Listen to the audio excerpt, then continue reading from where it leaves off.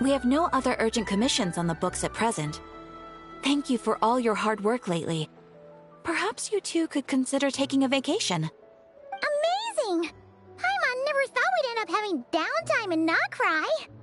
Things were pretty hectic when we first got here. Everywhere you looked, it was either the wild hunt causing chaos or the Fatui stirring up trouble. It felt like this whole region was one giant slime in a barrel, ready to go boom at any moment.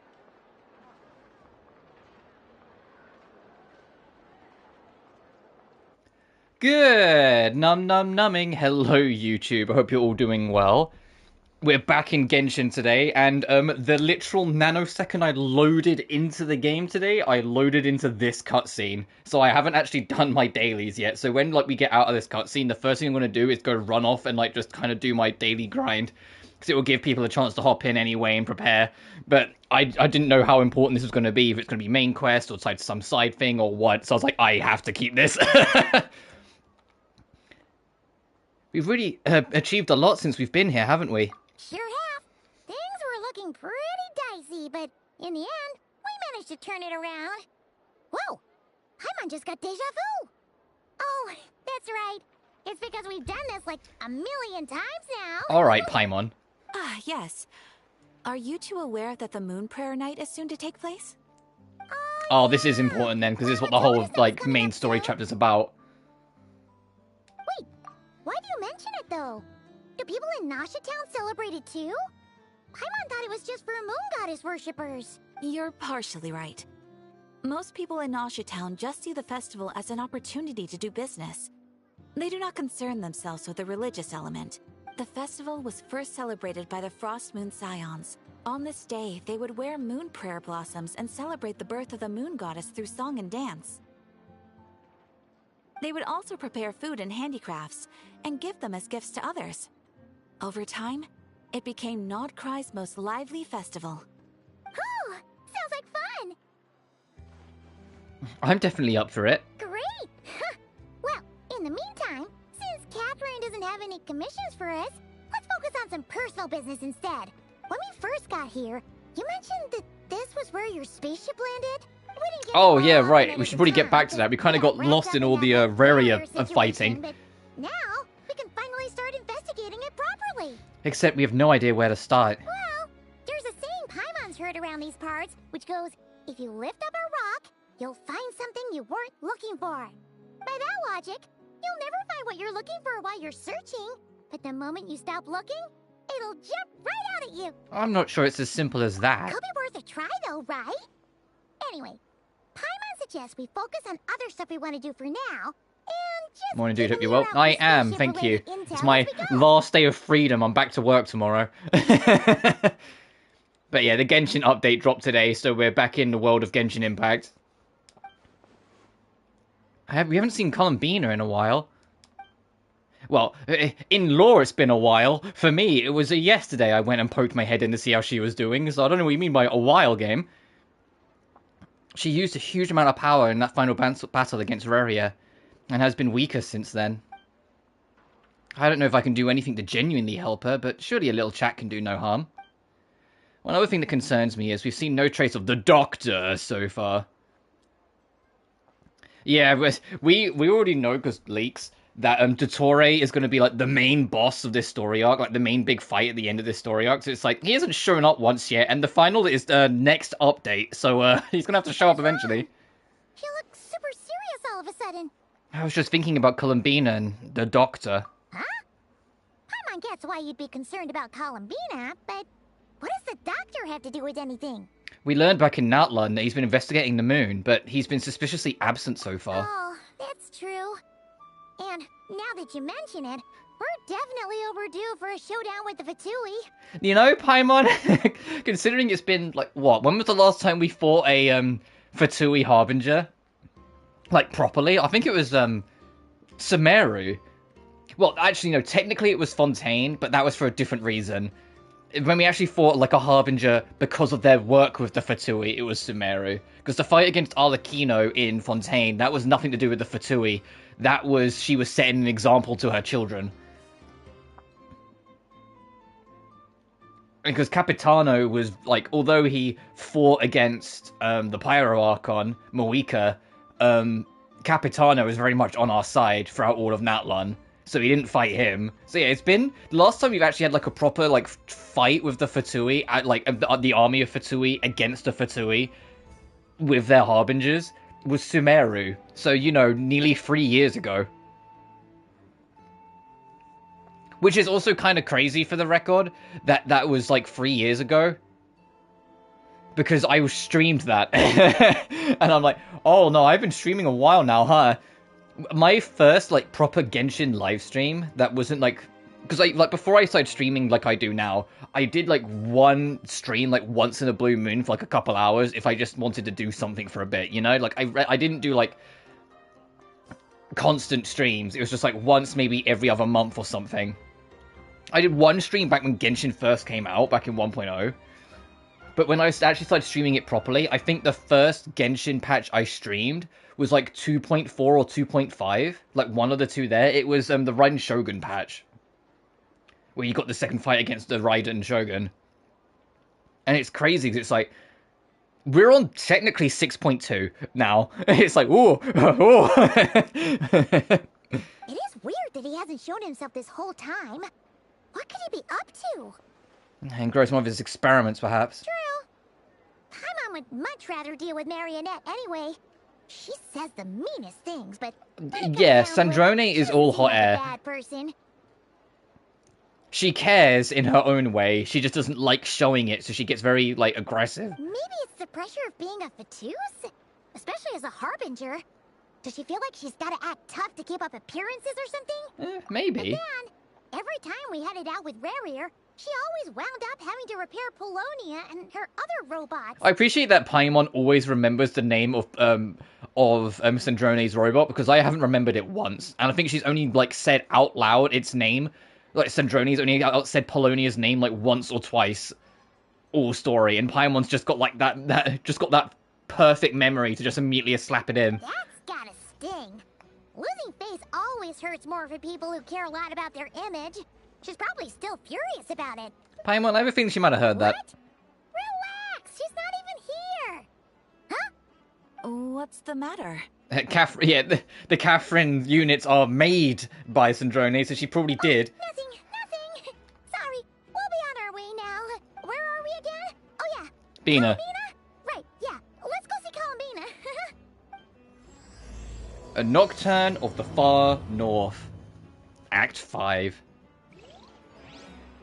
Is this another... Actually, I just thought, is this another 2, like, full acts? Well, see, you can see all the exclamation points. I genuinely just loaded in and we were in, so I haven't had a chance to do anything.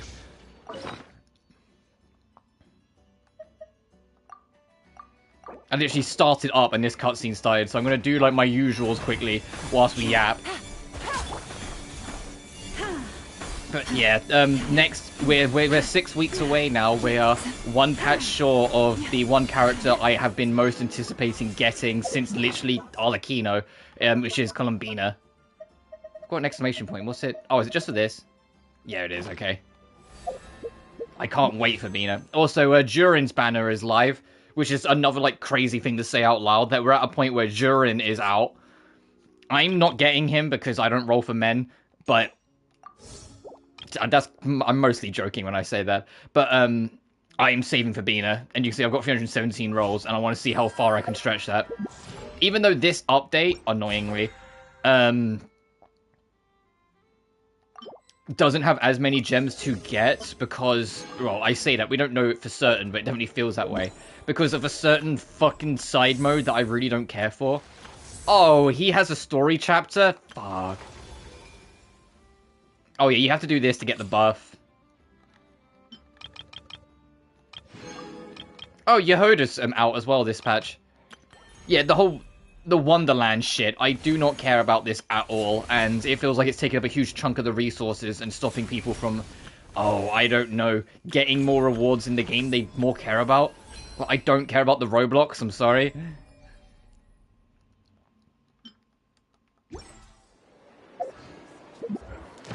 I'm not, like, 10 years old. Okay, no, that's a bit harsh. There are some people that do like it, but it's just really not my thing. I don't know if it's just one story act or 2 story acts, and like the story quest. Oh, new recipe reward. What? Oh, and Neely's birthday and the compensation. Oh, issue compensation? Oh, no, it's just the usual.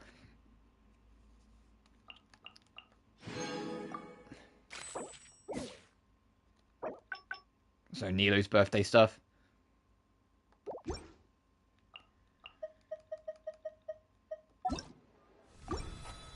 Just wait to get rid of the exclamation points. Hang on. So we gotta do like my morning cleanup. You're gonna see what I go through basically every morning when I fire up this. HSR. Is that everything? Good. Alright, community, get this exclamation point gone. Good. And then this one will take a second because it has to load up the website, and then I have to update details, event details. Alright, we're good.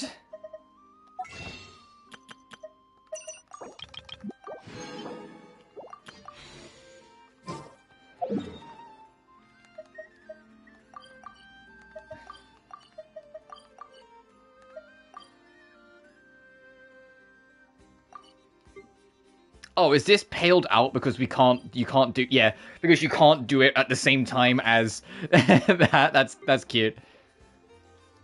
Eeny, meeny, miny, fucking this one. I just alternate between these two for my daily grind, just so then I know I have the resources, whatever it may be. Drink 455? What? That's the recipe we got? That, okay. Oh, because a new character's out, right, you get double of everything. Oh, I say not double of everything, you get access to everything all at once, like it's a Sunday. Which is crazy that they've made it like a limited event thing, and not just the standard by this point. Like, what's the hold-up at this point? It doesn't make any sense, just have it.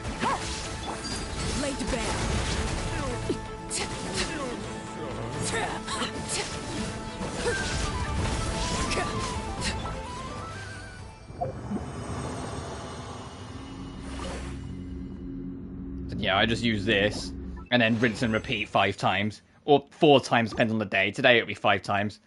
But it doesn't take a minute. Illusion shadow. Gotcha.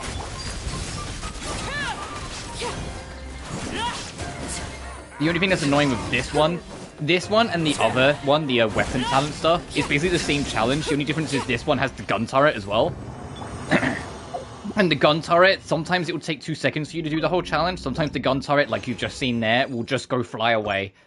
So I always try and almost like prioritize it a little bit to stop it from getting the chance to do that. There is no escape. Forest, protect us. By the frost. Quietly now. Busted. Yep, it's off again. Well, I'm gonna get real unlucky with this, huh? Sometimes it doesn't do it. It immediately just tries to attack right in front of you, and then if it does, it's perfect because you get all 3 enemies right next to each other and you just clean them all out.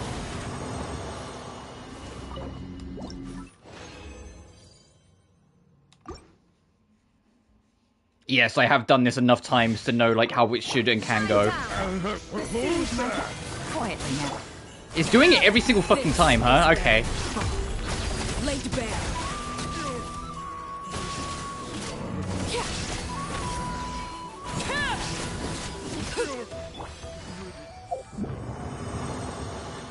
Once again, sometimes it does, you know, attack. It just attacks in front of it, but no. Gotcha. Transfixed. This is what we want. Then it stays here, so it's easier to clean them all up.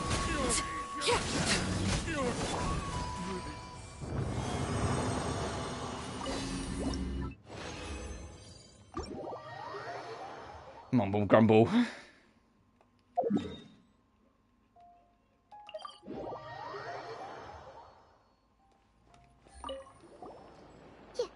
You won't snitch on us, will you? I'm not entirely sure what you're talking about. But rest assured. Phew. That's a... I'm really getting an earful from her. Can I? You Oh my fucking god. Phew. Do I have to go to another one?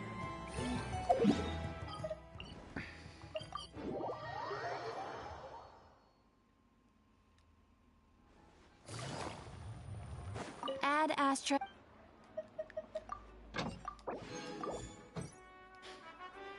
had Ash. Damn you, Paimon and story getting in the way. Thank you for completing today's commission. Oh, I didn't read what it says. I just clicked through. What the fuck was that?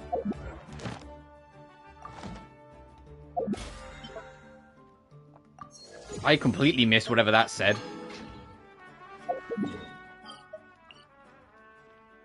Whoops.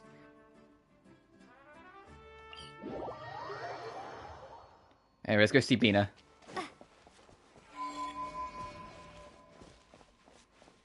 Let's see what today's episode of Sandrone and Bina shipping is gonna happen.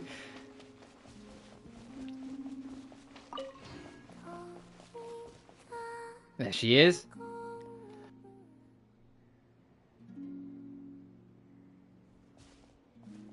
Hey, she's sitting up! Is me sitting here a rare sight? No, we just thought you'd be resting. Perhaps I would have been, were it not for the sudden arrival of some unexpected guests. Not that I consider it a disturbance. After all, you're the only ones who are free to enter. Would it not be a little unfriendly of me to lie down while we speak? I didn't realize you put so much thought into little things like that.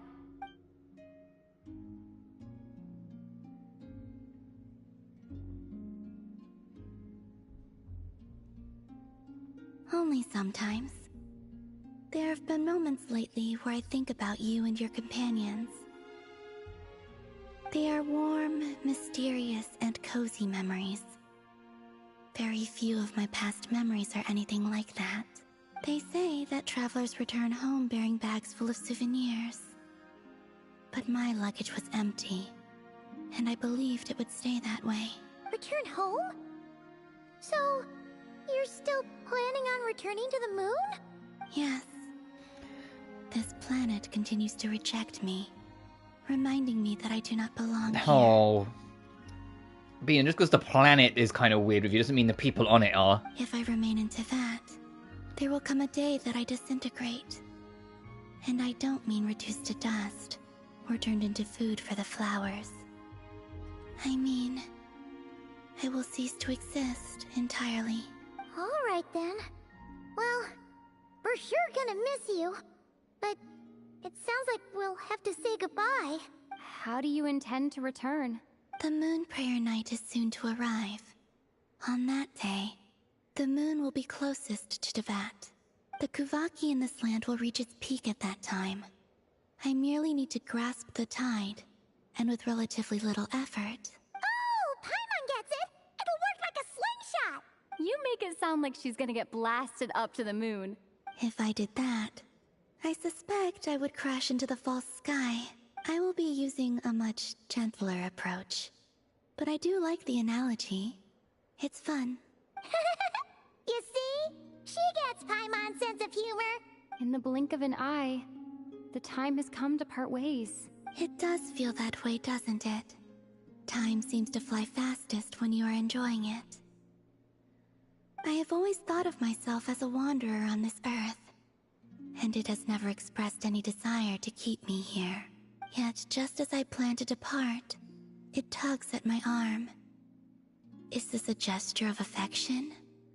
Or is the world mocking me? Oh.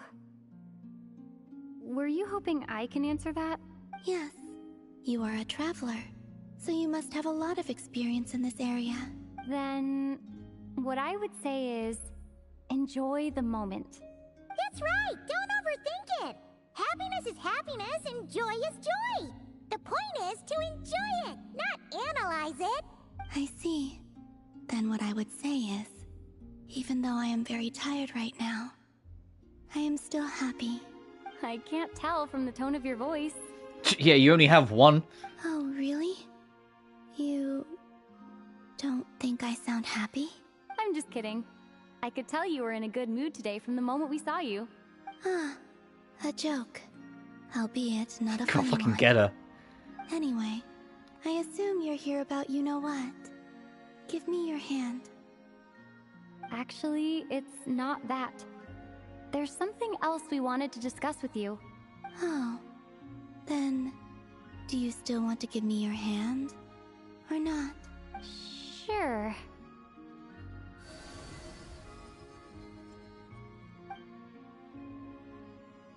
Thank you. So, I've heard that in the Moon Prayer Nights of the past, people here would hold celebrations in the Moon Goddess's honor. I really, really like that they're letting Emmy, or, you know, Lumine, be her own character more. I said it was, like, the one good thing about the, like, Wonderland, like, Roblox mode, where because that now has, like, a literal self-insert character for that I hoped that they would allow Aoife / Lumine, depending on which character you pick, to get to be more open and a part of the story, and, you know, have their own opinion and stuff. And that's literally happening, and that makes me happy, because it's what I've wanted for the character for so long. It's always been clear that Lumine and Aoife are their own people, but they've always kind of feel like they've hesitated to really let you see that too much, because they didn't want to pull away from the self-insert angle, where it's like, no, let them be their own characters. Since you helped so much in our fight against the Rayhir of Solnari, I don't actually I think of all the deserve a Hoyoverse farewell games, party any main before you return character is like a home. true self-insert. All of them are their own characters that you just happen to name and be in control of, and I prefer it that way. I haven't asked everyone else for their opinions on this yet, but I'd like to invite you to join the upcoming Moon Prayer Night. I've never joined a Moon Prayer Night before. I'm not sure what I would even do. Oh, don't worry about that. We take care of everything. All you need to do is show up. Of course, there's no need to force it if you're not feeling strong enough. It's just, this kind of felt like a golden opportunity. But they call me Kutar, and the Fatui have an arrest warrant out for me. I shouldn't appear in public right now. Yeah, there'll definitely be complications, but I'll make it work. You have my word. Yeah, we got your back. Well, she does. Paimon's actually not too sure what she's planning. All right, if you're sure. I will not refuse your invitation. I suppose it wouldn't hurt to pack a few more sights from this world into my suitcase before finally learning what my homeland looks like. you have a suitcase for going back to the moon? I imagine she's joking, If you but see still. Lama, please tell her that my answer to the question she asked me is neither yes nor no. Rather, it is. There is no need. That was kind of cryptic, but sure. Guess it's between the two of you. We'll pass along the message. Bye for now.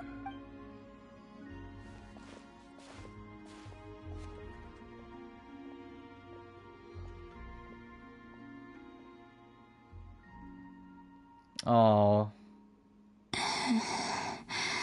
And also, I do not know. Yeah, they're getting weaker. Since she's agreed to join the festival, let's go see who else wants to take part.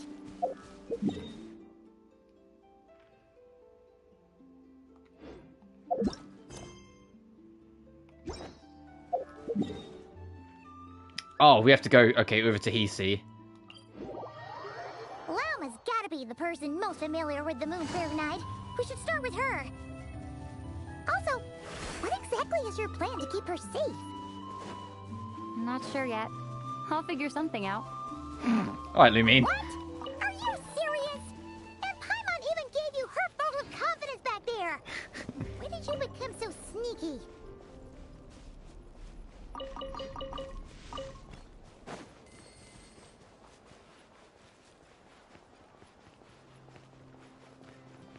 Oh, Varka's here too, even better. Hey, Lama, it's us. Huh? Varka? What are you doing here? Beats me. I had a bit too much to drink. You know, last night, Varka, and for a when I woke Grandmaster up, I of was on Mondstadt, Ishi you don't really Island. act like it. Motherfucker got drunk and ended up on another island. Mr. Varka is helping to oversee Nasha Town's preparations for Moon Prayer Night. He is here to go over some details regarding the decorations. Okay, that's and probably the real custom answer, but cloth still. designs. Right, yeah, that too. What do you mean, that too? So preparations are already underway? Yes. Celebrating this festival is a long-held tradition here in Nodcry. On this day, the crescent moon at the top branches of the verdant crest turns into a full moon, and the moon prayer blossoms bloom with a special radiance. Our people take these to be blessed omens. It's an especially welcome event coming off the back of all that nasty business with Rare. Everyone got put through the ringer recently, and now they're looking to turn their fortunes around. The big shots in town all agree that a big, lively celebration is just what we need to rebuild people's faith in this place. No wonder Catherine said the people weren't so bothered about the religious element. That's right. It's become more of a local custom by this point. The celebrations have little to do with whether the religious stories behind this event are true or not. Even the Frost Moon Scions are eagerly awaiting the coming of Moon Prayer Night, despite now knowing that their past beliefs were founded on a falsehood. That's fair. It's a bit like the Lantern Ride in Liyue. It's a chance for people to enjoy themselves. Yeah, you gotta bring up the lantern, right? You gotta remind people of Chinese New Year coming up.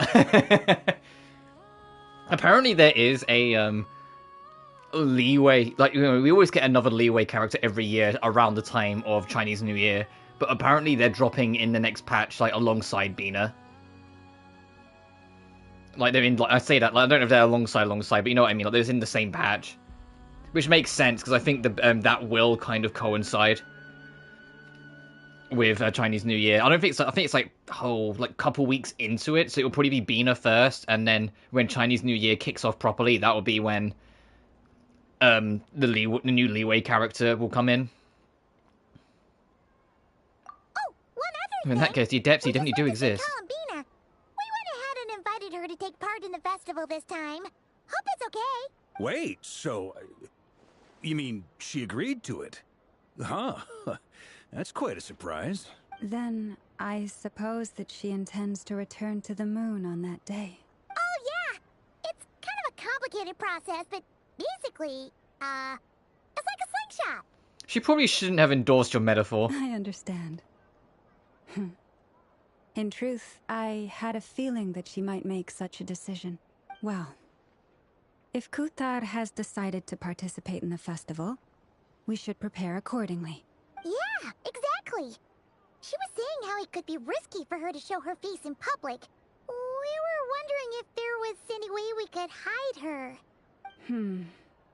Unfortunately, the people who carved the statues did an excellent job of capturing her likeness.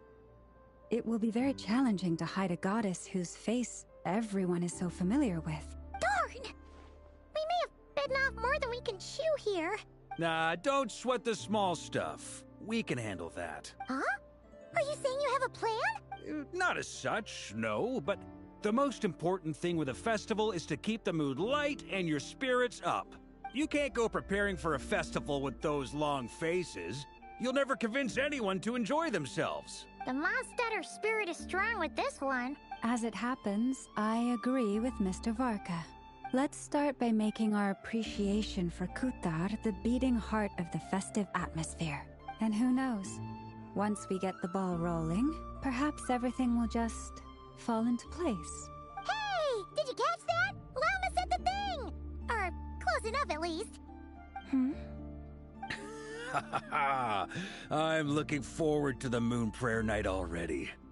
We have a festival in Mondstadt called Windbloom, and you can always tell which couples are celebrating it for their first time by the smiles on their faces. Big, beaming smiles like their whole face is glowing. And I have a feeling we'll get to see that same smile on the Moon Goddess's face at this festival. Not quite the same, surely. Anyway, I'll take care of business in the city, but I'll have to leave the decor up to you and the Frost Moon Scions. No one else can capture that traditional aesthetic quite like you guys. But lastly, there's the final key element that brings the festival to life. Companionship. We'll take care of that part. Before you leave, let me show you something that we've been preparing. Mr. Varka had asked to see it already, so you may as well tag along. Also, I have some further questions about Kuthar's decision. Follow Lauma and look around. Wait. Let's go. Sorry. Huh? What's this? They sure look like they're having fun. I believe so. Kuhenki seem very skilled at playing drums like these, although I'm not sure where they learned it from. Maybe it's an innate talent? In their eyes, they're probably just playing with toys. Lunontar. Luanatar! Or Luanatar. Play too? Guess not. Yeah. She looks more confused than anything. Maybe we can teach her next time if we get the chance.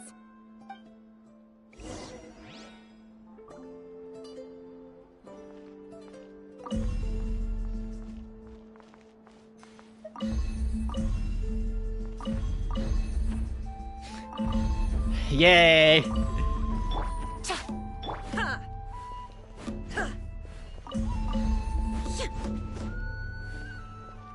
Sorry. What are these floaty things?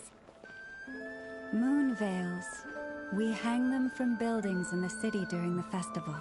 When you look at the sky through them, it creates a lovely misty effect. I'm trying to think, like, who do I want to walk with them that, like, doesn't seem too, like, aggressive? I mean, it makes Arlecchino being here makes sense because she was in the last patch, even though she was kind of only really visiting.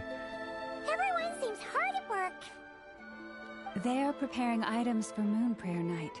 For instance, the sculpture being made over here. Mr. Varka and I were just finalizing the details of where it will be placed. Ah, there she is. I didn't know the finished article would be so large. Not to worry, though. All the necessary arrangements have been made. Just let me know once it's ready, and I'll get some people to ship it over. You have my thanks. And over here, we are preparing a very traditional confection. Oh, look at all these colors! It looks great!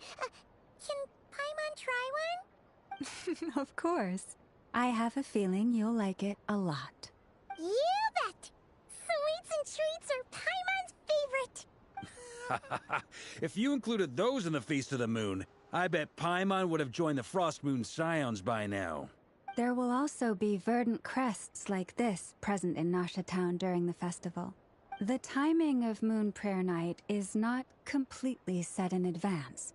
We make a rough estimate, then observe the changes in the verdant crests and moon prayer blossoms to guide us. As such, the wait itself is a fun feature of this particular festival.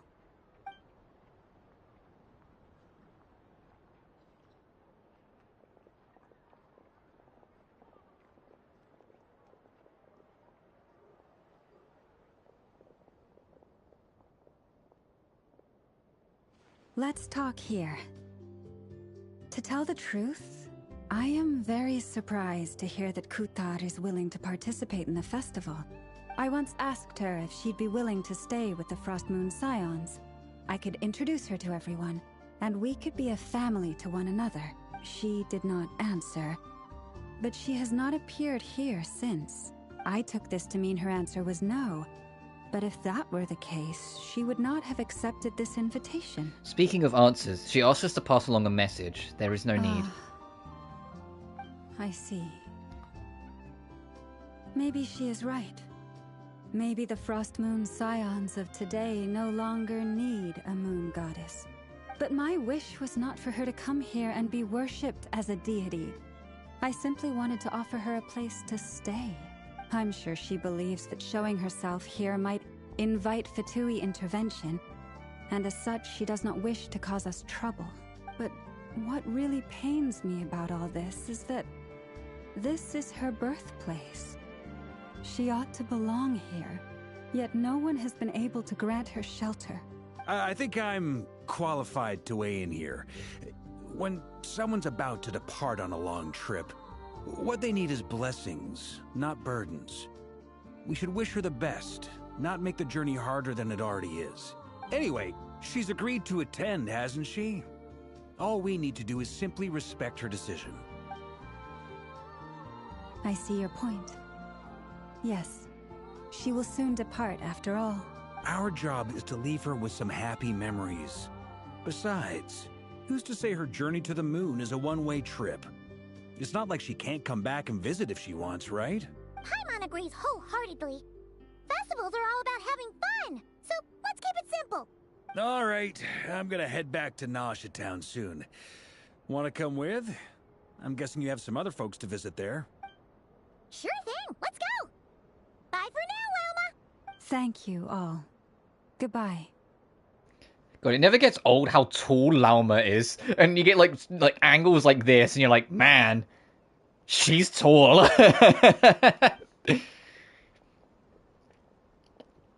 With the horns as well, like if you have the horns fully grown, I think she's like the tallest character in the game, or one of. I say that, I imagine some of the men are actually taller because of how this game handles the models, but still. Traveler needs blessings, not burdens. Sounds good in principle, but will blessings be enough for Columbina? When the stone is lifted, turn the Nasha town together with Vark. Oh yeah, that is completely grayed out, so yeah. Now you were to accept the Progress Scenic Chronicle quest while the Archon quest is in a special phase. You can either continue the Archon quest or wait for subsequent Archon quest updates. Oh, is that them saying that you might not be able to continue it after this patch? Like, after this story? And you have to wait till the next one? That'd actually be kind of handy, because it gives people a chance to catch up. But we'll see. Huh? Hey, over there. It's Durin and Albedo with Flints. What could Oh, the they be lads. chatting about? Your guess is as good as mine. Ah, Grandmaster. And the Traveler and Paimon. Hello there. It's been a while. Perfect. We have some new volunteers for our investigation. Sorry, what investigation? Wait, let me guess. The righteous Lightkeepers are finally ready to hunt down the Abyssal Dragon? Yes, that too. Yeah, right. Oh, wait. Why does everyone keep saying that too? Well, to be precise, the facts match, but not the causality. Wait, so I guessed right? Half right. Don't act so impressed with yourself. Maybe I can explain. We ran into Mr. Flint's north of Nasha Town. At that time, we just noticed a few abyssal creatures out in the wild, but the strange thing was, I didn't detect any traces of abyssal energy on them at all. On closer inspection, we realized that they were not real monsters, but something akin to reflections in the water, or perhaps a mirage. Huh? What do you mean? Like, you could see them but not touch them? Exactly. It was very peculiar. They roared and tried to attack us, but we could not make any physical contact with them. I think I've heard of things like that happening in Nodcry before, but I don't know much about it. Yes, it's a known phenomenon. Mirage-like illusions tend to appear in Nodcry in the run-up to Moonprayer Night. From a distance, they appear quite real. I myself thought that Misters Durin and Albedo were locked in battle with abyssal monsters when I first arrived. But after sharing intel and investigating a little further, we can confirm that these illusions are harmless. There is no great cause for concern. Well, that's good, isn't it? Glad they weren't real. All the Mirage stories I've heard are either animals, rocks, or small houses. Abyssal monsters, though? That's a first. It's a first for me, too. So I'm planning to look into it further just to be on the safe side. I intend to inspect a few more locations. What about you two? Any plans? Alice contacted me a few days ago. She'd like me and Durin to assist her with an experiment. But we lost contact shortly after receiving the message. I'm sure that comes as no surprise to anyone familiar with her. We don't know when the wind will blow, yet when the wind blows, we will know. That, in a nutshell, describes how Alice operates.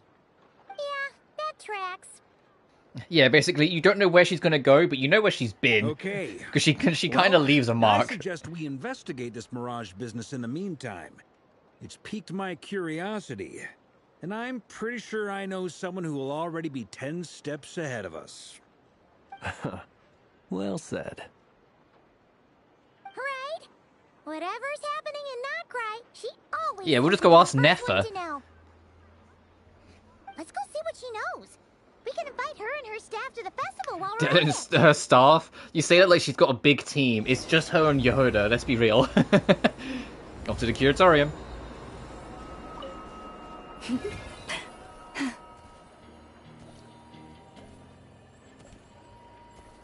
I am glad that Yehuda's finally playable.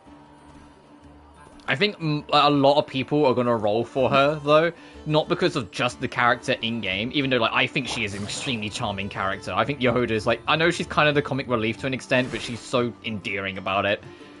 But I think a big part of it is, unironically, the voice actress. Like, Sonia Cruz deserves some credit, I feel, for how much she's kind of sold the character to people by just being a goober. You're right, I have noticed. There's certainly something a little fishy about this situation. Only a little, though.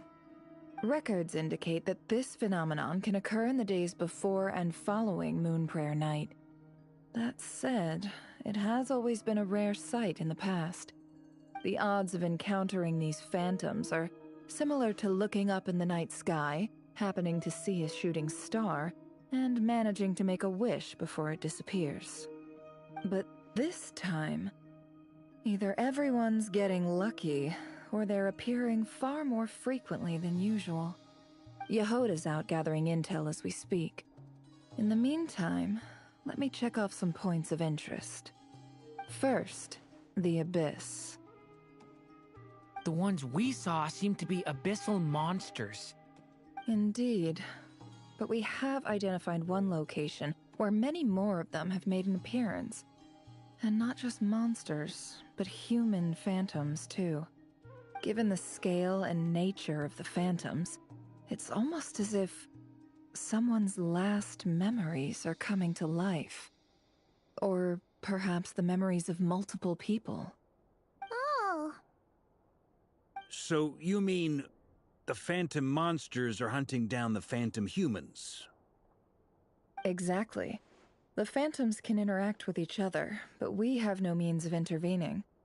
In addition, some of the human phantoms would seem to be from the very distant past. This is clear both from the clothing they wear and the stories they tell. They claim to be from Hyperborea, a name which I've heard from Lauma before. If this is true, it means they must be from 6,000 years ago. Did Paimon hear that right? 6,000 years? Uh-oh, Paimon's got to do maths. Sounds like this merits further exploration. That'd be a big help. I'll leave it with you, Albedo. My knowledge of ancient history is non-existent. I used to doze Fucking off hell, every Paimon, time 4 the zeros. Favonius era came up in class. It's quite a miracle that you were able to understand these phantoms' speech, given how long ago they lived. I suppose you're right. But I'll leave the archaeologists to ruminate over that conundrum. As an intelligence broker, my sole interest is in the value of the information I gather. Which, in this case, hopefully means earning myself some good favor with our dear Lady Moonchanter. So calculating. Whew, this intel broker logic always catches Paimon by surprise. Sounds to me like we could split the work up. I think the abyssal phenomenon is best left to Albedo, Flints, and me. Agreed. It coincides with my duty as a lightkeeper. For my part, I'd like to understand the Abyss better. Even a little knowledge would go a long way. This is certainly a rare opportunity to study the Abyss. But even rarer, perhaps, is the chance to make contact with the Ancients. The Curatorium will take the lead on investigating the Hyperboreans. We put in the work to learn what we know so far. It seems only fair that we get some quantity of exclusive To be honest, intel. Hyperborea was not That something I just thought was going to leaves get a trusty investigated team of yet. 2 unassigned. Wait, we're a team since when? Since you became an honorary knight, of course. This was part of my grand plan all along. Ha ha ha! Oh yeah, by the way, we managed to convince Columbina to come to the Moon Prayer Night celebrations. Would you and Yehoda like to join too? She agreed to that? Huh. Quite an achievement. Never underestimate the traveler, I guess. I'd be happy to join. No point shutting myself inside when the streets are all decked out. I doubt any clients will be visiting during the festival in any case. And Yehoda loves a party, so I'm sure she'll jump at the opportunity. No, no, Yeah, Yehoda strikes me as a party gal. Speaking of. Way to contradict me in front of... Wait, no, that's not what I have bad news, boss. So many people. Alright, Like everyone inside, quick! a fucking bullet. This is gonna sound crazy, but hear me out. I saw one of those phantoms at Star Sand Shoal, and it was some sort of flying ship. Like a spaceship? A spaceship at Star Sand Shoal? That's gotta be the one you came to Tibet in. You said you saw the same thing through the moon marrow, right? Huh? You already know about it? Ugh, I thought I was gonna blow people's minds. Turns out I'm the last to find out. Wait, back up. You came here in a spaceship? Now my mind is blown! What's it like on the inside? Was it like flying through space? I want to know everything! I love that Yehoda's first thought is like, what's it like to fly through space, and not, what's it like to be like an alien, you know? Like, this is still a huge discovery. On your part. Maybe a conversation for next time. Yep, exactly. Huge discovery. You're the best. Second best intel broker in the world. After your boss, of course. Wow. Really? Well, I don't know if I'm all that, but... I guess that decides where we're heading next. Come on, don't look at me like that. I know the spaceship doesn't have anything to do with me, but... You don't want to leave me as the only one twiddling my thumbs, do you? Please? Fine, we'll let the hulking 6'4" juggernaut of a man come along with us, you know, just in case. Once we're done. I wish everyone a productive investigation. You too.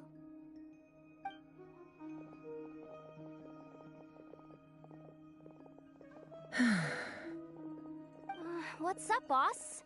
Aren't we gonna head out? Tell me, Yehoda, when did the curatorium start giving out intel for free? Oh, sorry, boss. Did fucking Neffa not want us to know about the spaceship straight away? Come on. We can't unshare information any more than water spilled on sand can be put back in the bucket. I'll just have to balance the books some other way. Please, boss. There's gotta be another way. Who knows? Depending on what they find, maybe this will work in our favor. Please don't find me. Please. Oh, good luck, Yehoda. What's on the message board?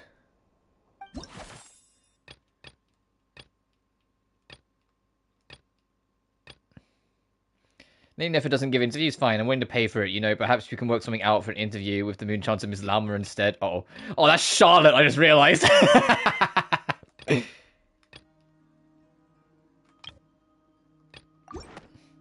Speaking of Charlotte, I'm curious, like, who will be voicing her, because the actress officially stepped down from the role. That was a little while ago, but Charlotte hasn't been in anything since, but the actress has officially stepped down from the role. So I'm curious, like, where that's going to happen. In fact, does it still say the old actress name?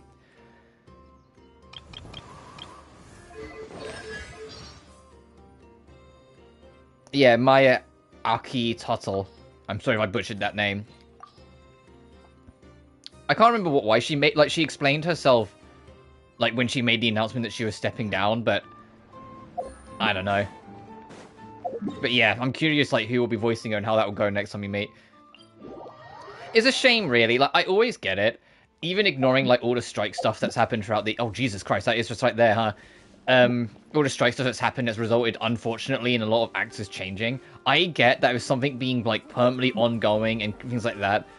Actors are real human beings, you know? They're not always going to be able to come back, and sometimes some things change and they just can't come back, and these contracts or agreements or whatever has to change or end or whatever. But it still kind of is like a bite, you know? It still kind of is like a sting when it happens. You're just like, man. What the fuck's this? Okay, that's just there, I guess. I didn't even realize that was there. Even though I've, like, completely 100%ed, even on the compass, everything here, there's probably at least a couple little things you can click on that I've missed. Oh, and apparently next patch, we're getting, like, some of the island space, like, up here, which is kind of funny, because it's like, we're just going up and up and up. Look at this, like, dead land in between. It's like, when are we going to fill this in? When are we going to have another connecting point that isn't this fucking pinch point to the west side of the land? Well, that's what I need to do. I need to put, like, a little expansion or something that, like, bridges across at least a little bit, so it's filling in these gaps. Because it really fucking stands out. It's like, you got all the land of Genshin, and then you've got this... And then you've got all the island stuff over here. But I digress. Let's check out this spaceship. Or an illusion of the spaceship. Wow, what do you know? Yehoda was right on the money. This Phantom really is your spaceship. Paimon, how would you know what the spaceship exactly looks like? Why would it show up here? Actually, I guess we have shown her, like, the moon marrow reflection. Like, maybe it no longer exists. But somehow, it left an after image? I'm not sure either. Ah, you're already here. Oh, hey, Lauma. Miss Lauma, what a surprise. I thought you were busy with festival preparations. I was, until one of our people informed me that a strange sight had appeared at Star Sand Shoal. No one's ever seen something quite like this before. I thought I should see it for myself. Same here. Oh, so we heard that these things appear around the festival period. Any idea why that is? Unfortunately not. We have very limited information. I think it's like about some them, kind of reflection since they from can't be the interacted frost with. moon, like almost And like no bleeding through the human full phantoms sky. have ever made an appearance before now. The most we've been able to deduce is that these sightings appear to be connected to the increase in Kuvaki energy around this time. Which, if that's the case, I'm not going to get too excited, but we might be visiting the Hyperborea a lot sooner than we thought. Because I thought, like, things like the moons would be, like, endgame, but there's a chance, well, maybe not, like, fully visit the moon, but we might get, like, a domain or something that is technically, like, a part of Hyperborea at some point. I could see that happening. Like, a one-shot domain in part of, like, a quest or something. Let's look around, see what we can find. Yeah, seems like that's all we can do. This is all so confusing. So I know according to the Allow me leaks, to lend you a it's... hand. We're gonna get the, well, we've already seen it because the beta's going live, but that we've got the next Nod Crime map chunk next patch, which is wild that it's taken them 3 patches to get 1 map expansion. Remember when it was like almost every other patch there was more map? Good up, those were the days. But apparently after that it's Dorman Port.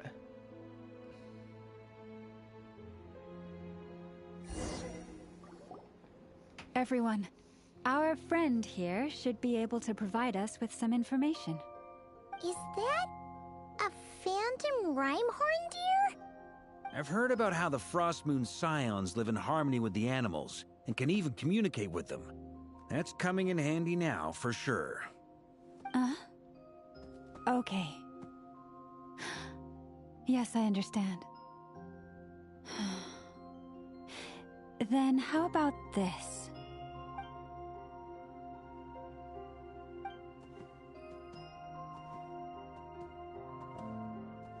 Oh, it's leaving.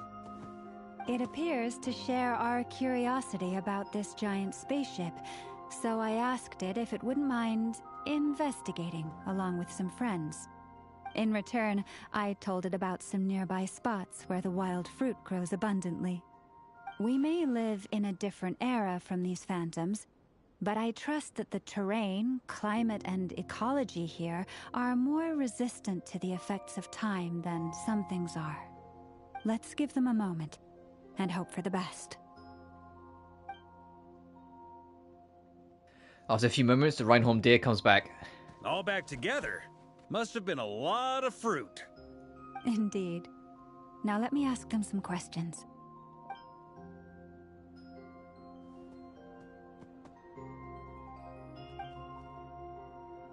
It did find a lot of wild fruit, enough for them to feast for a long while. This puffin circled in the air several times, but didn't spot anything out of the ordinary. Certainly nothing to do with the spaceship. Huh. Well, it definitely makes sense to get a bird's eye view. Indeed. Other than that, I was also thinking that the world these phantoms see is also different from ours. Oh, I get what you mean. The wild fruit exists in both times and spaces, but there might also be things that only exist in that space-time, which we can't see. Because we don't see their whole world, we only see the fragments. Good point. Great thinking, Llama. Blunthorn rhinos can use kuvaki to shift great rocks, but this one says it couldn't get that ship to budge by even an inch. The sniffer mole tried too, but despite being a skilled digger, it could not get through. They say that the spaceship looks robust and undamaged. It seems completely impervious to any and all attacks. Whatever lies within is well defended from harm. So, just like us humans, there was nothing they could do about this spaceship either. Yes, still, they deserve our thanks. We are grateful for all your efforts, dear friends. Now go, and enjoy your feast. I've noticed some other human phantoms gathered nearby. Come on, let's go talk to them.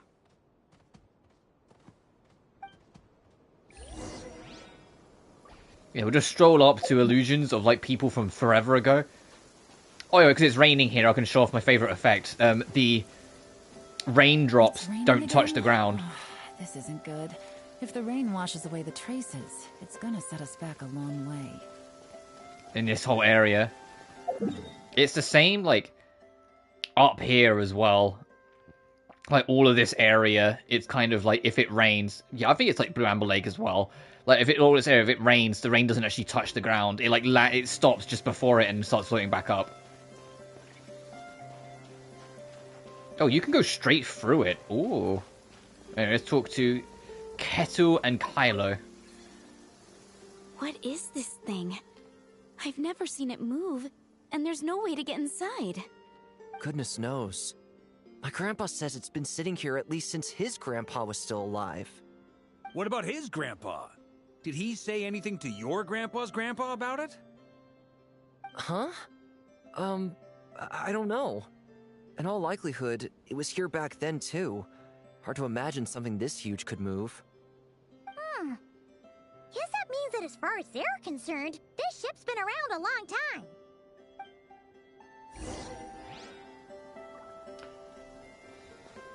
I like how Varka worded that. Instead of going, and what about the generations before? Did your grandfather ever mention anything about his parent, like his family mentioning it, like when he was young? Instead he goes, what about his grandpa's grandpa? If he had said yes, he would have probably said something along the lines of, what about his grandpa's grandpa's grandpa? Come on, brothers. If we can get even a small chunk off of this thing, it's gotta be worth a fortune. Today is the day we strike it rich. Huh? You mean Paimon? Yes, brother, I shall join you. Let's make our fortune. We should go with them. What the? This thing is crazy tough. I can't even scratch it. What's it made of? Sorry, brother. Looks like we'll have to seek our fortunes elsewhere. Enjoying yourself? I was just seeing if I could influence this phantom's perception by playing. But nope, no dice. I'm sure we're all starting to build up an idea of what's going on here now that we've spoken to some of the people. These phantoms are reenacting real historical events in Nodcry. It's almost like we're in some kind of interactive stage play. We can talk to the actors, but the plot is fixed, and we can't influence it. It makes sense. History That's a good way of looking at it, Varka. You know, for someone who could be a bit of a fucking idiot, you do have some moments where you're smart. Paimon totally thought you were just goofing around earlier. But actually, you were doing some serious investigating. Of course I was. Anyway, at this point, I think we're forced to conclude that although the Phantom spaceship is right there in front of us, we aren't going to learn much about it from these people. If it only showed the moment when my brother was searching for me, then maybe then I could have discovered why he wasn't in the spaceship. or if it showed the moment when it disappeared, I might have found out who was plotting it, or piloting it, I can read, and where they were headed. But no such luck. All we've seen is an arbitrary moment in time during its long stay here. Don't be discouraged. If nothing else, this is proof of the ship's existence. And think about it. So many people tried to hack their way inside, but no one could get the door open. It's made of very tough material. To me, that says that we'll either find the ship itself or the story behind it. It's just a matter of time. Thanks, Varka. Huh. Every now and then, when Varka gets serious, he actually does seem like Grandmaster material for once. I wonder how the others are doing. Let's head back for now. Sounds good. Also, drinks are on me if Team Knights of Favonius is the first to finish. Wait, we have a team name now? Am I in Team Knights of Favonius as well? You're very welcome to join. We've even got a cathedral ready for you. Don't immediately send her to the church, Varka. Isn't that technically blasphemy? You wouldn't dare make a joke like that if Barbados was in earshot. Nah, I'm sure Barbados doesn't mind a little harmless blasphemy once in a while. You know, knowing Venti, yeah, you're probably right.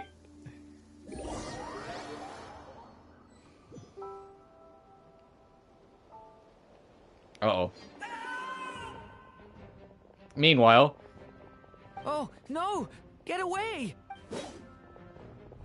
Oh...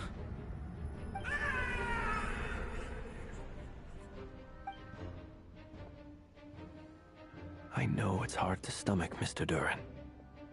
But as I'm sure you've noticed, there is nothing we can do to intervene in that which unfolds before us. But we have to at least try. And try you have. But are you aware of how many unsuccessful attempts you've made now? I wasn't keeping count. I'm afraid this is the 39th failure so far. Or the 5th if we're only counting this particular victim. There are no indications that these phantoms may be altered in any way. You seem to have calmed down a little. I'll make us a fire. You should rest and have some water. Feeling any better now, Mr. Durin? May I ask a few questions? Be my guest. What exactly are we witnessing here? What happened to those people? My guess would be that we are seeing Nodcry during the Conrian Cataclysm. Would that be accurate? Conria. That is correct. As you know, once the Abyss senses even the tiniest crack, it floods in and spreads like wildfire. There was a time in the distant past when it permeated all of Nodcry, causing immeasurable harm. The people paid a terrible price to heal this land. Then 500 years ago, the whole of Teyvat suffered an abyssal disaster. Once more, Nodcry was dealt a devastating blow. I see. In the face of the abyssal onslaught, all were like grains of sand tossed around by a tidal wave. Be they human, fae, or god. The moment you witnessed is but one drop in a whole ocean of catastrophe. All right. I guess that answers my second question, too. I wanted to know why there's nothing I could do to help them, and that's because what we are seeing is history. That would be my guess as well. As I understand it, history and fate are not all that dissimilar. The latter may be unseen to us, but both are immutable. Yes. Fate was determined long, long ago. I still have a couple of other questions for you, Mr. Flint's. You mentioned more than one abyssal disaster that has struck this land in the past. How can you be sure that what we're seeing is from the Conrian incident? And also, how are you able to stay so calm when you're talking about these events? From everything I know about you, you're not cold or ruthless, and you're not indifferent to the suffering of It's just others. how he sounds, Durin. That's just kind of his voice. Alas, I am forced to show my age. I must be 600 or 700 years old by human measure. Wait, so you... One is not easily moved by history when one has witnessed the truth firsthand. I'm sorry. You needn't apologize.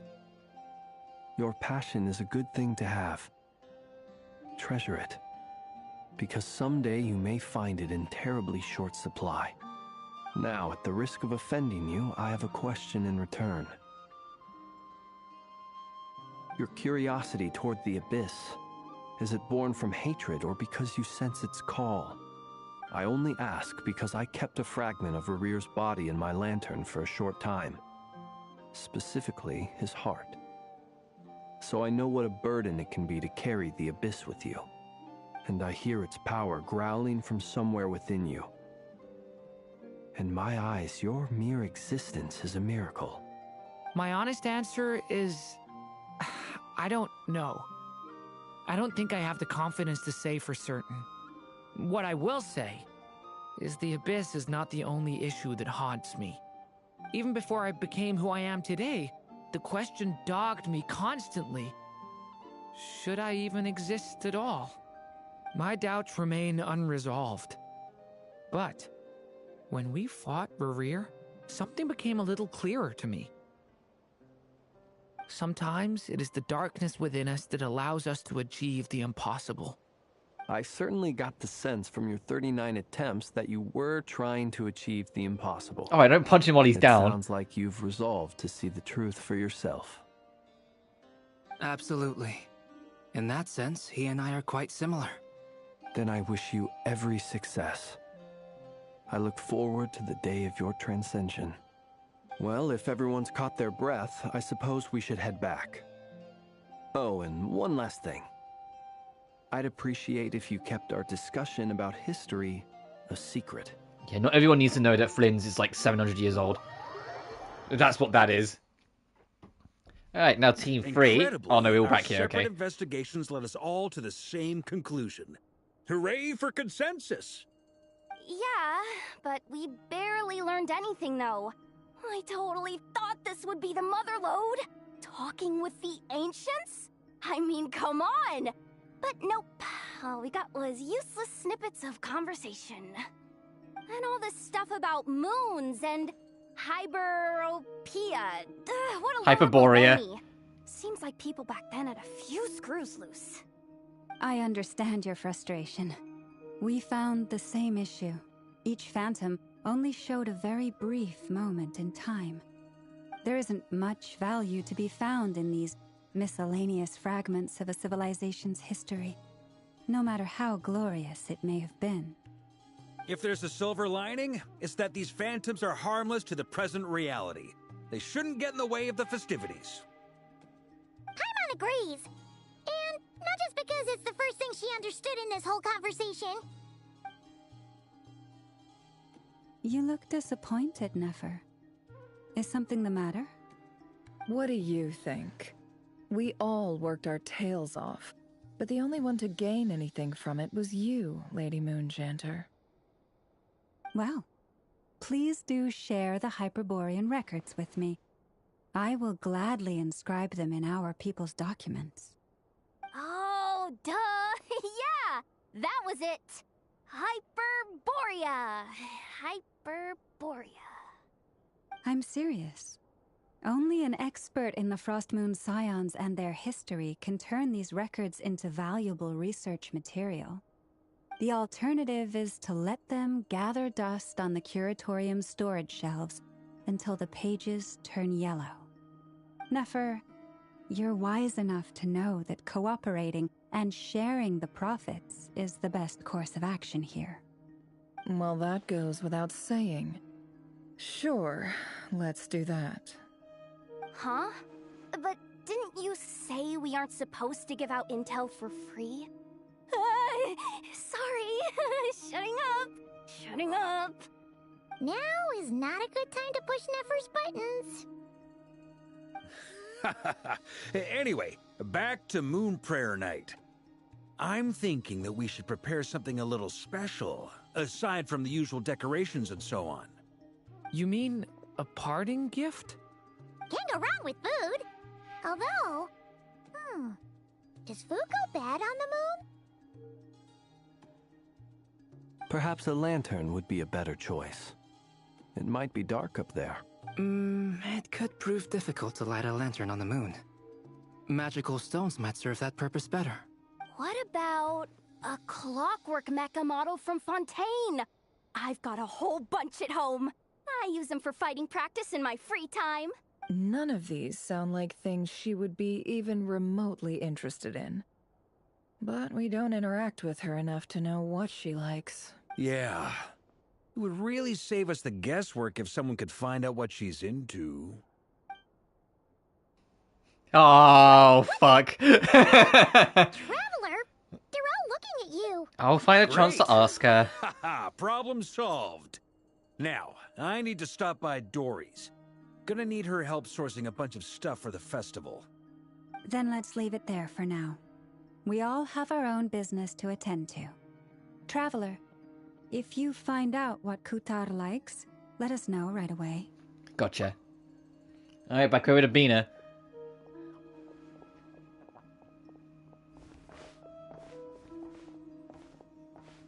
Is something the matter? That's my line, Jaren. You seem a little down. Oh, I'm fine. It's just... I'm still feeling a little rattled after witnessing the horrors of the Abyss. But it's okay. This is something I have to work through. I'll be alright. Thanks for your concern. Well, don't put too much pressure on yourself. If you ever feel like something's wrong, physically or mentally, we're here to talk. Don't forget, I'm a member of the Knights of Avonius. Come on. Stop treating me like a kid. Well, kinda you are, Jaren.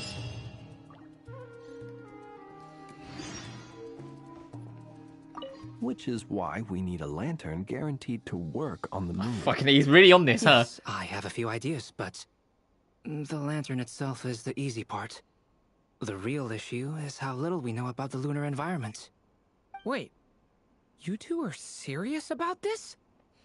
Also, could you tell it changed Let's from, like, just say night to I'm day intrigued by during these that? shining magical There's one thing stones that's that always been Mr. consistent Albedo with has Genshin, mentioned. is that when you're inside a domain or area and the time of day changes, it never kind of goes naturally in here. It always just kind of shifts. Could you do me a solid and try to smooth things over with Boss Neff?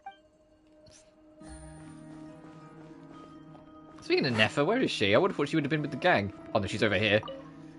You should get going. It's important that we ascertain what Kutar likes.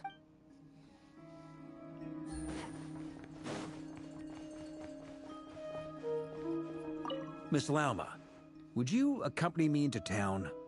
I think it'd be best if you saw the Frost Moon Scion's decorations for yourself. Very well. Let's go.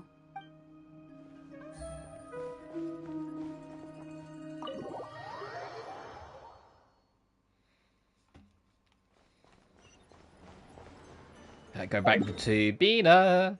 Let's just go from A to B, back to A.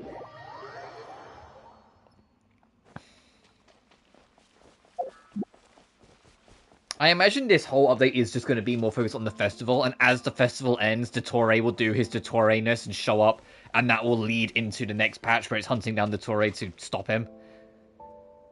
But I imagine that's what it's going to be. Like, they've alluded to Dottore showing up at some point by us literally bringing him up at the start. I can't sense her presence at all. Were there a few Kuhenki here last time too? Where did they all go? Maybe she took them out for walkies. Walkies? For Kuhenki? You're not pets, you know. Oh well, looks like we just came at a bad time. Let's try again tomorrow. There's still a few days until Moon Prayer Night, so we're in no rush. Besides, she needs time to rest anyway. Fair point, let's go.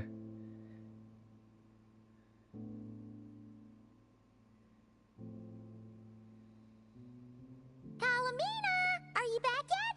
The flowers have gotten paler. How strange. Looks like she still isn't here. This is a bit odd. Right? It's not like her to spend so much time outside. Especially since she's worried about attracting unwanted attention. By the looks of it, she hasn't been back all day. What about Luanatar? Luanatar, you there? Hey! Do you know where Columbina went? Sorry, didn't understand. But if you know where she is, could you take us to her? It sounds like I don't know either to me. Yeah, that's even stranger. The flowers. What about him? Oh,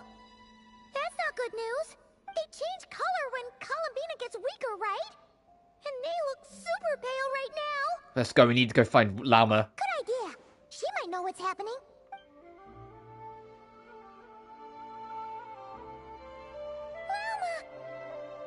Ah, it's you. How is Kutar? Is she okay? She's missing. No, she hasn't.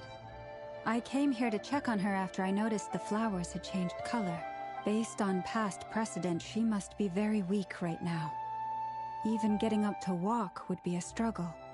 It seems unlikely that she wandered off outside. Not to mention that she doesn't do that at the best of times either. So yeah, this is super weird. Has anyone approached the Silver Moon Hall lately? No. Very few people are in the know about Kutar's whereabouts.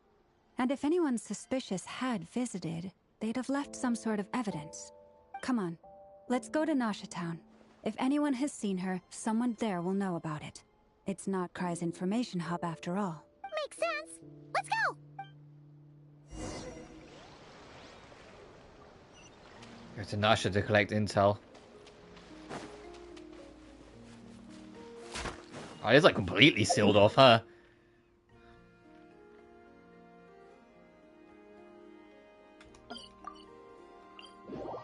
Trying to figure out which warp I want to go to, but no, I think this one makes more sense. Take it easy.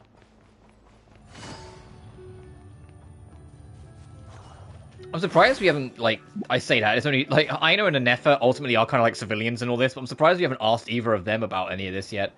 Because she would have had to have passed them. Is it just Paimon, or is this stall kind of suspicious? It's never been here before, right? No, I don't recognize it. Alas, your free and easy adventure time is over. Now, prepare to face the final boss of Nod Cry. Is this gonna be... Is this gonna be fucking Alice? I feel like this is gonna be Alice. But it's definitely hostile. I feel like this is Alice. No, not that way. The final boss is right here. The sniffer mole? That's the final boss? Surely not. Also... That voice is a little familiar.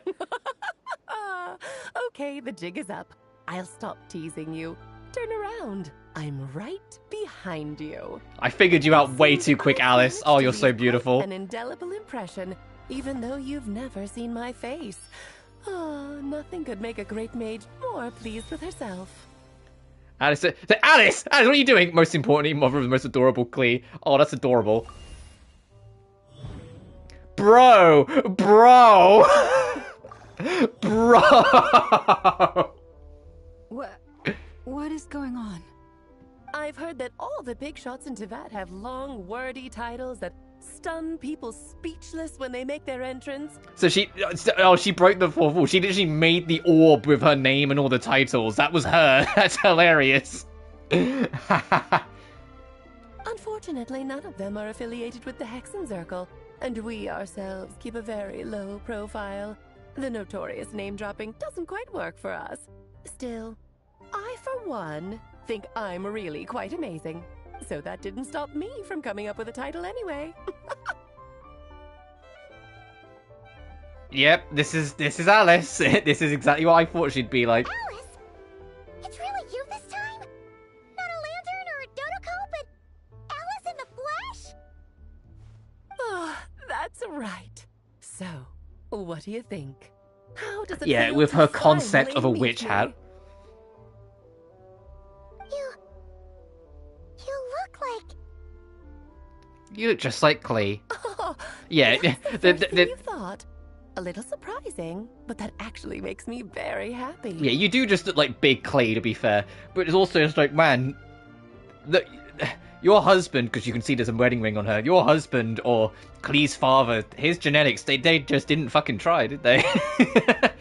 Because that means that when Klee grows up, she'll be just as stunningly beautiful as her mother.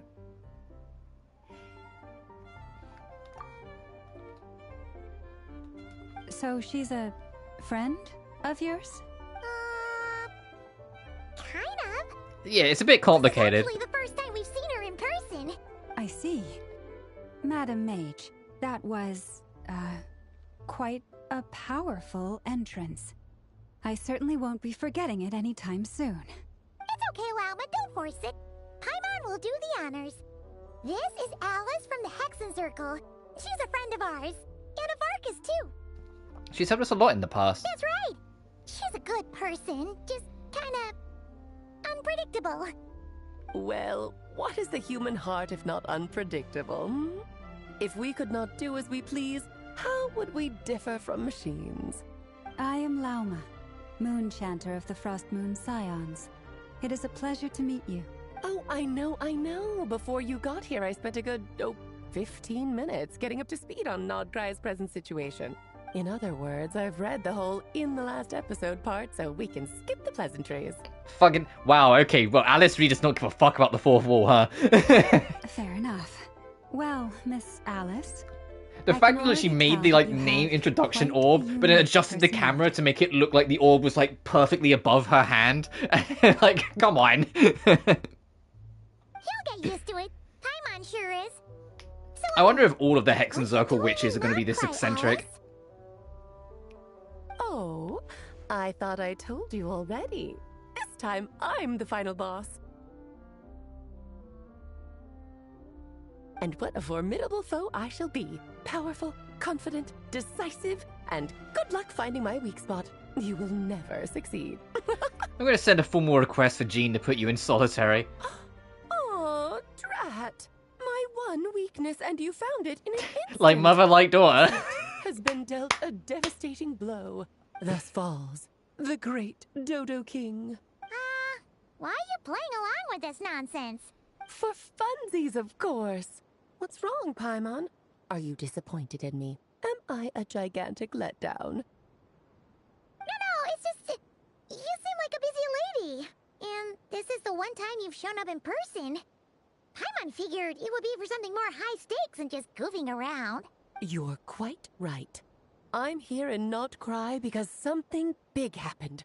Something big enough it caught the attention of the Hexen Circle. It concerns the 3 moons, Tevat's borders, and of course, the moon goddess you are currently searching for. You know where Bina is? Kind of. Why don't we discuss this over a pot of tea?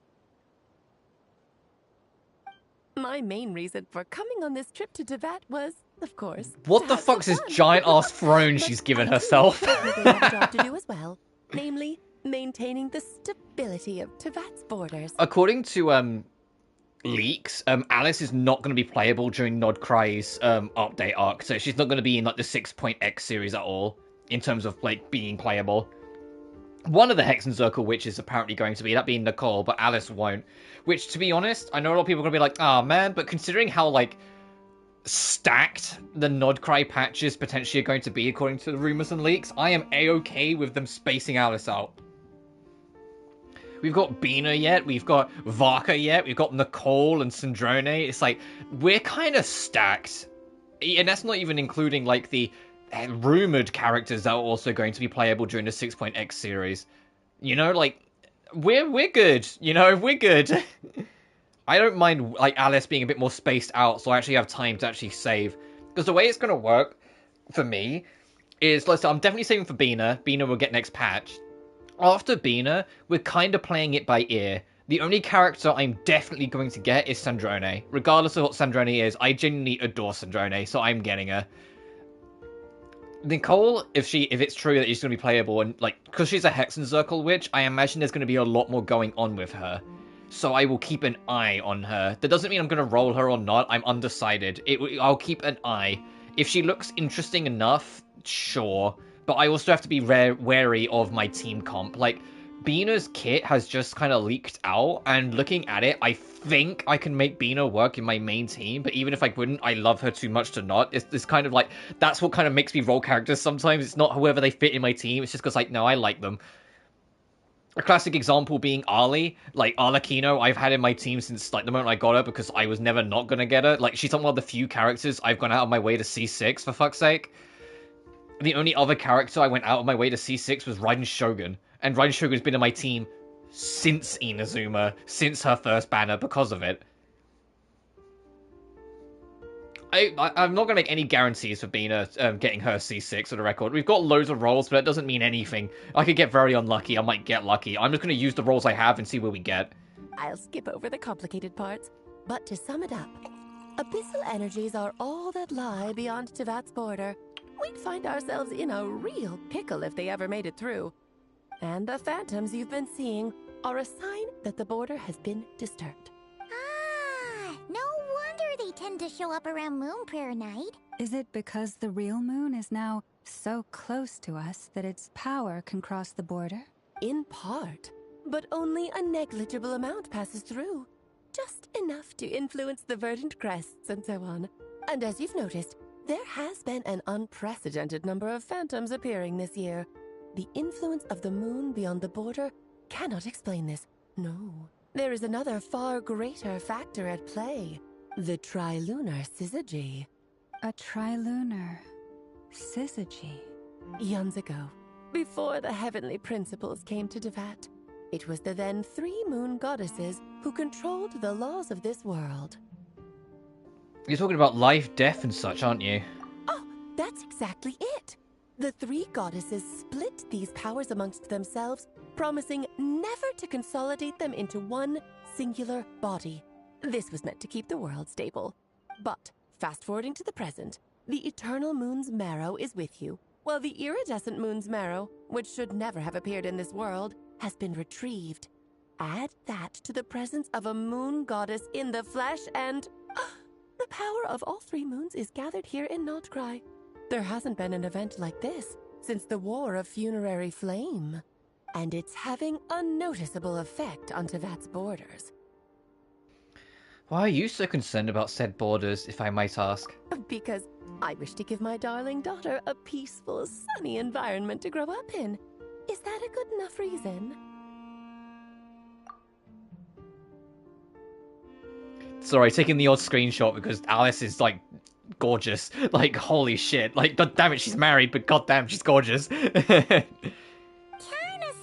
I feel like Mr. Krabs when he meets Mrs. Puff, where, like, he's just head over heels in love, and he goes, Mrs. Puff? Oh, she's married. I wonder who she's married to. Or if we'll meet the husband. And then we can ask him point blank, because, like, hey, why do your genetics, like, not even remotely try? Like, what happened, buddy? Because Klee is just like a one-to-one clone of her mother. What happened? Well, that's one reason anyway, and the most important one. The others are a little complicated to explain. For instance, cleaning up after dearest Miss R. Rhine-daughter? Albedo could tell you more about that if you're curious. But right now, I have a more important question to ask you. Why are you collecting the moon marrows? Bina wants to use their power to return home. I see. Nicole told me about that legend once. Nicole? You mean Mage Anne? Oh, so you remember. We heard her voice in Fontaine. I mean, it was a while ago, so I don't exactly remember what she said, but we heard her voice in Fontaine. Yes, of course. That was a story about fate, her area of expertise. But back to the story of our dear moon goddess. I'm afraid her intended method of returning to the moon is unlikely to work anymore. What does that mean? She may be missing, but she hasn't gone anywhere. She has disappeared. Once long ago, a damselette who lived walked a line between... I didn't get to read all that because that was way too fucking quick. So while she was resting... My body is so... heavy. Wait, no. It's... my mind that's heavy. My arms and legs are as light as a feather. What's... happening to me? I feel... drowsy. Like I've been asleep for too long. Is it daytime or nighttime? Is the moon out? I think I'll go for a walk.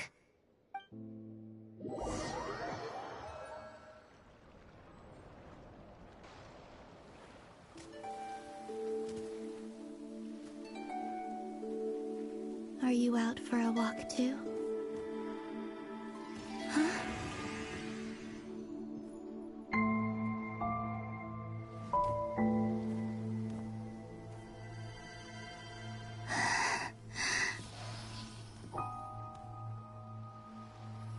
The day has come at last.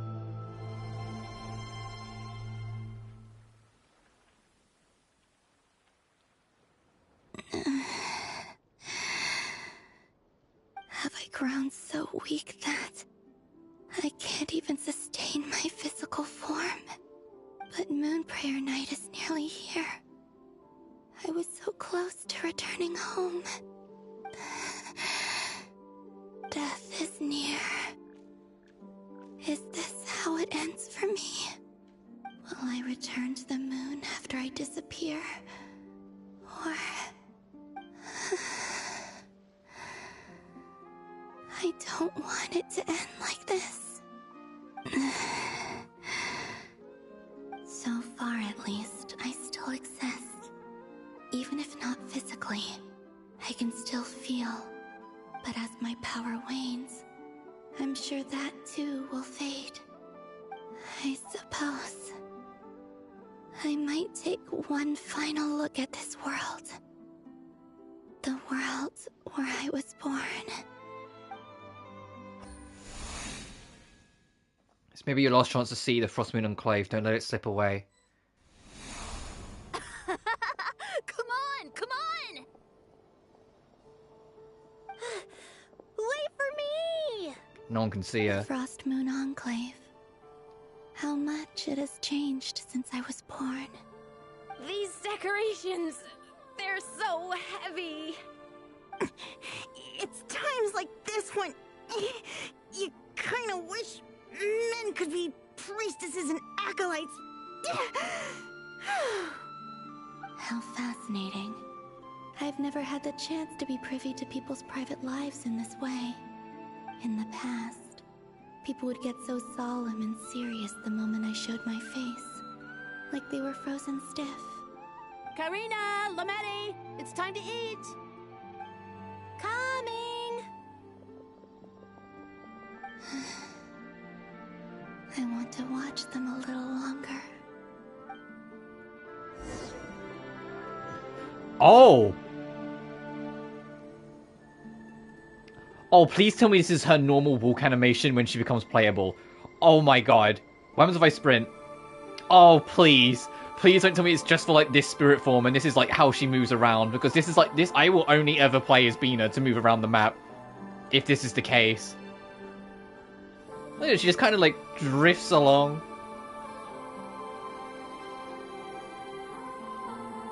Considering, like, it seems to affect her descent as well. Hang on, we can find out. Yeah, no, considering it seems to affect her descent as well, I imagine she won't, but, this is cool. Like, this little dance walk.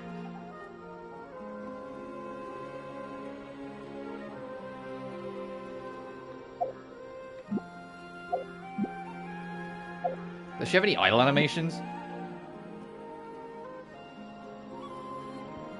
I imagine not, because once again, she's not playable yet this next patch. Oh, it doesn't seem that way. And I imagine, yeah, no, nothing there either. Right, let's bounce over and see what's over here. So just fill these balloons with air, right? Yep. Try a couple now to test things out. The rest can wait till Moon Prayer Night. Think fast. Rita! Teasing an acolyte of the Frost Moon Scions? Surely that's a punishable offense. Take this!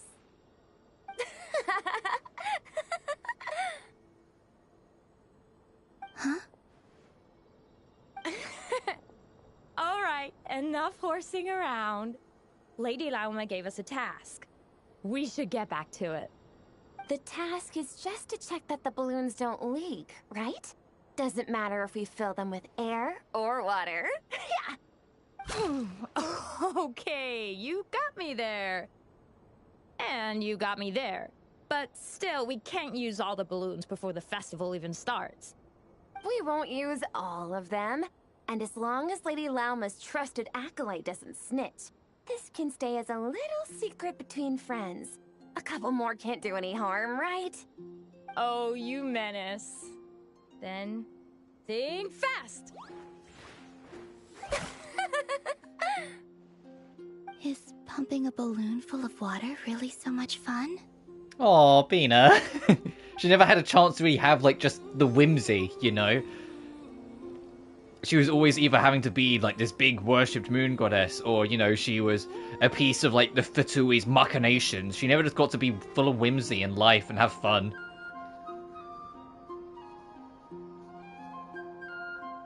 It's the main reason why we need her to have, like, we need her to be able to become physical again and be a part of the festival. We need to be able to let her just have some fun and see what it's like. Meal.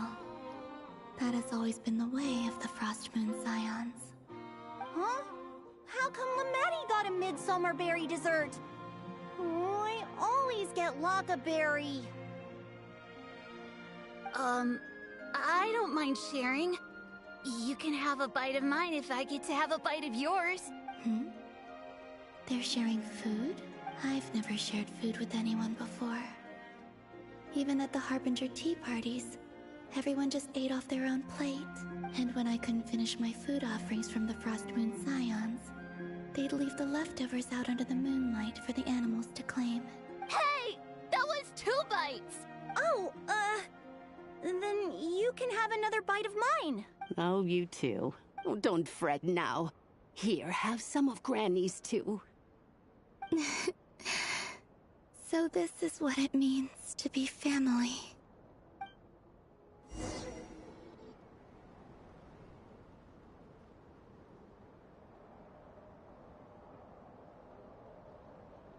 I'm seeing so much that I'd never usually get to see. They'd never act like this when I was around. It's nice, being able to just watch people in peace in these final moments. What a rare opportunity. I think I'll go take a look around Nasha Town, too. Maybe the Traveler will be there.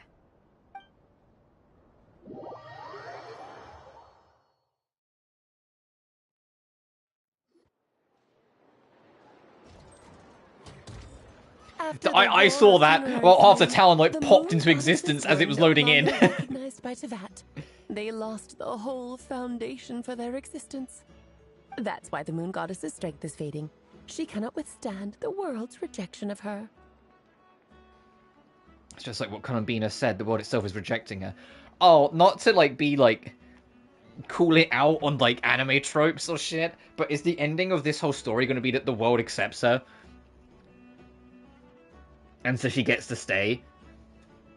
The world itself is rejecting her. To be more pedantic about it, the moon goddesses did something to offend the heavenly principles, and that's why they were ousted. Something of a recurring theme in Tevat's history. Theoretically, yeah, no kidding. Speaking so candidly should put me in their crosshairs too, but they can't tell me what to do. I'll say whatever I want. Anywho, the moon marrow energies were but a drop in the bucket for her, and that battle against the Ray Hair of Solnari only weakened her further. Fortunately, it happened close enough to Moon Prayer Night when the Kuvaki concentration here is high. That's the only reason she managed to survive this long. What do you mean, fortunately? You said she disappeared. We're too late. Oh, what a headache. I thought this was all common knowledge. I guess I have some more explaining to do. Okay, buckle up. It's time for another lecture. I feel like turning to Lauma and just going, I'm sorry about her. This is just how Alice is. Now, I said earlier that the moon goddesses lost the foundation for their existence. The reason for that has She's to do sitting with on the her hair, or Alice. Basically, the rationale for their existence. Well, she's not quite sitting on it. It's just kind of curved around her body. The same logic applies to the present moon goddess too. Consider her existence so far. Her comrades in the Fatui called her Damselette. And she was worshipped as Kutar by the Frost Moon Scions. But these connections have now been severed, whether by her hand or yours. So, the rationale that once sustained her existence is now gone. Wait, we did that to her? Oh, well, strictly speaking, yes. But let's not start pointing fingers, shall we? I'll only end up as the big bad villain, and that's not the kind of final boss I want to be. If you're making light of this, then hopefully that means you have a plan. Of course I do. I'm only the greatest mage in the whole entire world. Now, if you wish to find your moon goddess, there are 2 problems we need to solve.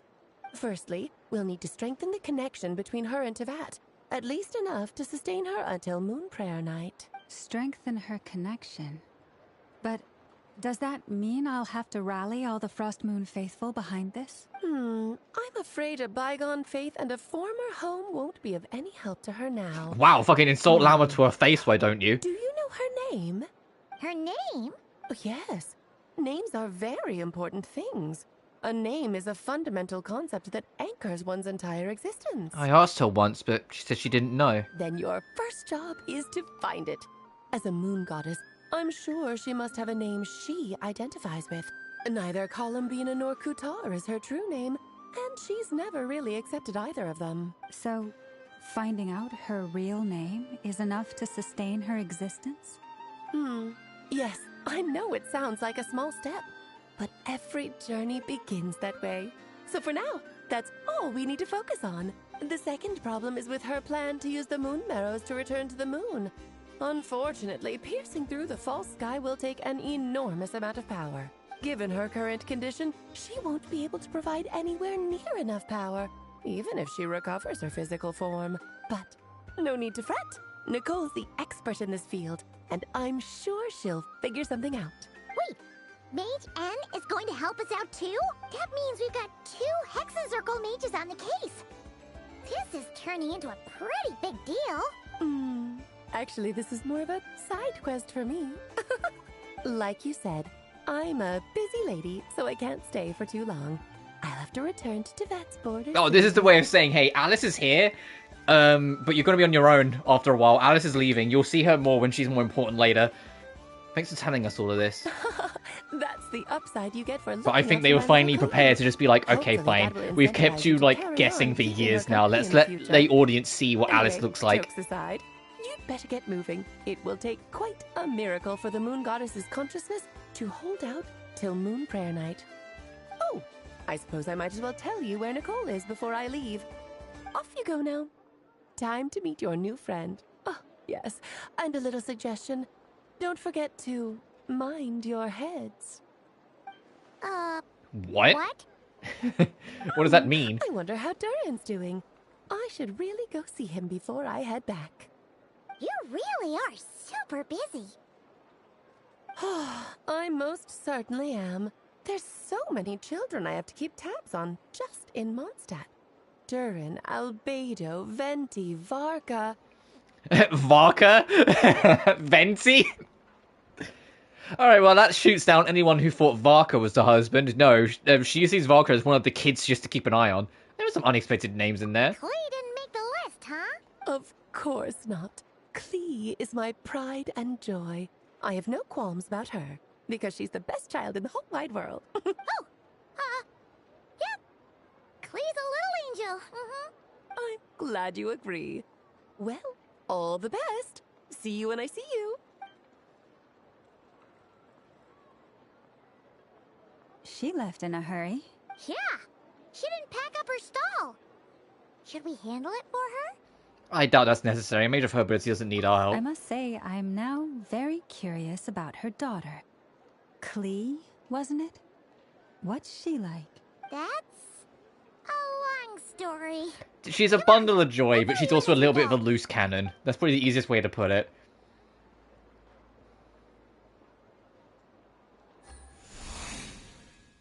Oh, meanwhile, back with Bina. I think that's what that load icon means.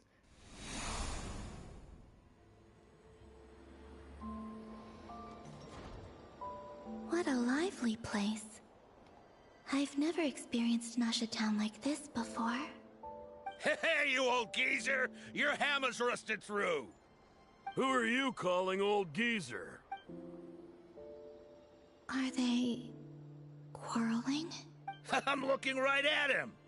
You've really gone downhill since giving your daughter free rein in the workshop. Can you even swing a hammer anymore? It shouldn't take you days just to fix a single chair. You might as well use that hammer to massage my back for all the good it's doing. Don't run your mouth, or you'll get a back massage that'll put you in bed for the rest of your life. Look, the materials haven't arrived yet, all right? You know how busy it gets in the days before Moon Prayer Night. I'll bet you send all the materials to your little princess. Blood's always thicker than water, huh? All right, you've made your point, Uncle Koski. As soon as the materials arrive, fixing your chair will be the #1 priority. And Dad, if you've got time to chat, why don't you lend me a hand, See? Lolka knows what the score is. I guess they're friends. But the way they spoke to each other was so ugly. Then again, it wouldn't be the first time I've seen something like this. Columbina! Sing outside my door in the middle of the night one more time, and I'll unscrew your vocal cords. You hear me? I like how her very first thought, it's like, oh, friends can be weird, and her first thought is Marionette is Sandrone shouting at her. Oh, fucking course it is. Oh, Sandrone. So that was her way of trying to be friends with me. Aww. What a pity. I won't get the chance to say any ugly things in reply.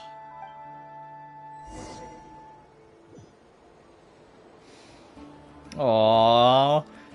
No, yeah, because Bina thinks that she's lost and she's going to be disappeared here. But clearly we have a plan to get her back, so it's just like she doesn't know that the plan's in action in a moment, so she's just kind of having her last thoughts, so to speak. Hey, have you decided what to give her for Moon Prayer Night? I sure have. She's gonna get the surprise of her life when she's least expecting it. Then I'll whip out the ring and pop the question. The surprise of her life. What a fun turn of phrase. Cool, I get the picture. You can spare me the gushy details. Ooh, looks like we have a customer. Hello there, ma'am. Would you like some Moon Prayer Night candy? Huh? Is he talking to me? Can he see me? Here you go. Oh. Aww. Come back anytime. Aw, Bina. Aww. I don't know why, but I still held out hope.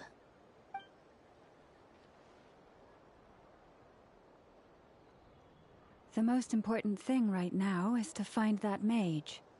This name thing seems super important too, but where do we even start looking? I'd better go pay the Fatui a visit.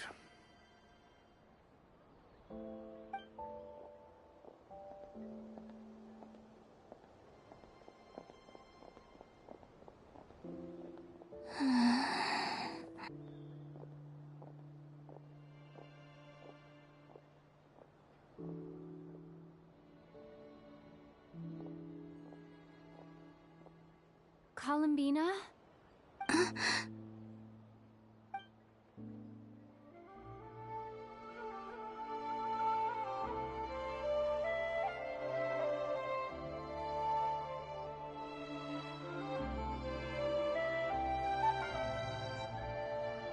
Traveler? Let's go! This is no time to be spacing out!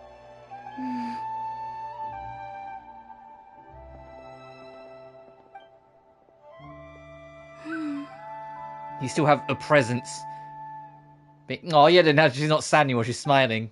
She still has a presence, so she's gonna Aww! Maybe it's not so bad, just quietly staying by their side like this. Oh, the zoom out was Bina's face, like the shadow zoom out, that was... Okay. So even though we can't see her, she's technically kind of like roaming with us. Right now. How far away is fucking Nicole? Oh, Jesus Christ. Alright, before we warp over there, I'm going to take a quick bathroom break, because I kind of went through all my water very quickly. So, BRB, gang.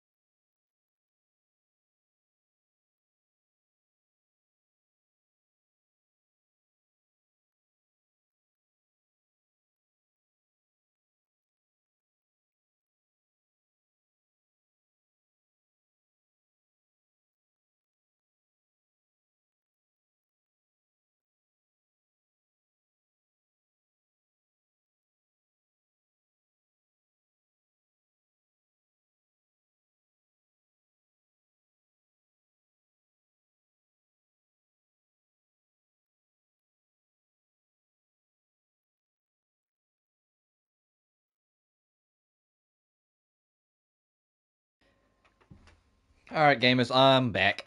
I think there's a walk. Yeah, there it is, right there. Let's go see Nicole. Where are they going? They mentioned a mage and... a name? So, Mr. Varka, are you acquainted with this Nicole? Or should I call her Mage N? Ah, not really. We've never met, though she has come up in conversation. From what I've gathered, Alice kinda took Nicole under her wing. Taught her how to speak in a more ladylike fashion, that kind of thing. Huh. Hard to imagine Alice as an etiquette coach. Yeah, Alice is a larger-than-life personality, I'll give you that. But then again, that's why she's able to draw such an eclectic mix of people into her inner circle. If I I get that. Being an interesting person is actually one of her main entry requirements. So, if you ever wanted to join the Hexenzirkel, I'm sure you'd both be eligible to apply. Hey! Don't go around making promises on Alice's behalf. I wouldn't dare. I'm just trying to paint a picture of the Hexenzirkel for you. Okay, sure. Anyway, since none of us have ever met Nicole, how are we supposed to find her? We can't just go up to every woman in sight and ask, "Hey, are you Nicole?" Maybe something she's wearing will give it away? Like, a wind bloom pinned to her chest or something. Wait a minute. Alice never said Nicole was from Mondstadt. I like how Paimon's doing the timeout motion. How about a t-shirt? Of course, each made their own teacup. That would be... this young lady, then? Oh wow, I love the markings. Hey there. Sorry to disturb you, but are you Miss Nicole? She's technically mute, so I'm curious how this will Knight of be Boreas handled. of the Knights of Favonius. Alice might have mentioned me before. Mm-mm. If we got the wrong person? Sorry. Well, this is awkward. When I shook my head, I meant, no, Alice hasn't mentioned you before. I see how this is going to go. She talks in your head because she doesn't actually talk. Huh? Where is this voice coming from? My apologies. For certain reasons, I am unable to speak. This is the only way I can communicate with you. It might take some getting used to, but I hope you can understand. Hey, it's fine. I'm more shocked by the fact that Alice never speaks about me. Vodka! As for you two, we have crossed paths twice before, but it is nonetheless a pleasure to finally meet you. It's really you! Thanks for all your guidance in the past! You're quite welcome. This time, things are different. We have reached the unwritten pages of the story. You might say that we stand at the crossroads of fate. Now then, allow me to formally introduce myself. My name is...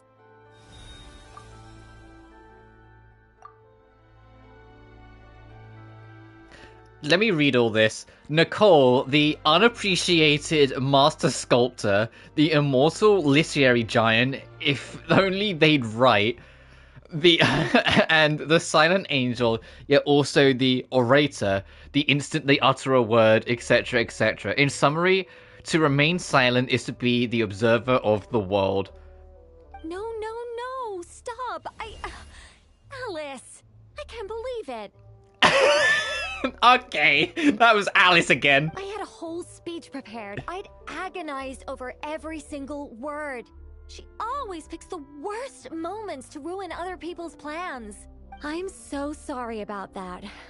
Alice took the liberty of devising some bespoke self-introduction magic for each member of the Hexen Oh, so Circle. every member of the Hexenzirkel is going to have that orb show up next to them when they go to introduce themselves because of Alice's bullshit. Okay. Alright, Alice, you fucking goober.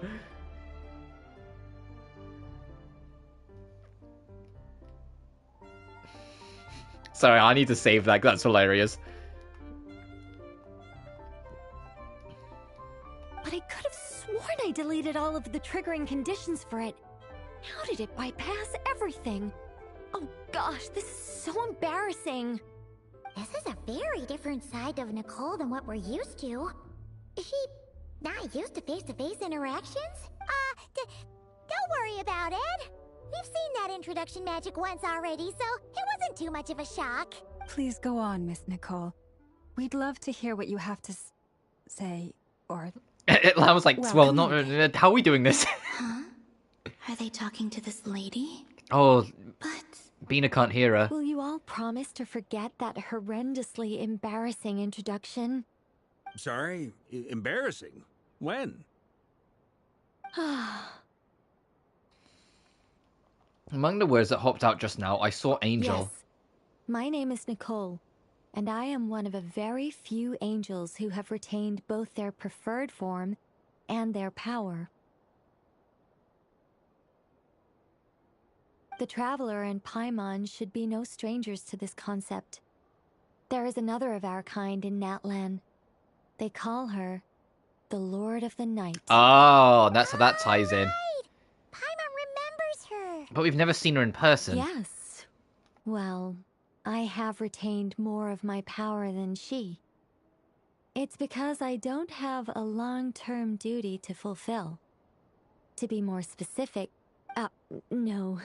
We'll be here all day if I get into the specifics. Moving on. If I'm not mistaken, you are here because you wish to learn how one might reach the moon beyond the sky. That's right. Is that something you can give us any guidance on? Yes, I do know a way. It began with the Hyperboreans, who lived after the War of Funerary Flame. Blank looks.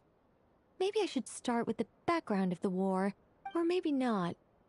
It shouldn't be an issue. I'll fill in the gaps for you when we have more time. Oh, Anyway, Bina. after that war She can't ended, hear any of this anyway because Nicole's only speaking in her head, so she's just kind of distracting herself. Oh, baby.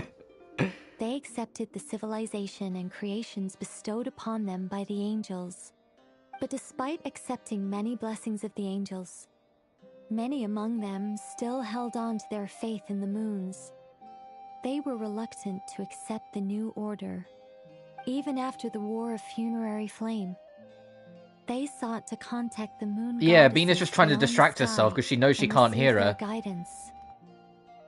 But all three had passed away by that point. This mage has a unique method of communicating. Is she talking about the moons? Yes, but they did not know. And so, still they prayed for the moon goddess's mercy.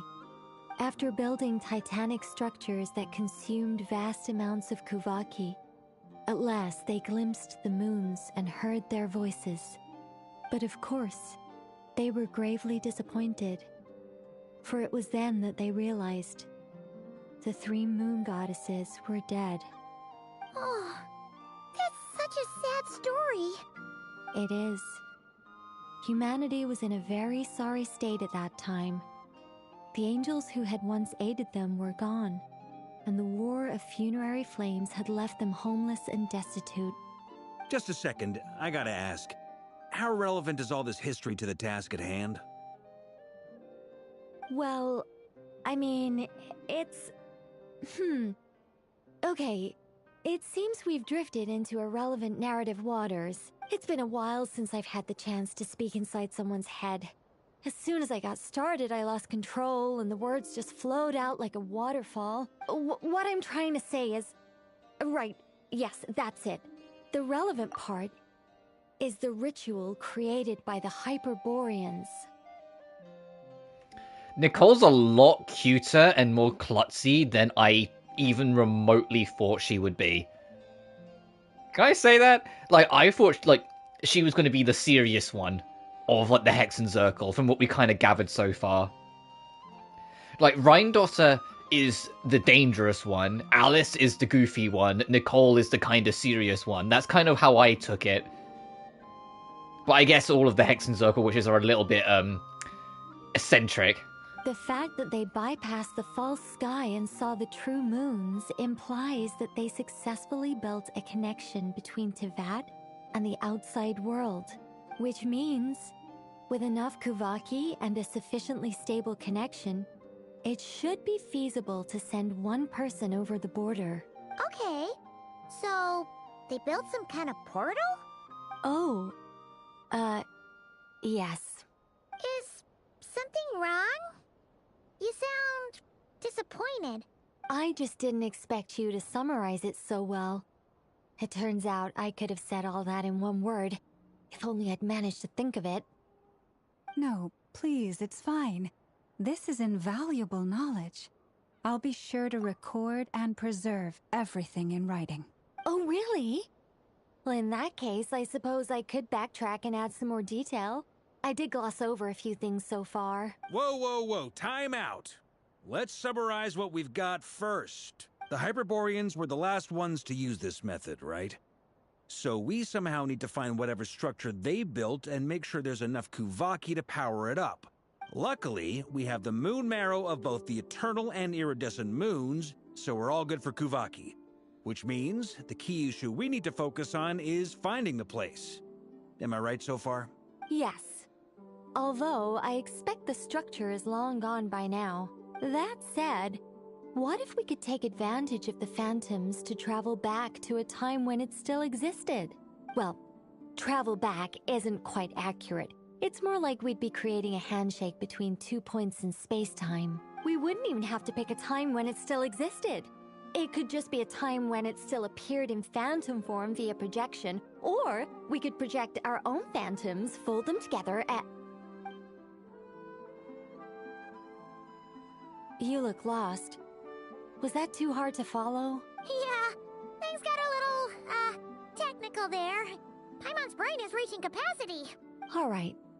Let me think about how to put this more simply. Okay, got it. Over the next few days, I'll search for phantoms that we can use. Once I find one that meets the criteria, I'll let you know and we'll regroup. By completing certain rituals, specific individuals will be able to enter the phantom and make it to the Hyperborean structure. If everything checks out, and it looks feasible, we'll just need to wait for Moon Prayer Night, and we can send the Moon Goddess back home. I'm really skimping on the detail here. Is this making any sense at all? I think so. For now, we'll just wait to hear from you. Yes. Basically, yes. Great. Counting on you. In the meantime, we'll focus on finding the Moon Goddess's name. My name? Are they looking for a way to stop me from disappearing? Excuse me, Miss... Go on, Miss Nicole. This conversation was a little all over the place. I didn't catch your name. I am Lauma, of the Frost Moon Scions. Ah, I did wonder. I noticed that you listened very intently when I spoke about Hyperborea and the moon's history. If you'd be interested, I'd love to visit you this evening and go through it again in greater detail. All right, those two are hitting it off. Also, if you were serious about making a record, it would be too risky to simply write down the raw details as is. I would suggest some tweaks. Maybe rewrite the stories as fairy tales. I love Nicole so much, she's perfect in design. Yeah, Nicole is like not even remotely what I thought she was going to be. For an insanely smart woman who doesn't speak, but instead speaks in your mind, she's also a little bit of a klutz. Like, actually, a lot of a klutz. I adore her, she's very fascinating. Also, welcome, my man, hope you're doing well. But yeah, she's one of the witches of the Hexen Circle, so she's like in the same like league as like Rheindotter and Alice. But she can't, and for whatever reason, she just kind of alluded and kind of danced over it. She can't physically speak, so she instead implants words in your mind. So she basically just talks into your mind, which is what's happening here. See ya! She seems friendly. It's just... It's so nice to find we can still hear her mind. Willing to listen. I've been dying for a chance to finally go through all this systematically from start to finish. Any longer and I'd probably start forgetting it. Also, since you've just joined us and just catching up, Columbina is slowly fading out of existence. No one here is aware that Bina's with us, but because Bina's already drifting out of existence, she just kind of silently tagged along and is just kind of listening to what we're doing. Bina's convinced that she will just cease to exist completely very soon, so it's kind of like she's spending what she believes is her final moments just kind of hanging out as an observer with her friends. Which is why, like, you'll see Bina around in the background every now and then. Now Paimon gets why Alice But told us to mind what our she, heads. I think, is starting to realize is that we're actually actively trying to save her by finding out what her real name is to ground her back in reality. What did I tell you? A lot of quirky people in Alice's orbit. Now then, the next order of business is, where do we start looking for the moon goddess's name? Maybe the rest of what Nicole has to say might give us some clues. Once I've heard her out, I'll summarize the salient points and share them with you all. I'm also inclined to review our other documents. Yes, our faith was first established by our Hyperborean ancestors. Yeah, to kind of like catch everyone up, like those who are just joining. When we started, there was a curiosity about Bina, because in the story we hadn't seen her for a while, and Lumine brought up, it's like, hey, we came to Nodcry originally because of Dottore. We came here because of Dottore meddling with things in the background of Natlan, and he hasn't shown up once yet. That should be a slight cause for concern. So I think Dottore is going to show up in this story now that he's been name-dropped again. You know, good old the Doctor. But, there is a moon festival, basically, coming up, where the Frost Moon will be the closest to the planet it will ever be. And Bina plans to return to the Frost Moon during that time. But before it's gotten to that point, the planet of Tevat, in some form or fashion, is effectively rejecting her existence. Kind of forcing her to eventually have to go back to the moon regardless. But it's rejecting her too strongly, and so she's slowly fading out of existence because of the planet rejecting her. Which is what's led us to this thing. We need to kind of ground her back in Tevat and make her basically real again in Tevat, if she's even going to be able to try. But I imagine, like, I've seen enough anime to know where this is fucking going. It's going to be that we're going to eventually make it that she's accepted by Tevat as, like, a world. And she'll become real when she gets her real name and all that stuff. But we'll have to see. Either way, I don't think she's going back to the Frost Moon. I think she will find her home here. I have a hunch that the Fatui might know something too. Sounds like we're gonna follow Columbina's journey through Tevat, huh? In that case, we'll start by heading to the Frost Moon Enclave. Sounds like a plan. Take But this yeah, with you. a lot's going on, a lot to Getting in keep on touch top with of. the Fatui. It'll probably just be Arlecchino and Sandroni again. They're the only ones who would want to help. Thank you, Mr. Varka. Don't mention it. Honestly, I'm more comfortable dealing with the Fatui than prying into the details of a young lady's childhood. Catch you later. Fair, Barker, fair. Follow them, just in case there's some way that I can help. Also, we very briefly got to actually play as Bina. We couldn't do any attacks or attack, we could just move around. And I hope when she becomes playable properly, she keeps it. She has a unique way of moving around. Like, she's kind of like, almost like ice skates or like floating ice skates around everywhere when she moves instead of just walking and running. Like, she kind of like floats above the surface of the earth as she kind of moves. It's nice, because the last time we had like a unique character moving was a very long time ago now. I think the last time we had someone who just natively had a unique way to move was Ayaka. And even then, Ayaka was just an ice way of just how Mona moves.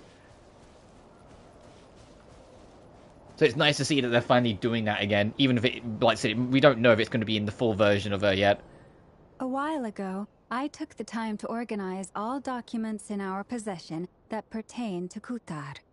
What you see here is the material I consider reliable. You're saying there's unreliable material too? Yes. Most of the information we have was transmitted through an oral tradition.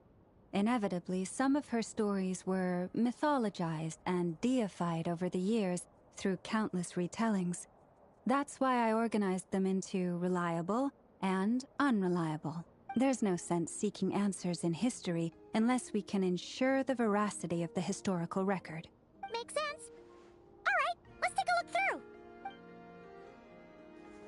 Clear and concise would be one way to describe the writing style of these historical records, but you could just as easily describe them as terse and dry. And since Lauma already knows the material like the back of her hand, the quest to find any new information in these texts is tough going. Almost all these records refer to Kutar instead of Columbina. Although neither of those is her real name. Paimon's not sure what point she's trying to make. What we can gather from these records is that the Frost Moon Scions worshipped her as a god, placing impossible expectations upon her. I cannot fault them for their earnest faith, but for all their devotion, worshipping her day in, day out changed nothing. I imagine that none of it resonated with Columbina. It wouldn't surprise me if, even back then, she had already begun to reject the name Kutar and everything it represented. Lauma speaks the truth. When I heard them call upon Kutar with hope and expectation in their voices, they may as well have been calling upon somebody else. When you were organizing these texts, what criteria did you use? Well, that's a bit complicated. I looked at the level of detail, perceived authenticity, prose style, and how realistic their portrayal of Kutar seemed to be. Amongst the Frost Moon Scions of today, only I know of her existence, and I alone have spoken to her face to face. As such, I know that there are certain things she simply would never do. That being said, I have sensed some changes in her lately. Changes? Me? Seems like this is getting us nowhere. For what it's worth, why don't we check the unreliable sources too? Sure. Give me a moment.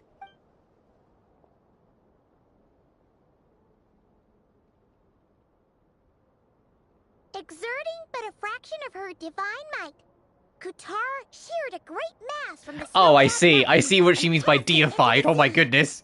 upon whose surface shone the mirror image of the moon. Thus was formed the island of Hisi.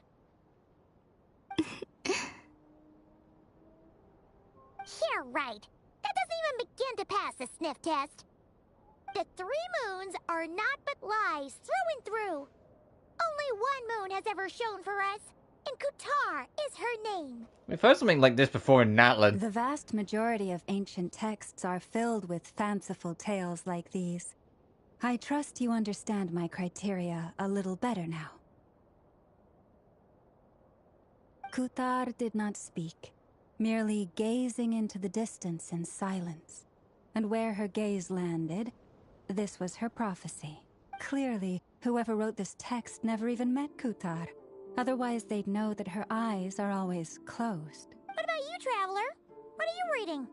Seems like a collection of anecdotes. Come on, let Paimon see. The child wished to build a wooden nest with which to shield a fledgling bird from the cold. But being so young and lacking in strength, the child could not snap the branches from the trees. Kutar was passing by. Upon seeing the child, she summoned forth the Kuhenki, who built a beautiful nest for the child. I remember that. Not knowing the meaning of Kutar's divine intervention, the child dared not to respond, and thus ran home to call their parents. But Kutar was gone. The Moon Chanter declared the event a miracle and took the nest as a relic, placing it on high for all to see.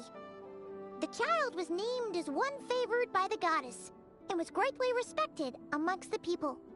Yet, no further miracles were bestowed, and this matter was forgotten in but a few years. Huh. Any thoughts after reading that? If it's true, it's given off a somewhat lonesome feeling. Yeah. Columbina probably just wanted to join the kid in making nests. Ah. I'd originally considered this a fabrication, because Kutar did not perform any similar actions in subsequent records. But now that I think about it, it does seem like something Columbina would do. It's just that... She didn't know how other people would interpret her actions. She was probably worried about making things difficult for people. And so, she gradually stopped joining in. Yes. Oh, that's so sad. And now, I can make no such gestures of warmth, even if I want to. Still no name. That's a bit of a shame. But we did learn some interesting stories. That's gotta count for something. Barca said he was gonna set up a meeting with Arlecchino and Sandrone, right? Oh, jeez. Yeah, let's go talk Arlie and Sandrone. Hey, did you two... Did Bina ever mention her real name, or have you only ever known her as Bina? Sure, that will go down well. But what am I kidding? It's always good to see see more of the Harbingers. Okay, that's not those. That's not Arlie and Sandrone. That's fucking Albedo and Duran. What coincidences? We meet again. Yeah, this is pretty much the same place we bumped into each other last time. I convinced them to stick around a little longer. We were all waiting on people, so I figured having a little company would help pass the time. Ah, so you've been waiting for us? Does this mean that you've already arranged things with the Fatui? Sure does. Now you're back, we can go meet up with them together. How'd your investigation at the Frost Moon Enclave go? Well, we didn't find out Columbina's true name. But apart from that, it went pretty well. We learned some stories from her early days. Aha, just as well that I didn't tag along then. I'm sure our moon goddess wouldn't want every man and his dog knowing all about her private life. Still, desperate times, desperate measures, I guess. Someone had to do it. So, Barca was waiting on us, but what about you two? Are you waiting for Alice? Oh no, we already met with her. We discussed that experiment I mentioned to you last time. Oh, and she also handed me this communication device. Oh, fucking hell. Reference back to 1.6. Yeah, that's what she spoke to us through at the end of 1.6. Also, I like how Bean is just kind of watching on the side. I'm sure I saw one of those back in the Golden Apple Archipelago. For anyone who fucking remembers the Golden Apple Archipelago. That's right. I understand she informed you about the relationship between the Phantom phenomena and Tevat's borders, yes? She wants me to help her with some more experiments on that front. She said that she'll contact me through this device with more information.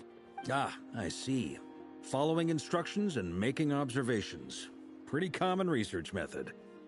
Takes me right back to Albedo's lab. Wait, then who exactly are you meeting? Someone you know. Albedo's met him too. But I don't think Miss Lauma or the Grand Master have been introduced. Introductions are overrated. Oh, here he is, Scaramouche. It's you! We know what he's here for. It's not like the Academia has prohibitions against going abroad. Also, I applied for leave. I've been writing to Hat Guy since obtaining a human Hat form. Guy! Stop, you don't need to keep calling him Hat Guy. Everything that's been going on in Notcry. I mean, I'm the one that called him just Scara, but still. Hat Guy? Turns out, I actually have heard that name before. Oh? Then why did you react the same way I did? I only knew the name, not the fella. But since we're all here, let's do some introductions for what it's worth. I'm Varka, Grand Master of the Knights of Favonius. Lauma, Moon Chanter of the Frost Moon Scions. And I'm a Driosh from the Vahumana Darshan of the Sumero Academia. Hat Guy. He sounds so annoyed that he can't just be like, Scaramouche, like, fucking, I'm the Balladeer, or I was, like, Good to see you again, Mr. Guy. Mr. Guy? I believe we last saw each other on the boat ride here.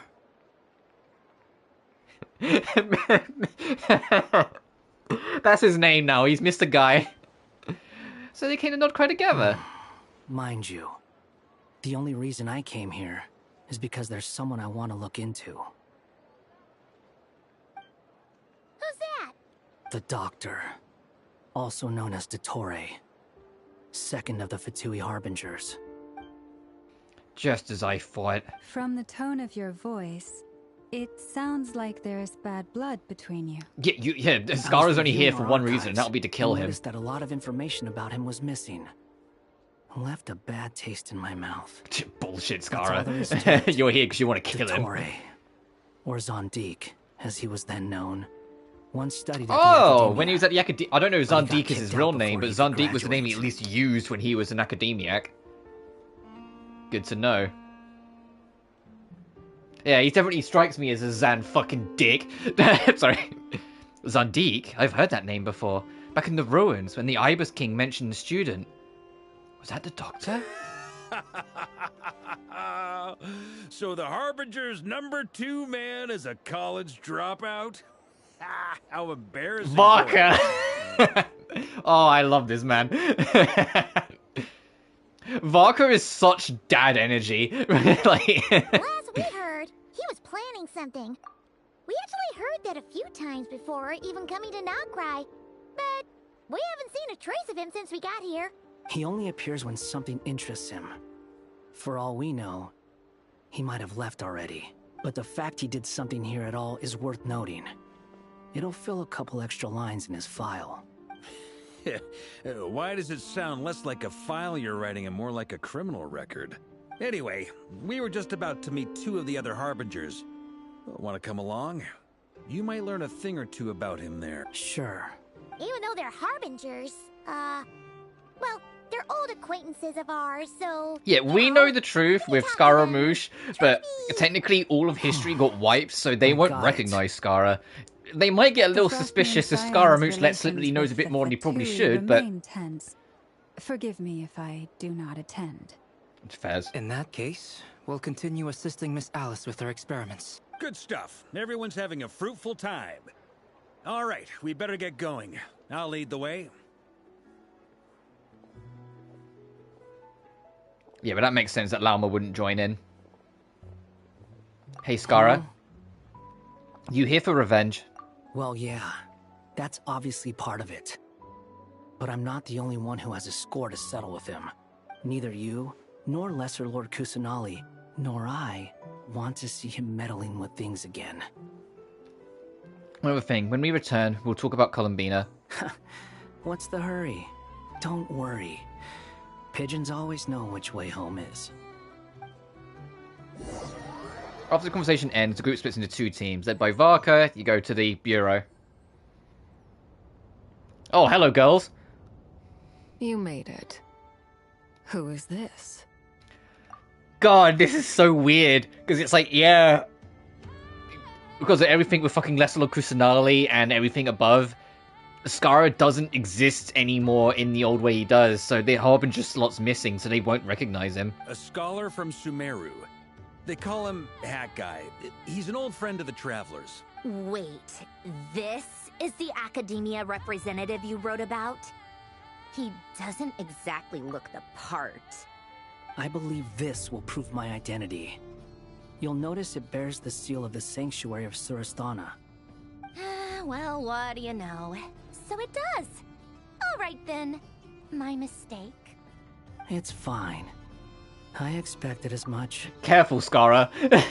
Careful, Skara. What? Oh, I love Sandrone so much, but careful, Skara. So as I mentioned in my letter, the Academia's got its eyes on Dottore, but this matter remains top secret. Apart from those assisting in the investigation, the fewer people who know, the better. If anyone asks, I'm here in Noctcry to pursue my personal academic interests. Gotta say, Varka, you did pretty well to keep all this under wraps for so long. Sounds like you got in touch with the Academia about this way back. You flatter me. You're all Harbingers, so what reason would you have to disclose information about Dottore? We say as if we don't already know that Dottore is like the most hated man of the Harbingers. Where do I even start? Remember that time we fought Rerir at Star Sand Shoal? He sure let me have it then, didn't he? I'll bet Dottore had that all sketched out, with me as his convenient little pawn. He could not care less about us if he tried, but hey! The feeling's mutual. Does Dottore really strike you as the sort who values his relationships with his colleagues? Yeah, like they both dance around the same point of, no, we fucking hate him. Fair point. Definitely not. Which is why I always keep my guard up whenever he starts making suspicious moves. To that extent, our motivations align. On top of which, I consider you trustworthy people. Now, back on topic. In the wake of the Reikir of Solnari episode, Sandrone and I grew suspicious about Dottore's complete inaction during the entire affair. So we tried to find out what he'd been up to, but unfortunately to no avail. He never lets anyone in on his plans. The more he cares about something, the more secretive he gets. Indeed. Perhaps he believes that by keeping a low profile, he can avoid trouble. But that trick isn't going to work on his colleagues. Yeah, I mean, he's been researching the... There is something kind of interesting that there's technically 4 harbingers in this conversation, but only 2 of them are like conscious harbingers, if that makes sense. With this in mind, I returned to Snezhnaya and relayed my thoughts to Her Majesty the Tsaritsa, entreating her to have him recalled. That's pretty direct. Did the Tsaritsa agree? Yes. I made it abundantly clear that the Fatui's business in Nodcry is almost concluded, and we do not need 3 harbingers in this territory. Her Majesty concurred. Accordingly, Dottore has returned at her orders. I imagine he is continuing with experiments, which no one besides he would ever have any interest in. Common sense might mean nothing to him, but he's not stupid. He knows that no good can come from opposing the Tsaritsa. Smarts alone won't get him all the way. He needs the Rooster's resources and Regrator's Mora, both of which the Tsaritsa can strip from him by waggling a finger. But doesn't he have a track record of publicly following orders while going against them in private? He probably has it down to a fine art by now. Wouldn't put it past him. We worked together on a research project once. Only briefly, but it was enough to show me that we're fundamentally different people.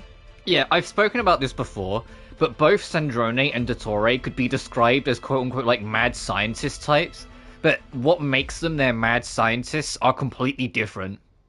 And it's what makes the comparison between the two interesting. Sandrone's science focus is very much like locked in and focused on one thing, which is her robotics. She's completely in on her mechanical empire, her mechanical army, her mechanical everything. Whilst Dottore is very, well, inhumanely focused on humanity with his research and his scientific findings. He is all about bending and shaping and reforging life in cryptic and often terrifying ways. Hence why before Arlecchino became the head of the House of the Hearth, children of that orphanage were often given to Dottore to be experimented on, often never coming back. He has no interest in doing things methodically, stage by stage. His thoughts jump all over the place, and the moment his curiosity is satisfied, or he gets the results he wants, he disappears. The only similarity we share is that, once we set our minds on doing something, we will see it done, whatever it takes. Oh, we definitely saw some of that in your battle with Rerir. You got so competitive. Ugh, do not remind me. Then I believe we all concur. Dottore will not simply give up. Fantastic. Now this is I'm super curious though what a boss fight against Dottore, because that's only a patch away now, will even look like. How the fuck do we fight this? You know, is he gonna summon some big ass fucking monster from his science bullshit, or are we gonna fight him? Or is it something in between? And go way over budget. Then leave the first person he can find to deal with the fallout. Exactly. This one time, he was running some high-temperature experiment and the substance exploded. But does he care? No. He orders his subordinates to open the device so he can observe the results, which causes the gas inside to leak out. That gas was poisonous. If I hadn't been there, who knows how many people might have died. And after all that, he left while I was still cleaning up after his mess. What a waste of time, he said. Waste of time? The nerve! Fucking Bina poking like her girl's cheek. See, this is why I'm gonna roll Sandrone, because Sandrone's got one of the most endearing fucking personalities in this game because she's so angry all the time. But I that was really cute, just fucking Bina just kind of poking her cheek, because she can't sense her anyway, so what the fuck does it matter? Hat guy, I must say, you seem awfully familiar with internal Fatui affairs. Especially when it comes to Dottore. Also, I've noticed, like, the shift in, like, positions. When we entered, Sandrone and Ali were on the chair and table. Ali was sat on the table. And where, like, Sandrone started storming around to make a point, Ali kind of walked off in her general direction, and so Varka's gone and sat on the same table instead. Like, they have just kind of, like, rotated a little bit around the conversation. Thank you, Lady Harbingers, for providing such valuable information. I have no other questions for now, so I'll be on my way. Wait, what? You're just gonna leave? You're welcome to join if you want. Ugh. Just when Paimon thought he'd finally mellowed out. He makes quite the impression. I'll say. I've met tons of headstrong people, but not many of them would join me in bad-mouthing Dottore. Anyway, back to the main agenda. Barca, you said that Columbina has gone missing? Or rather, disappeared. Yeah. We're working on building a connection between her and this world. The simplest method is to find out her real name. I've actually asked her that question before, but she said she didn't know. Considering our relationship, I doubt she was lying to me. Oh, so even you acknowledge that you two aren't just, like, strangers, you are actually kind of friends. That's the closest we've gotten to Sandrone admitting it. What did she do while she was with the Fatui? As far as I recall, she was never dispatched by Her Majesty to claim a gnosis or anything like that. The Tsaritsa's plans had long contained a place specifically for her. I always thought that was weird. What could she do that the rest of us couldn't? Knowing what we do now, it's probably something related to Kavaki, right? More than likely. When she first arrived, Columbina would often go to Her Majesty and ask when she could start the task assigned to her. But Her Majesty always gave the same reply. The time has not yet come. So she spent her days in Snezhnaya doing basically nothing. Oh yeah, no wonder she wanted out.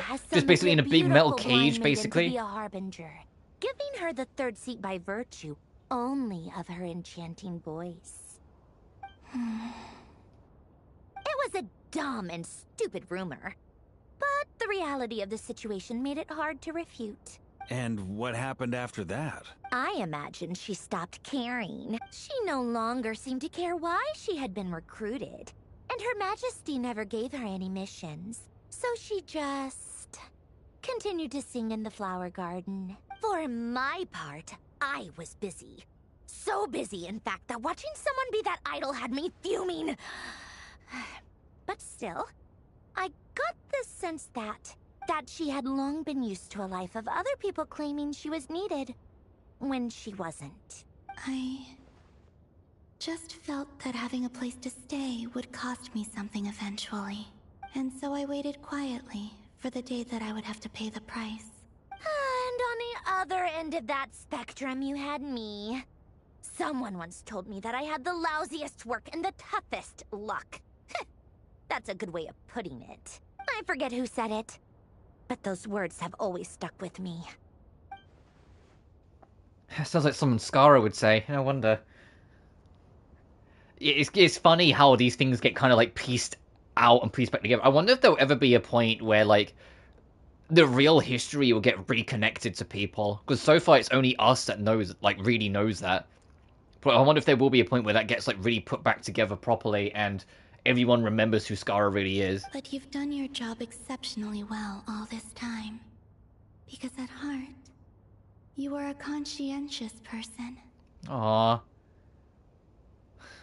Aww. Seriously, like, I was like super on like the like Ali Bina ship, like, because I said before, it's like, oh yeah, the Ali or the Fura Bina or the Fura Kino, whatever the fucking Farina Arlecchino ship was called, was like my top tier, and I was like, hey, look, if Bina ever gets into the story for real, it might shift because of the connection, but like, I really love the dynamic that Bina and Sandrone have. I'm like super in the San Bina camp. Like, I really love their dynamic. Thanks for telling us all this. Because it's like, it's clear that it's like Bina just wants to be friends. And to be fair, so does Sandrone, but Sandrone's got way too much of a wall to ever admit that. And so she just kind of brushes it off, or gets angry, or in other means or fashions kind of like bullshits her way through it. What is it?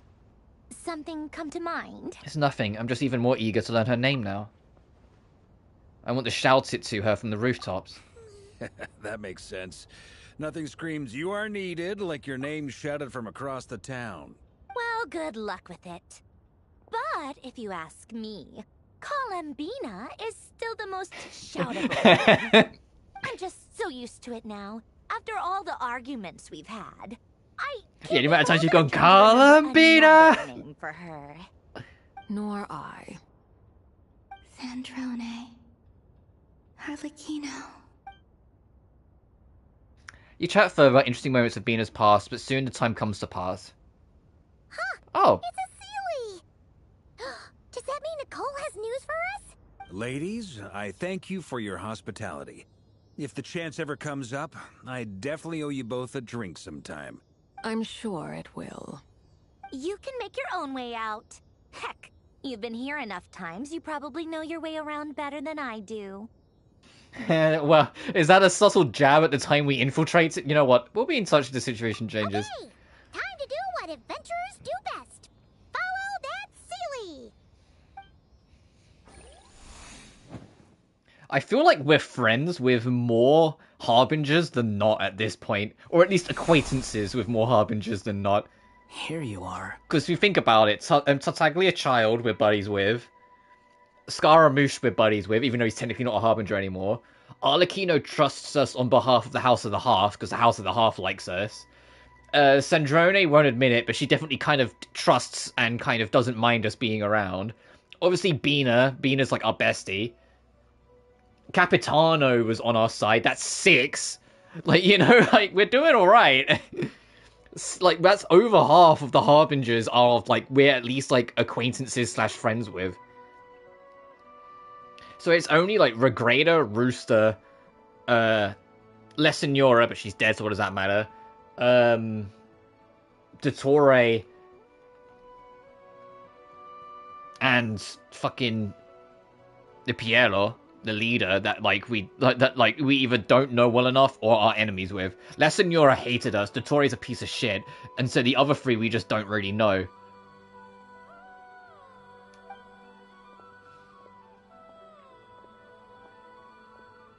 Oh, that guy. How come you're back so soon? Did things go all right with the Fatui?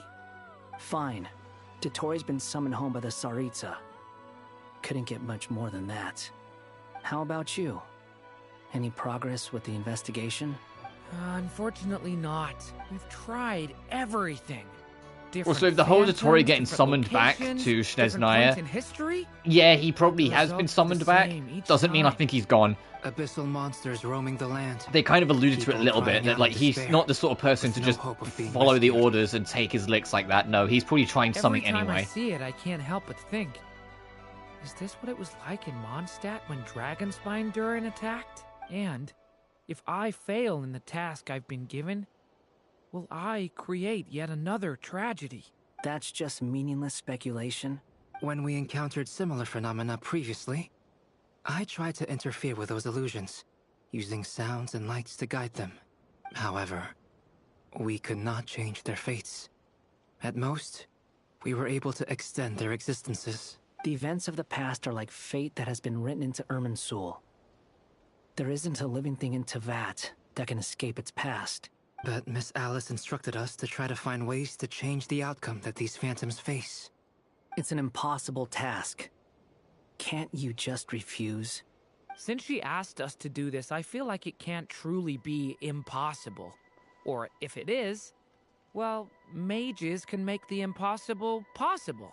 I could not have been born as Durin otherwise. But you also said that your past 39 attempts were fruitless. That's true. But you're still going. Yes.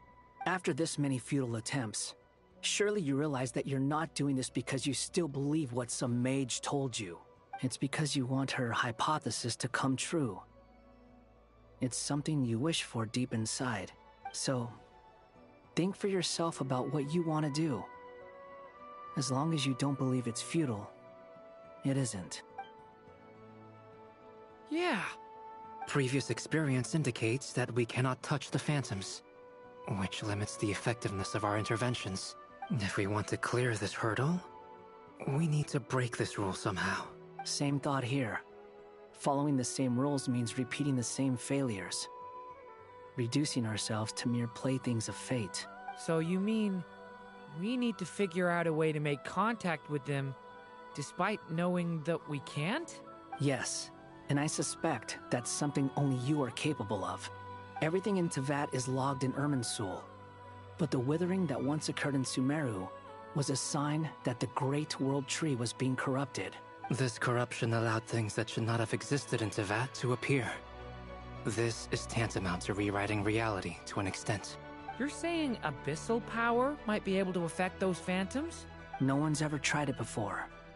If you're gonna try it, it'll take courage. And you have to be confident that you can control it. Is anyone there? Has anyone seen my daughter? She's missing. I have to find her. I hear someone inside. Spargana? Are you in there? Ah! If I can use my abyssal powers to warn him that there is danger here, maybe it'll change his decision. Maybe he'll stay away. Yes. The important thing is not the nature of the power. I mean, if his daughter's trapped in that part of space-time of Hyperborea, I think he would go anyway. I don't think that's going to change anything. Sounds about right for the Abyss. Let me try. I should be able to influence that thing. You're playing as Durin, then? Have you seen a little girl? What? This isn't the time for that! Just run! Where are all these monsters?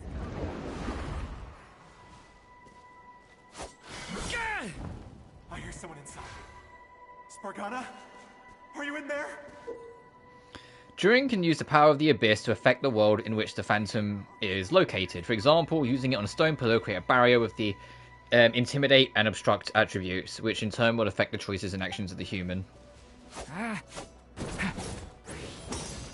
Also, yeah, Durin has wings. He can't actually fly. And if you go to glide, he doesn't use the wings, he just uses a normal glider. Which is kind of a small shame, because it's kind of like, well, why have the fucking wings then? But We really left. Huh, we did it! Don't celebrate too soon. Follow him. See what he does next. Monsters approaching from the front. You need to stop them and create an opportunity for him to hide.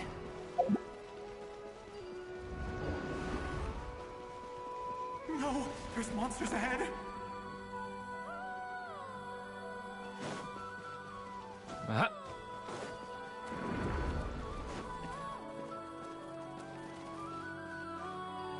Wait, is that the barrier I saw earlier? Why is it appearing now?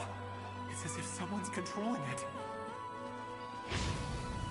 Thunder! So now it will proceed on and leave. The monsters are gone. Is it safe now?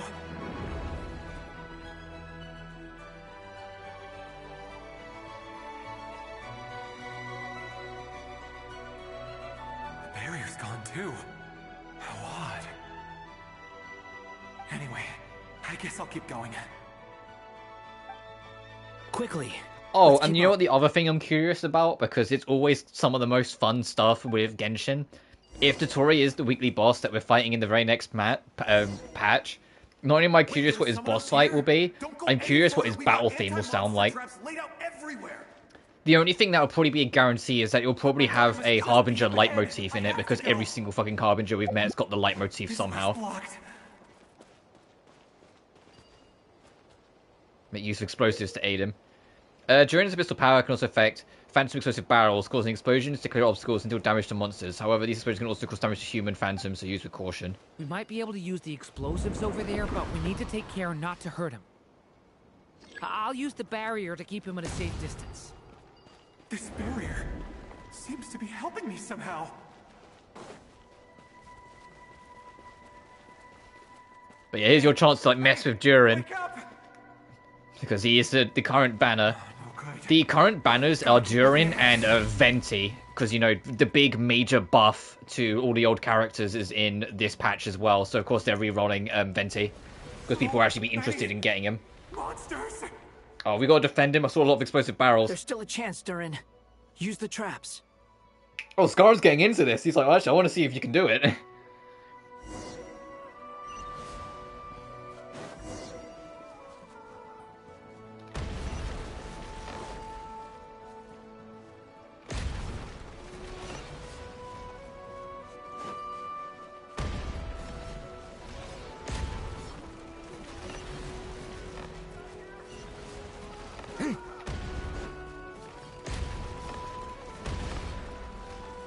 Whoa, that was close.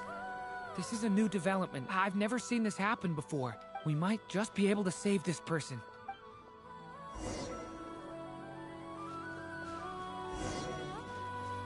I feel like it's going to be one of those things where no matter what happens, somehow something's going to go wrong, and this isn't going to butterfly effect the way he hopes it will. Hello there. Have you seen my daughter? Spargana's her name. She's carrying a large backpack. Get out while you still can, you fool.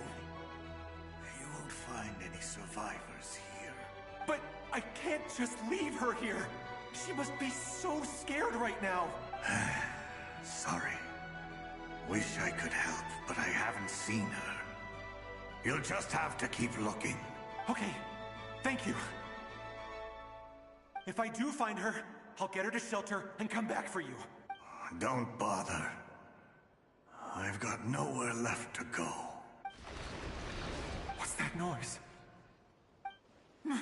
Monster!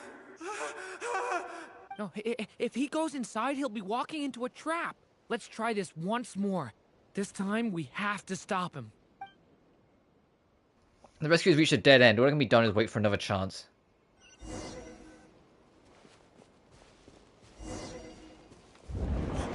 Why? How will I know where Spargana's gone like this?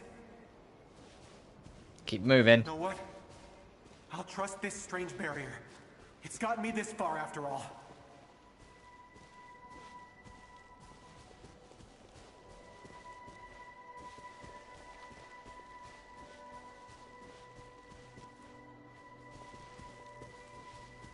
Spargana, are you there?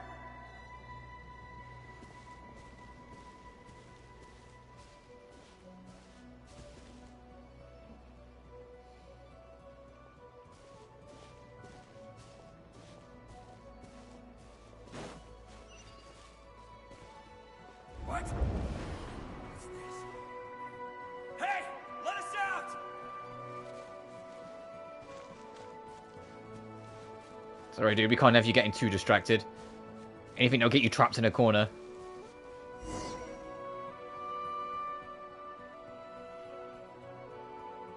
Huh? That looks like one of my daughter's books. Thank you. Thank you. Yes, it's one of hers for sure. That's her name on it right there. She left her backpack here.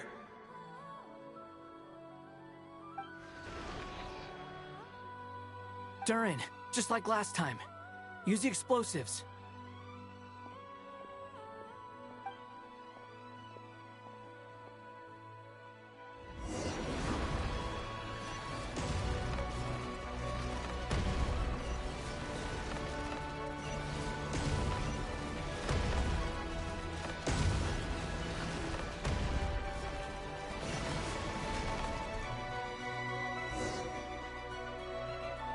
It won't work.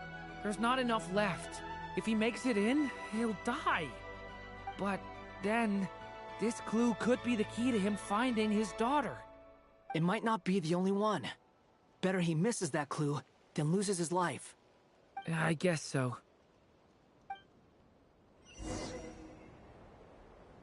Look, the gate ahead of him. Stop him, Durin. We can't let him get any further. You can't let him find the clue about it. God damn. That's my daughter's book! She's passed this way! Why? Why won't you let me go in? I've searched and searched and searched just for this! But how will I find her without any clues?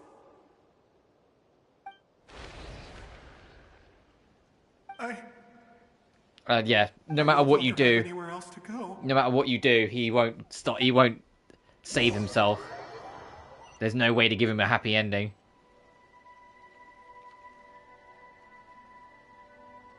I'm sorry. I'm so sorry. He refuses to go anywhere else. Whether he opens this door or not, all that awaits him now is death. We couldn't change his fate. Albedo? Hat Guy? Let's try one more time. I don't know how we're gonna do this, but I don't want to give up either.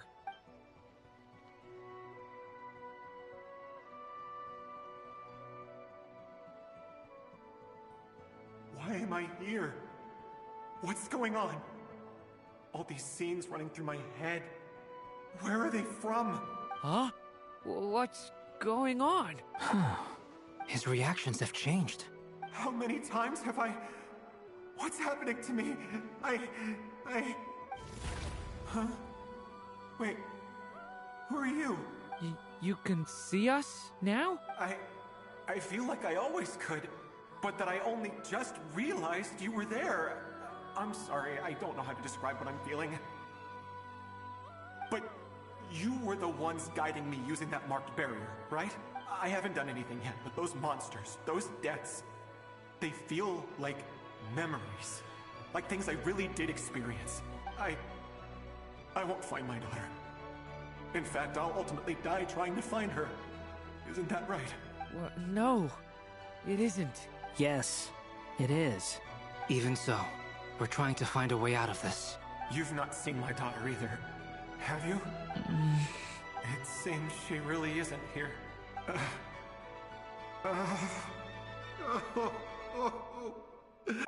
I'm sorry we couldn't help you. I'm just tired. Maybe this is destiny. Maybe it doesn't matter how hard I search. How long do I have left? Experience says 15 to 20 minutes. 15 to 20. Thank you for all your help. Let's rest a while. You look exhausted too. Now's not the time for you to start pitying us. It's not pity. I'm just realizing that I've only got 10 or so minutes left. You know?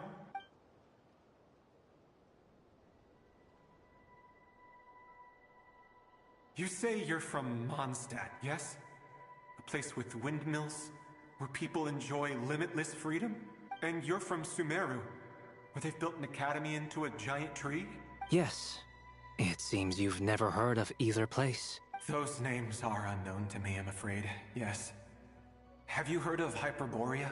I have, but I heard that it was destroyed in the distant past. I see. That was where my ancestors once lived. What about Delphi Pytho? Was it later rebuilt? I've never heard that name. Then what about Salvindagnir? I have seen that name on stone tablets on Dragonspine. But I'm afraid the only things left of that place are its ruins. I see. Sure enough, there was no way to turn this around, huh? I'm sorry. I was the one who asked to chat, but it seems like we're too many ages apart. There's barely any common ground to start from. It's all right. We did hear something new, at least. From how you speak of your lives, things must be going all right for you, I guess. They are. Mondstadt is a place of freedom and happiness. There's a lot of good people in the church and the Knights of Favonius, and even outsiders find that it's an easy place to feel at home. We have festivals a few times a year. Everyone gets together to drink, sing, and be merry. Sumeru is a lot more uptight. Not really the kind of place where you can relax. It's a nation fraught with problems wherever you look. But if all you want in life is to seek knowledge, I guess it's pretty much paradise. That's wonderful. In other words, after this all-devouring black tide passed, humanity did not merely avoid extinction, but rose to build prosperous civilizations anew. I mean, I can see you all right now. That must mean the future isn't a total mess, right? That's true. Well, time's almost up. Let's part ways, I think. Might be best if you don't waste too much time on me. The chances are slim, I know, but I'd like to spend these last few minutes looking for Spargana. If things work out, I'd love to tell her about what I've heard. May we meet again. Well, or not, most probably. In that case, may your wishes come true.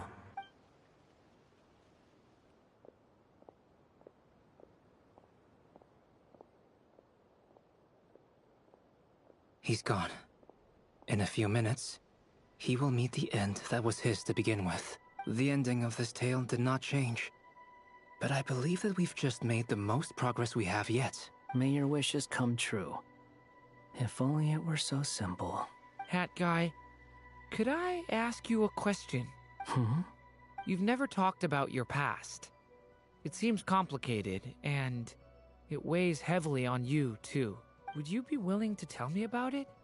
I mean, sometimes it's better to get things out in the open. Take that guy we try to help, for instance. At least he said goodbye with a smile, right? I know about Albedo's past. Our experiences are very similar, and he created me. As for you, you're my first friend, and you've of all the people to make a every friend step with. I've taken. But by comparison, I know nothing about you. Either way, I mean, we're still best friends. But Oh, if I knew Durin. more about you, Oh, buddy. I might understand your thoughts a bit better. I've told you about myself. I'm a student at the academia. And what did you do before that? Prepared for the entrance exam? All right. If you really don't want to talk about it, I won't press you any further.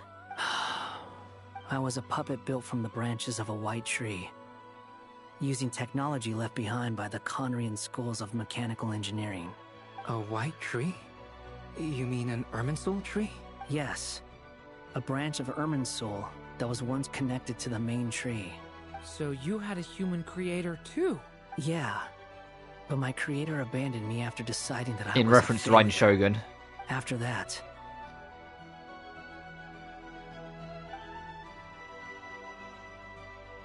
Oh, we've not seen this design of him for a while.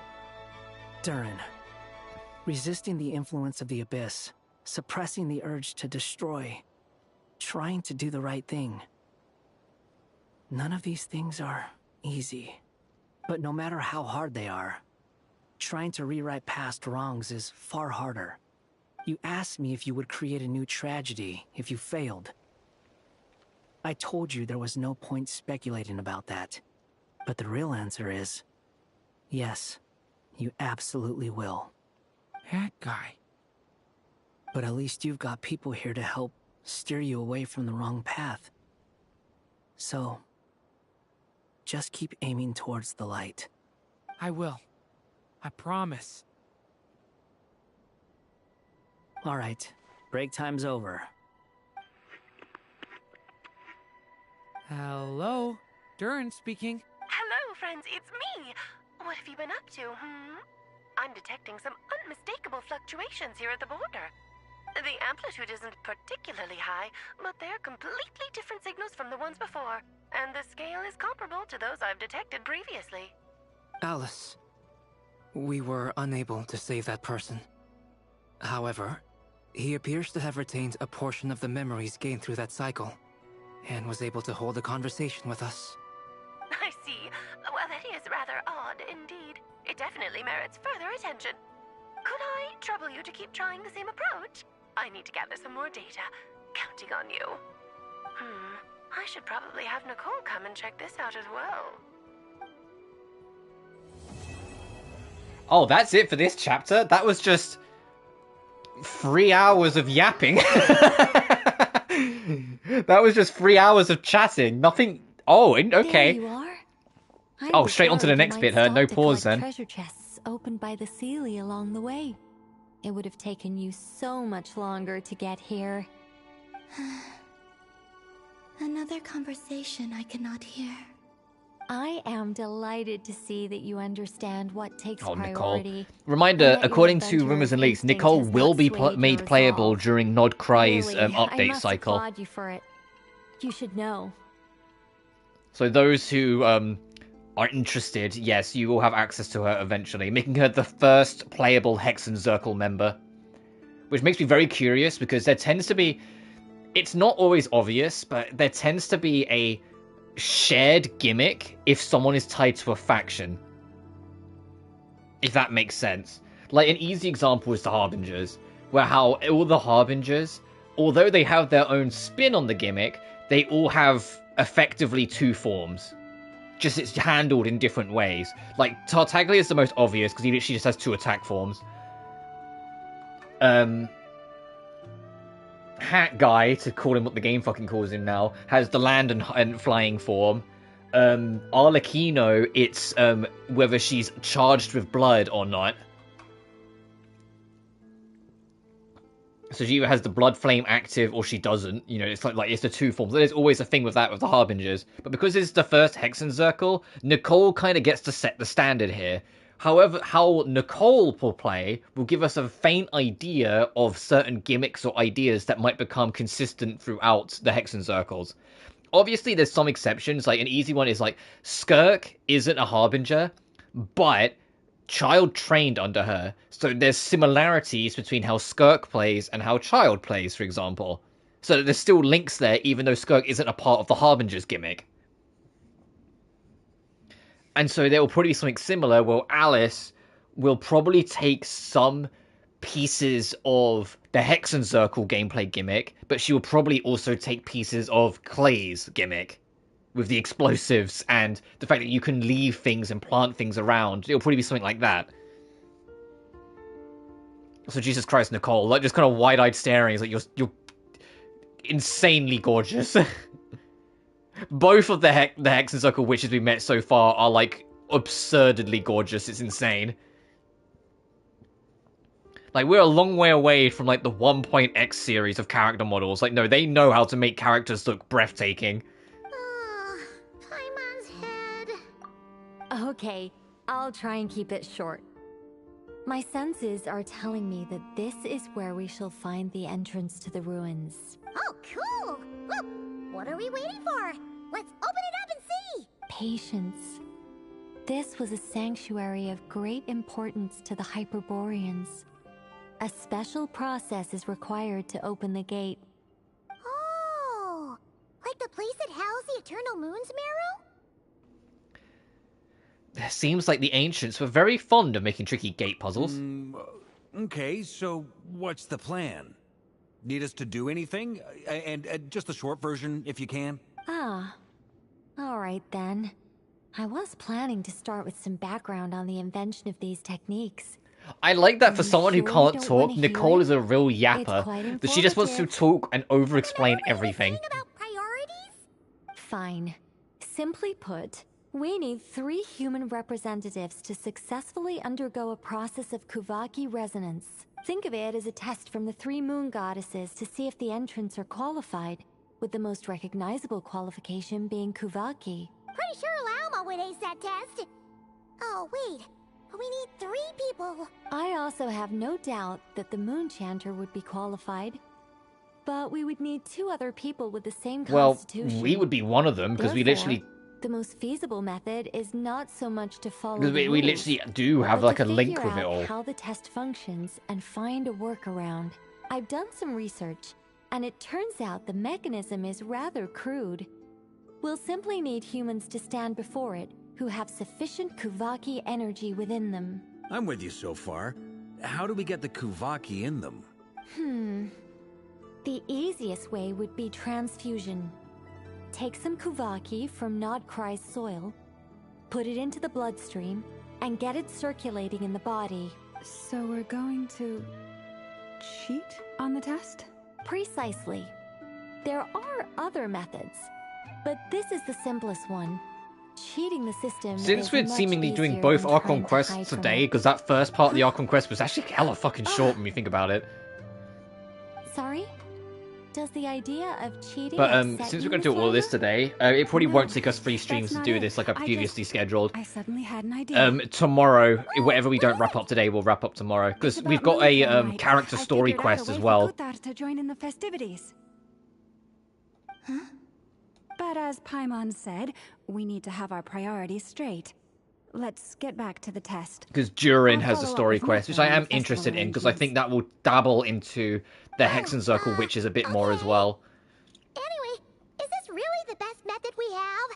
A Kuvaki transfusion sounds dangerous, no matter how you slice it. If you think that's dangerous, wait till you hear the other methods.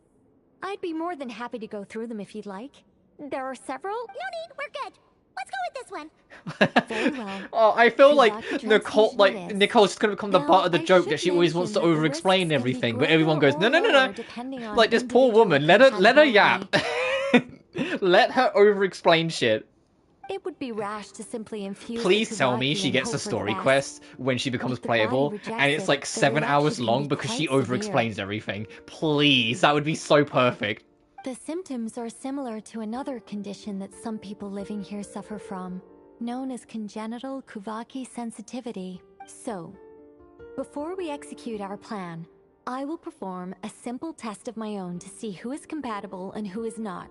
Once that is done, we will have to complete the resonance process as rapidly as possible. The participants must remain stationary while the Kuvaki circulates and bonds with them, and they mustn't eat or drink anything. What? No eating or drinking? Oh, you're gonna kill Paimon. That's some hardcore fasting. They'll all be monks by the time they're through. How long will we have to keep that up? 3 days. Oh! Oh, that's so long!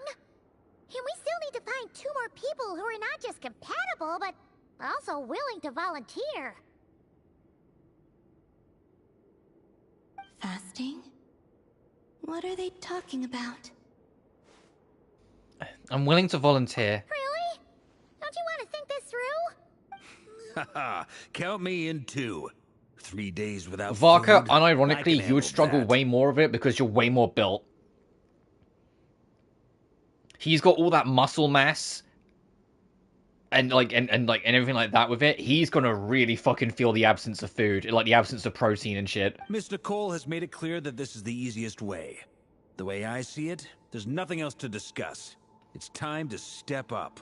Compared to having Columbina disappear completely, fasting for a few days is nothing. Yeah, you're right. In that case, Paimon volunteers to be captain of logistics. She'll keep the fires lit and grab some spare clothes to keep you comfortable. Good work, Paimon. Then we'll start with you first, Traveler. Please step forward. Will do.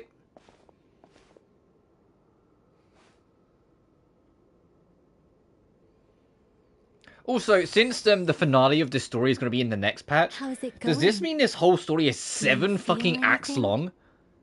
I think that's the first time we've jumped up to 7. It's usually 5.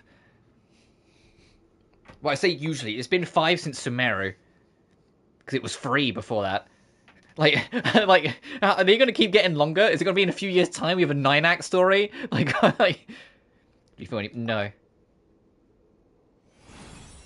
How about now? No. And now? Still nothing.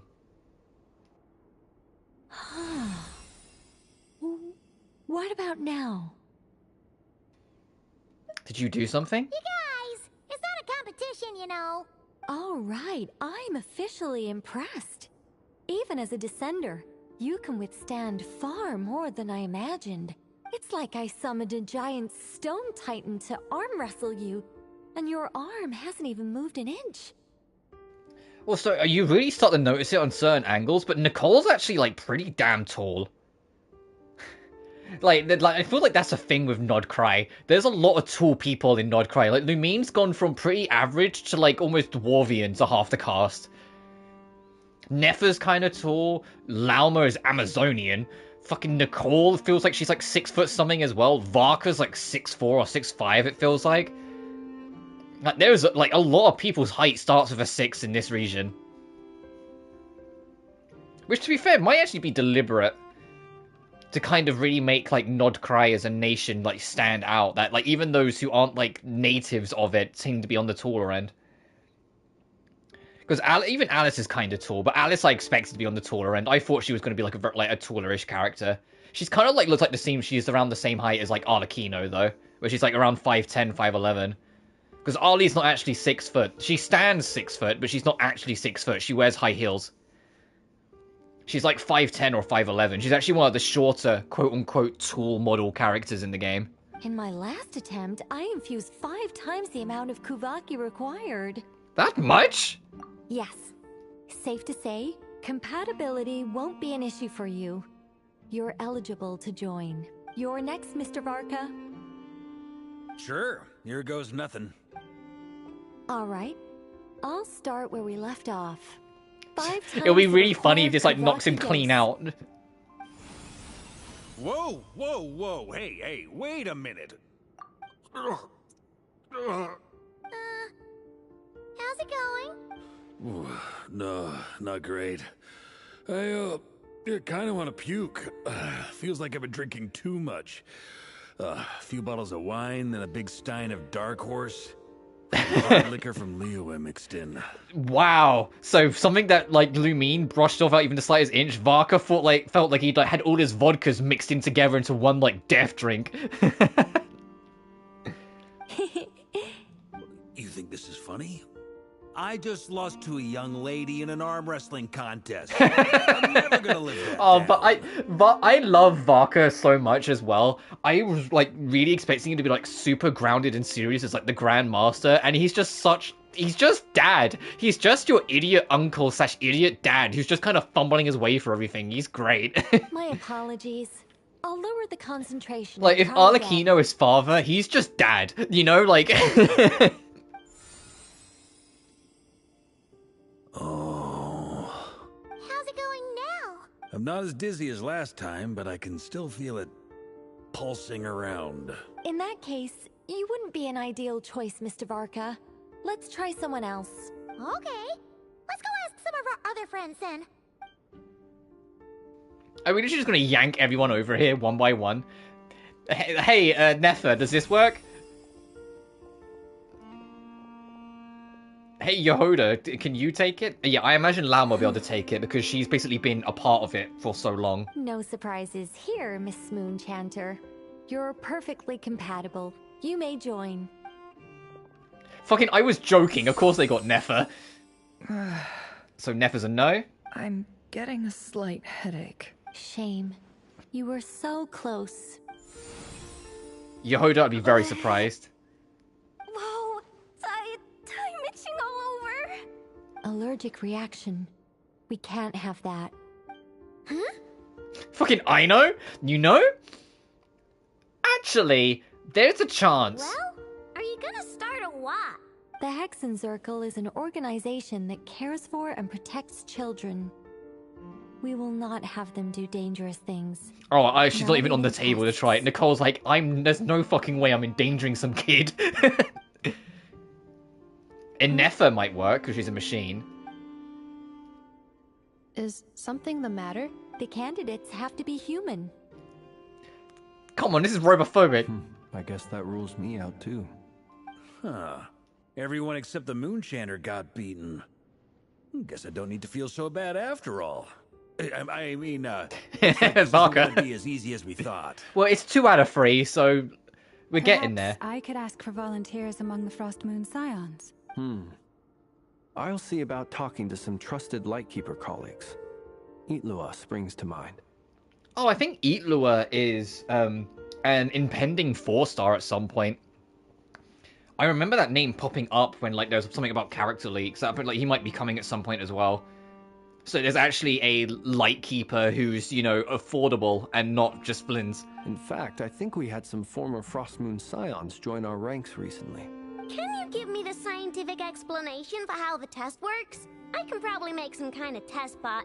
Then we can just zip through Nasha Town. going up to people and pressing a button to check their status. Wouldn't And that also be way slightly easier? inhumane, I know. No. Wow. No elaboration for once. How about I contact the Knights of Favonia's garrison in the Wave Chaser plane? Shame that Lohan's already left. And that guy's even tougher than I am. Strange. The moon goddess is clearly revered by many people.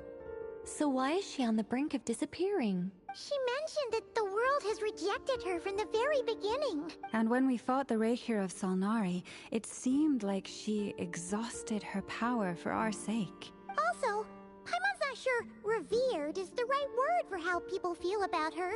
Gratitude, certainly. For my part, anyway. It's basic reciprocity.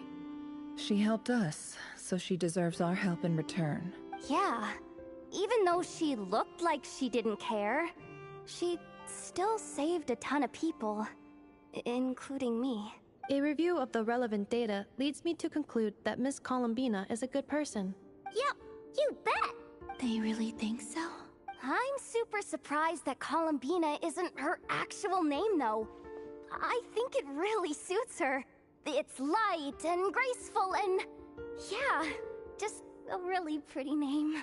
I know, right? Unfortunately, that's not our decision to make. Columbina. That was the code name the Fatui gave me. But it also came up in the song I heard when I was born. But... is that really all there is to it? What do I truly think of my own name? Is there anyone left who will still call me by that name? She told me to pick whichever name took my fancy. Why did I pick Columbina? Maybe because I felt she never wanted to become Kutar and be worshipped as a god. Moon Prayer Night is getting closer by the day. We're running out of time. We need to look for other candidates. Fucking yeah, Arlecchino will try it. Me to try. Yeah, if anyone actually stands a good chance, someone who actually has ties to the moons as well because of her being part of the Crimson Moon. Huh? What are you doing here? You contacted your friends via the Adventurers Guild. Sandrone has been keeping an eye out for something like that, so she informed me. Since I have the ability to accommodate a moon marrow, I should prove to be a suitable candidate.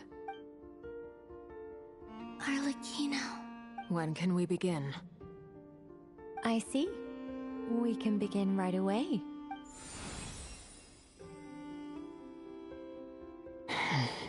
How was it? Did you feel any discomfort? Not at all.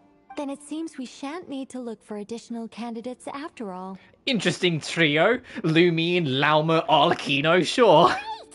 Cool. Alright, like Paimon said, the rest of us can take turns making sure the three of them stay But warm. yeah, we need to explain to Arlecchino, hey, you're going to be fasting for 3 days and 3 nights. Are you good with that? Then, my job is to take care of the caretakers. I will ensure everyone receives food and accommodation. Let's do this. No time to waste. I'm ready as well. As soon as I next get control, I am going to take another bathroom break, though.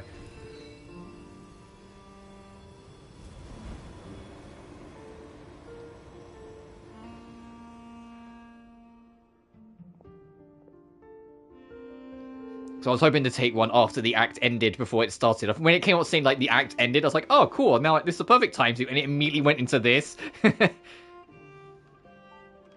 Oh, Bean is taking a nap as well, and they can't even tell.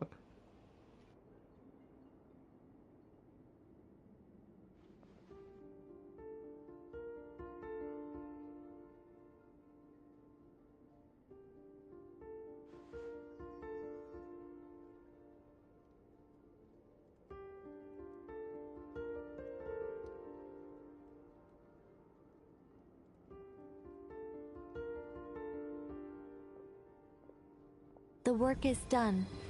The sacred scroll shut. The stars grow dim, the people silent. The white sun sets, the silver moon rises. O path to the temple, appear now before us.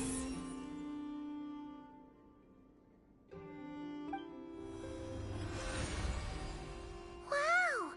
It really opened! So that's what all this is about.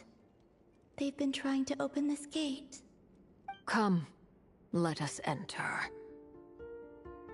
Wait. It might be best to eat something first. Yeah, all Take three care of them to have chew not properly had and anything. swallow slowly. It will give your body time to readjust to the digestion process. They will head in soon. They will need to enter this gate.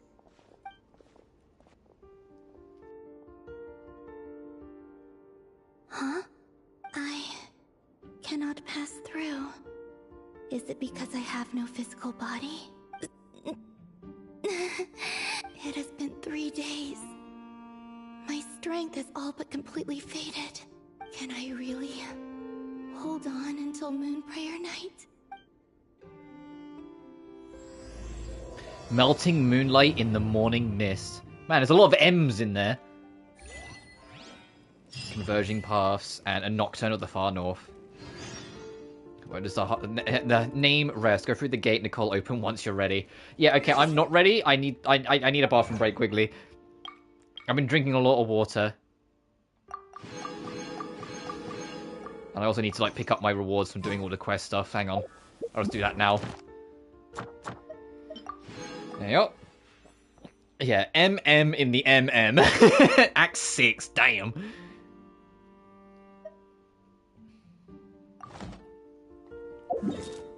BRB, gang.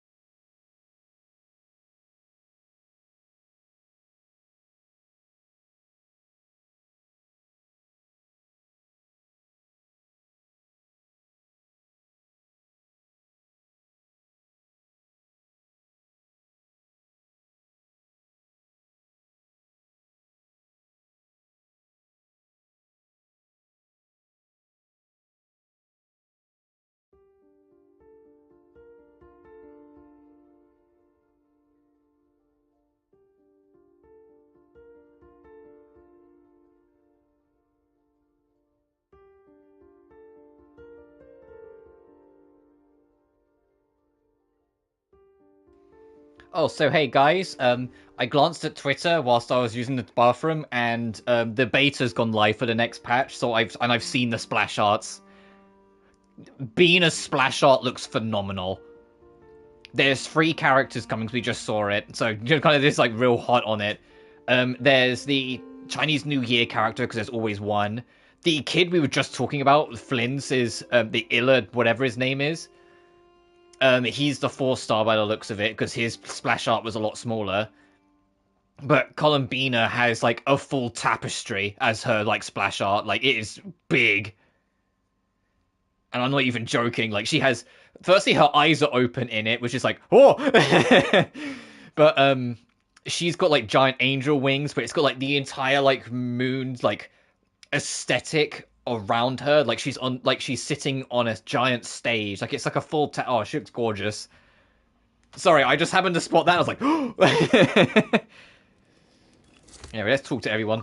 I have confirmed that you are all in good health. With that, my work is now complete. Thanks, Inefa. Congratulations are in order. So that also means I'll have to start looking at how she functions and where I'll be able to fit her. If she moves as quickly as she did in the Spirit form we played as earlier, she'll probably go over Yelan. Because Yelan, one of the biggest reasons I keep her, other than the fact that she's a fantastic sub-DPS, is because she's my fastest way to get around. It's good to know you're all well. Puts me at ease. Because the original plan was to have her replace Lauma, but like I said, we'll see. Phantom of the Sanctuary. Oh, it's just a domain. We're going straight in. Once a sacred place of the ancient Hyperboreans, its grand architecture stood as proof of their devotion to the moons. Yet now, even these crumbling ruins have turned to ash. The travelers should be well aware of the fact that of the fates that befell them, and the new beginnings born in its wake. You know, I was saying literally earlier this stream that it'd be cool to visit Hyperborea even as a domain. Yeah, I think that's literally where we're going now. Fucking gift of prophecy. I completely forgot to refill my water, by the way, but until I'm actually thirsty, I'm not going to worry about it. So usually when I got my bathroom break, I also need to refill my water as well, but I got distracted by the splash arts dropping on Twitter. From the distant past. That could mean they have some clues about the moon goddess's name, right?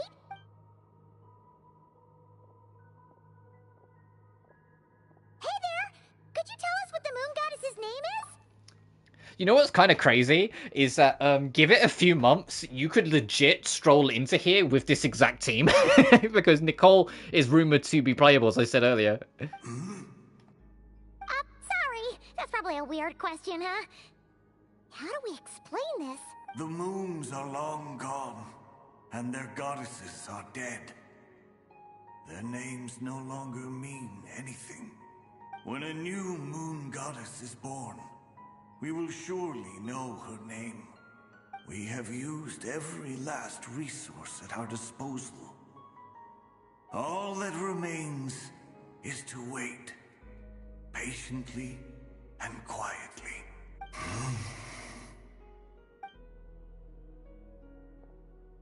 Were the people of the past all this devout? It looks like this phantom doesn't intend to converse with us any further. Surely the new moon goddess he speaks of must be Columbina. Alas, Kuthar's birth came long after the age in which he lived. Salvation did not come. But, maybe if we find a phantom from a more recent age, they might know Columbina's real name. True. Keep an eye out. We should be able to tell which era they're from by the clothes they wear. Nicole, has nothing to say on the matter? Yeah, you've been pretty talkative this whole time. What changed? Oh, nothing. I'm fine.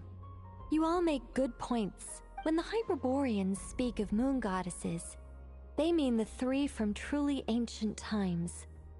I can't imagine they would know anything about our current moon goddess. There once was a time when the moon goddesses blessed them greatly and protected them from harm. So, when the war between the gods and dragons plunged the world into chaos, it seems they looked once more to the moons for help, praying for a new goddess to be born. Yeah, that checks out. Let's continue on. Who knows what else we may discover.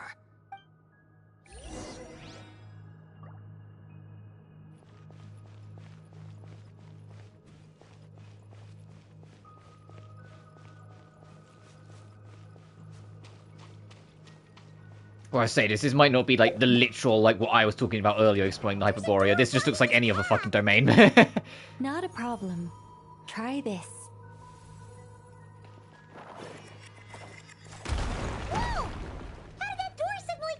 Next, we removed the thing powering it. This device was maintaining the door's integrity. Yep. Remove the core, and the device. Oh stops shit! working. Never mind. You know what this looks like? Fucking Enkinomiya. You know, like the space underneath. Is this our destination? Impressive. More precisely, this is a device. Yeah, this that looks will like help us the reach area our underneath destination. that one island in Let's Inazuma. go. We still have a long distance to cover. And unfortunately, because this is a domain, I'm not going to be able to take any photos or like put it into photo mode because that's just not how it works. Annoyingly.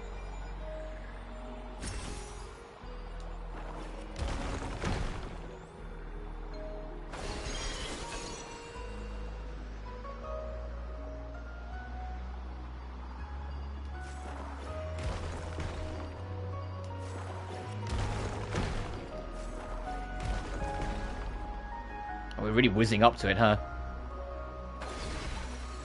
I kind of miss Enkinomiya. That was one of the most, like, genuinely unique and fascinating areas to explore in the game.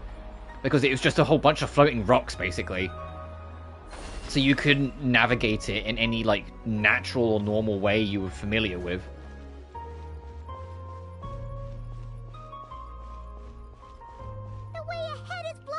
I say that, the area that was in, that extra area that was in Fontaine, I forget what it's called, where it's all underwater, was kind of unique as well because of the fact it was all underwater.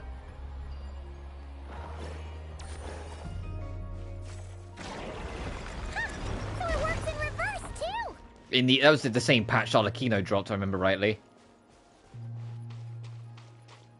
That said, I am looking forward to the next patch, not just because of Bina and such, but also because the next patch is confirmed to actually have new land to explore. As I said, I jested about it earlier, but it is kind of like, man, we're a long way away from, like, Sumeru and Fontaine, where it felt like there genuinely was, like, a new area to explore, like, every other patch. Natlan, we knew why Natlan got slowed down. It's because Natlan has a lot going on with its land mass, with all with the main gimmick and its traveling and all the extra colors with it. It was just a lot more going on, so it took more time. Old. Nicole, this is probably your area of expertise. What do all these paintings mean? Let me see. But Nodcry, it feels like part of it's probably just because of the fucking Roblox mode, just taking up so much time and resources, but what do I know? The War of Funerary Flame. I shared a little of this with Lauma before. Yes, I think I follow. The dispute between the Moon Sisters, the transformation by Nibelung. Sounds like a long story. Maybe it's one to save for when we get back. Oh no, it's no trouble. I'd be delighted to share the tale again. Uh-oh, Yappa McNicole is on it again. Tevat's 3 moons and their goddesses were brought into being by the will of Nibelung, the then ruler of Tevat. But when the heavenly principles came, they changed the world completely, down to its Those who don't pay that much attention to lore, this is your free ticket to get caught up on Nibelung and the Heavenly Principles, so pay attention. But the Heavenly Principles did not view them as heretical entities that had to be removed. Essentially, the 3 moons existed to keep this planet alive and operational, which did not directly conflict with the Heavenly Principles' aims. Nevertheless, the inherent precariousness of this arrangement would soon be revealed. Nibelung returned. Yes. He did, and thus began the War of Funerary Flame, a battle for dominance between Nibelung and the Heavenly Principles. Discord would soon emerge between the 3 Moon Sisters. One would voice the opinion that they should follow Nibelung, for it was he who first hung the moons in the sky. Another would argue that taking sides in the conflict would only bring the world closer to ruin. There was no telling where it would lead, especially since their creator had returned, bearing the perilous power of the Abyss. Nibelung would eventually discover their disloyalty. He had all three imprisoned before transforming the moons into weapons with which to fight against the heavenly principles. What? Weapons? Yes. The very moons that had once defended the planet became instruments of death and destruction, striking terror into the hearts of all living things. And although the heavenly principles and the three moon sisters had once been at peace, it now seemed that the moons posed an unacceptable threat to Teyvat. It is possible that the heavenly principles did not know of the goddess's imprisonment. If so, the weaponization of the moons would surely have been viewed as an intentional breach of the peace agreement. What happened then? Regardless of who knew what, when, the heavenly principles shattered two moons and flung the other beyond the skies. Whether the goddesses managed to escape Nibelung's captivity after his fall, nobody knows. But this much is certain. From that day on, the moons no longer belonged to Teyvat. The rejections slowly drained their power until eventually they passed away. So that's the full story. You say the moons ceased belonging to Teyvat from then on. Why then would Columbina be born here? That is perhaps due to the lingering connection between the Frost Moon, which was not shattered, and this world. You could see it as the three sisters' dying wish. They never desired war. All they ever wished for was to protect this land. I see. If the final fate of the three goddesses is as you say, then Columbina faces the same grave danger. Our investigation has yet to bear fruit. We must hurry. Yeah, you're right. Let's keep going. Yeah, and I'm glad that all of that was actually explained in a full quest and not just something you read up on in books, which has been up to this point, because that's important. Nibelung, the Moon Sisters, what happened to the moons, all of this shit's important. Really fucking important. And it's always been kind of like a bugbear that some of the most important lore stuff that I know will be relevant later has been stuff you have to go look around for, find books around the map, read shit up, or, you know, do very precise side quests and, like, things like that, you know? Like, you have to do a lot of digging to find a lot of this stuff that's super relevant.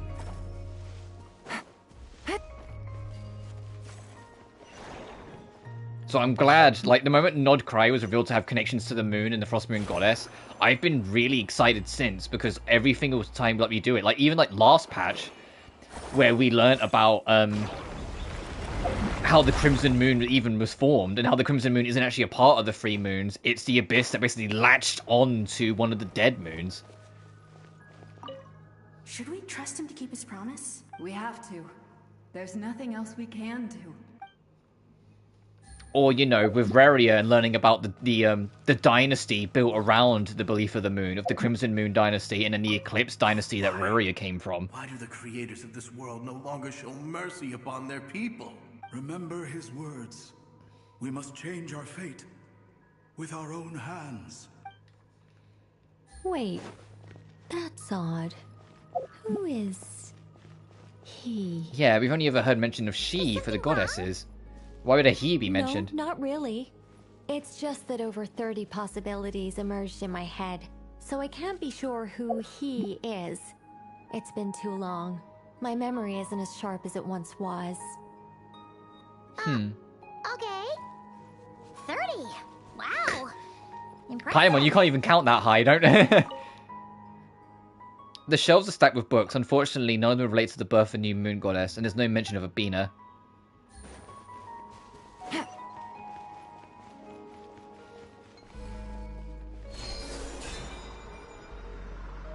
Like, Paimon, literally earlier today, you struggled to figure out how many zeros was on 1,000, so don't give me that.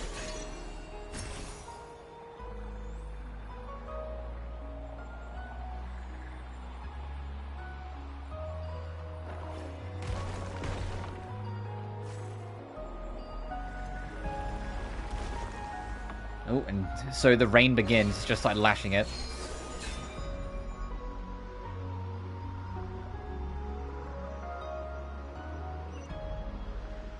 It sounds like my window's open ajar. Like, I can really hear the breeze. I might have to check. With how, like, super fucking gusty it's been, I wouldn't be surprised if, like, one of my windows has, like, been knocked off the hatch slightly. Because it has been genuinely kind of like insane the past few days. That being said though, I'm not cold, and it's been real fucking cold outside, so I don't know.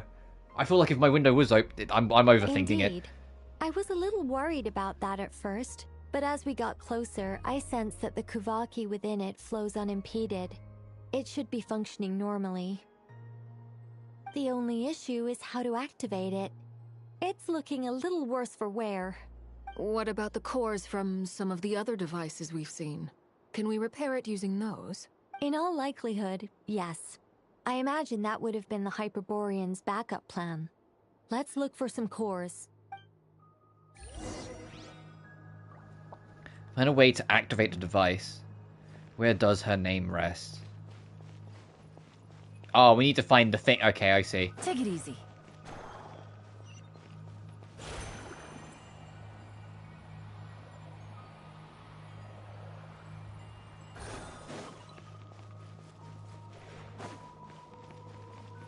I know I'm supposed to go in there, but I want to poke around, see if there's anything hidden. This is the first time we've actually visited and touched base with anything remotely resembling the moons, so forgive me for being curious. I do think, like, the more, especially Nodcry's really affirmed it for me, that I do think at some point in Genshin's life, one of the locations we'll go to will be one of the moons. The Frost Moon, the most likely, because it's the only moon that's not dead. It got flung to the furthest reaches of space, but it still exists, you know? The other two moons are dead.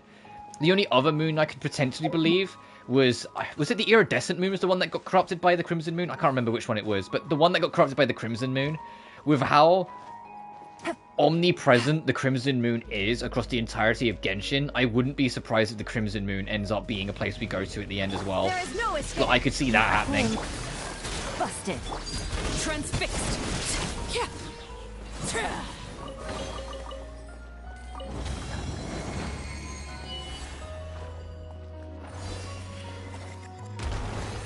That's one. Oh, you want me to put it over there first? I guess to get both.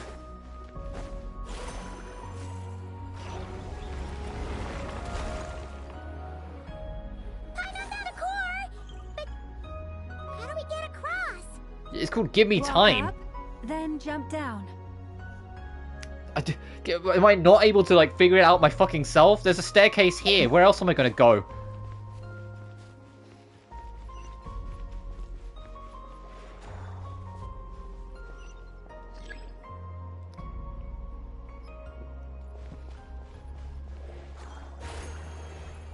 Do I need to bring the device up here? Hang on. Yeah, yank that from here.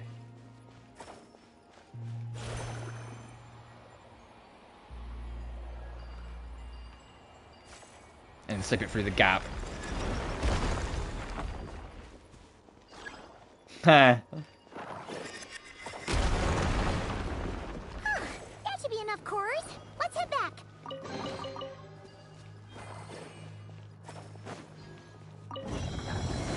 Hang on, let me drop this one down, then I'll go get the other one.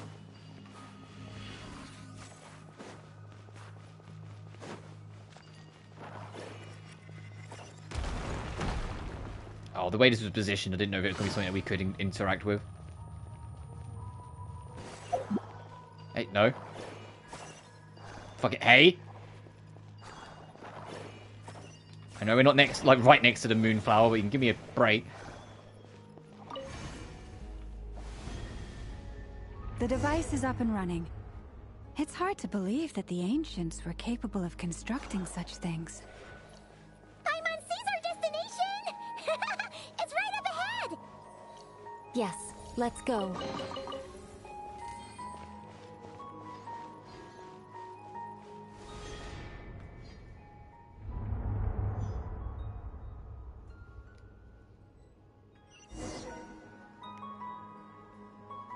Explore the space deeper within. Ooh, hey! Moon! That just looks like a picture of our moon. That just looks like something that they just got from, like, NASA's reserves.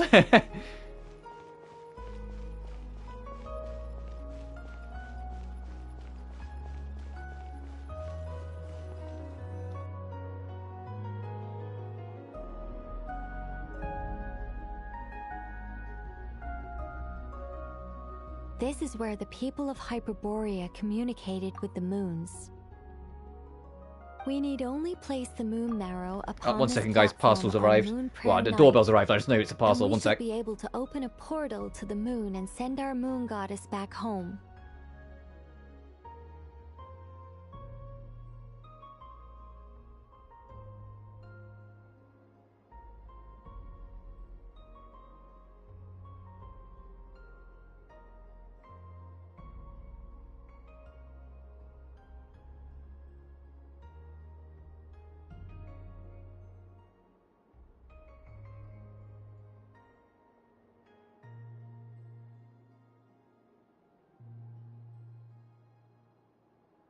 Alright, I'm back. We need to place the moon marrow upon this platform on Moon Prayer Night, and we should be able to open a portal to the moon and send our moon goddess back home. The assumption being, of course, that we can find her first. I've got a question. The moon is beyond the sky, right? That's right. You want to know if it's safe there, don't you? Exactly. It might have been corrupted by the abyss. And yet, she has no choice but to return.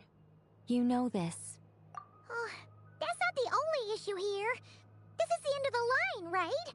We've explored everything we can. And despite looking at historical artwork and talking to people from Hyperborean times, we're still no closer to learning Columbina's name.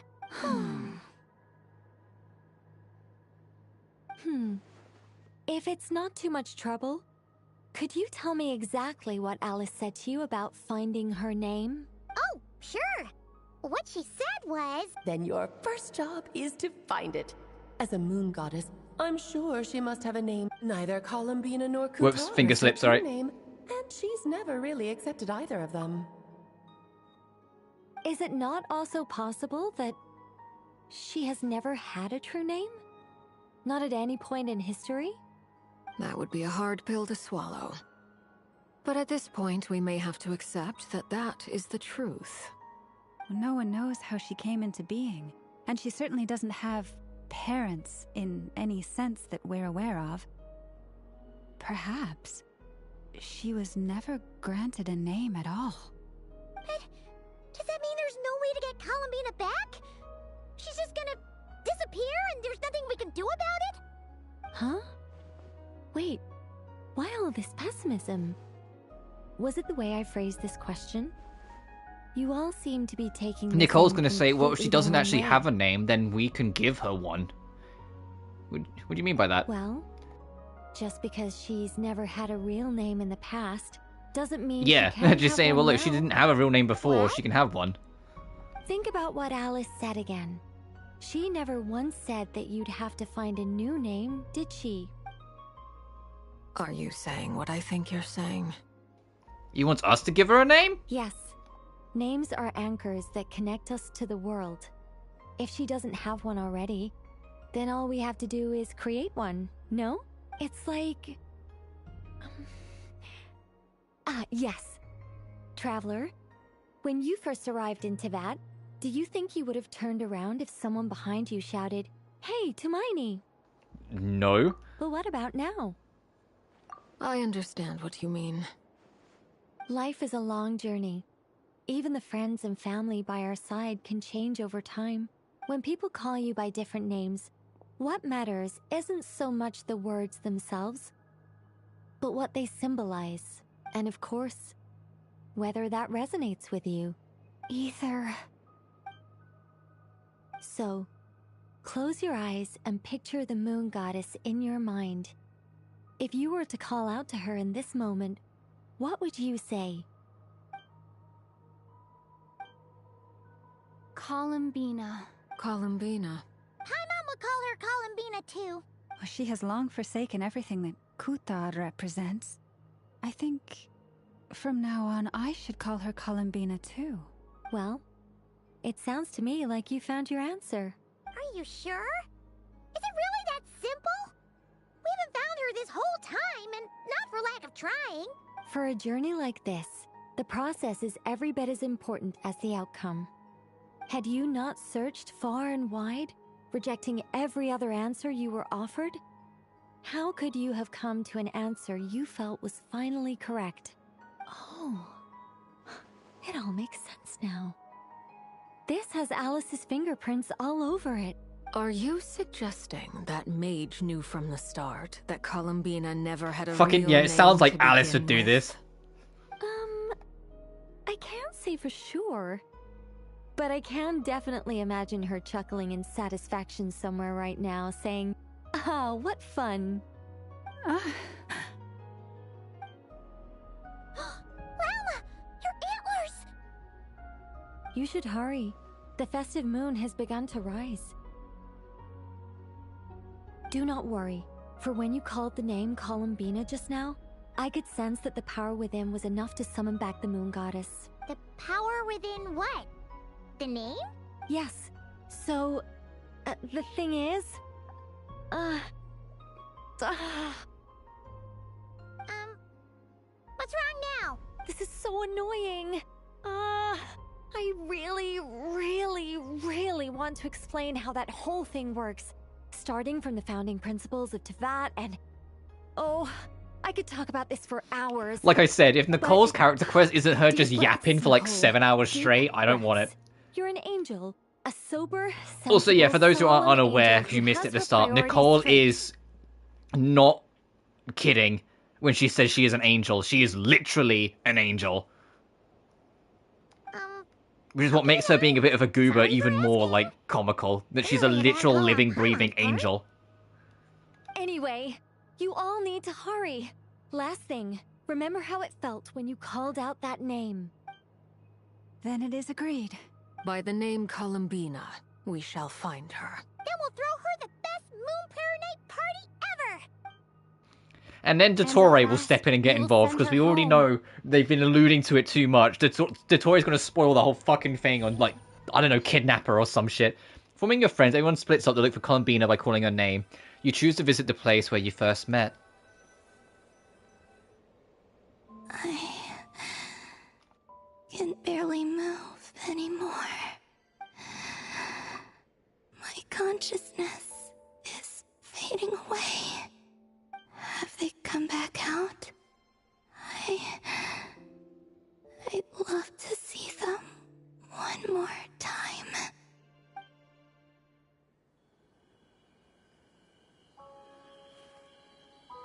They didn't make it.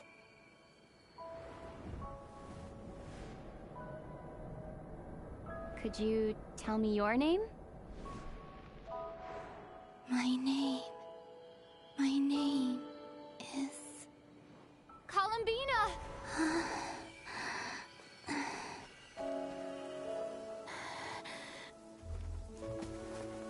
Columbina! Are you here?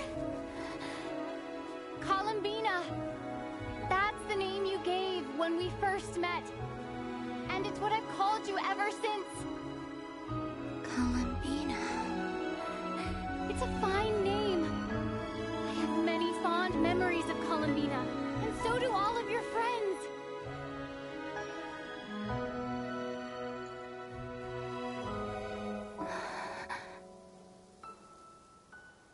If you like this name,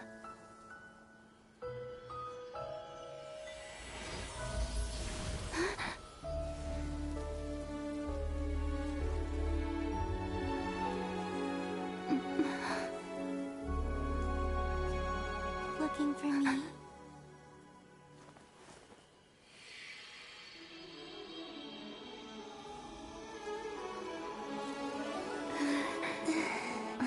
Aww. I like it. You can carry on using it. My name is Columbina Hyposelenia. Aww. Oh, that was so sweet. Columbina Hyposelenia. That's a wonderful So yeah, she's name. completely embraced it. Columbina is her name. It's not her title anymore. Columbina Hyperselena. And Hyperselena is then in reference to Hyperborea. I never thought that Columbina would become my real name. And it doesn't say the damselette on her subtitle anymore. But She's completely embraced after it. I met you and my other friends, the things that this name stood for slowly began to change. It went from being a Fatui code name to something my friends call me. How much she's changed since we first met. She never used to share her innermost thoughts. What is it? Why aren't you saying anything? I'm just so happy for you. Thank you. So, where's everyone else? We can go and meet them very soon. Everyone went to different places to try calling your name. Great. I'd like to thank them as well. Everyone's done so much for me. Searching for my name, entering those ancient ruins. Huh? Wait, so you were... Yes, I was there. Not physically, but my consciousness was still holding on. I followed you the whole way. Starting from when? You turned around and called out my name while you were in Nasha Town. Do you remember? Oh, so that's what was... I could have sworn I felt someone pat me on the back, and deep down I think I knew it was Columbina. Let's go. We don't want to keep them waiting. Sure. In that case, come with me. But... Before that... Could you call my name one more time? Sure. Come with me, Columbina Hyposelenia. Oh, I love it. And I know Dotori's gonna come and fuck it all up. I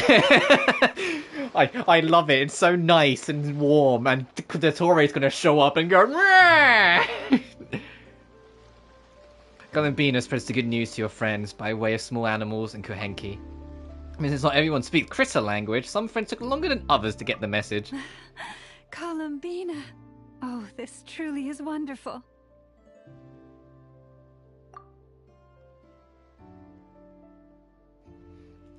Expect a lot of this, Bina. I think everyone's going to give you a cuddle. Llama, I can't... Oh! Oh no, she's getting the anime treatment. She's getting buried in the boobs. Ha-ha! Just in time for Moon Prayer Night. It's good to have you back, Miss Columbina. Yeah, we were worried sick. Thank you, my friends. With your help, I now have a name that belongs to me. Columbina Hyposelenia. Where's the second half from? You added it yourself? That's right. It means... Born beneath the moon. Yes. And by extension, it can also mean born beneath this world. A fine name. Now, as much as it pains me to interrupt this beautiful reunion, I feel obliged to remind you that the Moon Prayer Night celebrations in Nasha Town have already begun. Don't you want to enjoy the festivities? There's so much to see and do. Oh yeah, I absolutely know where this is going. We're gonna have a great fucking time in the festivities and be all happy and hunky-dory, and then Dotori's gonna show up and fucking spoil everything and probably kidnap Columbina for his own nefarious affairs. And then that will be the plot twist, like, cliffhanger ending to make us wait 6 weeks for. I fucking see how this goes. Why'd you turn into Dodoko? So you're Miss Nicole. Thank you for helping us, and for helping me find my name. It's nice to finally hear your voice. You're quite welcome. Guiding lost people to hidden treasure is what we Seelie do. And if you ask me, spiritual treasures are far more precious than material ones. Chests are all well and good, but this was what it's all about. Oh, so satisfying. Anyway, I had to go help Alice. It seems like she ran into some trouble. That's why I couldn't be here in person. But don't worry, we're with you in spirit. We'll be celebrating right along with you. Keep an eye out for the Hexenzirkel's festive stalls in Nasha Town. I think you'll like what we came up with. Alice said she even managed to rope B in this time. Oh, I don't know all my Hexenzirkel witch names to know who B is off the top of my head. But there's Rheindotter, there's Alice, there's Nicole, there's... the one that's technically Durin's mother, I think that's Witch D? The Frost Moon Scions have also prepared various attractions. I believe Aino and Effa and their crew are setting things up as we speak. On that note... Or H. It's D or H. I can't remember off the top of my head. Request I made. It's all in hand. Yehoda is on site to ensure that everything goes off without a hitch. Wonderful. In that case, Traveler? I got it. Huh? Come on, Columbina. It's time to celebrate the best Moon Prayer night ever.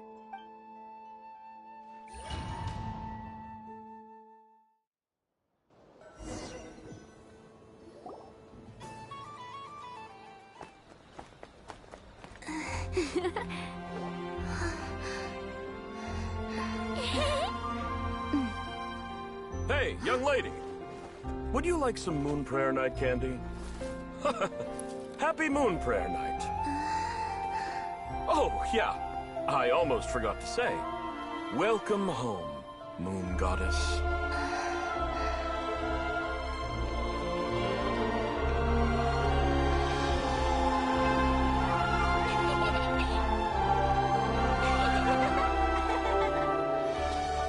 Welcome home, Moon Goddess.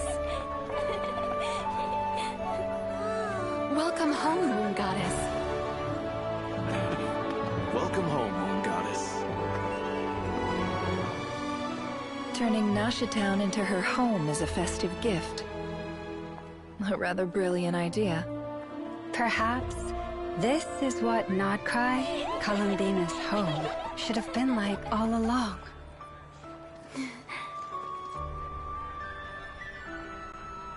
Thank you for the gift.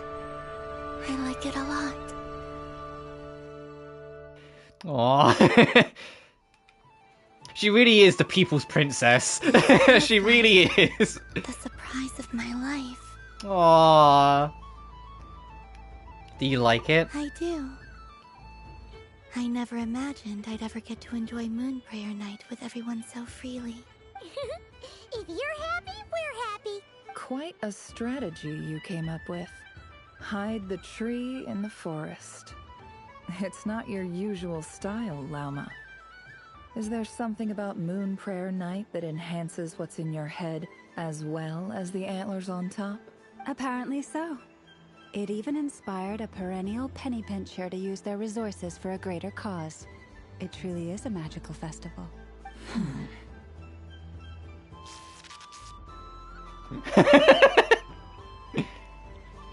I see it now. This bickering is actually a sign of a strong relationship. Yeah, Bina's a shipper between the two. Bina gets it. Huh?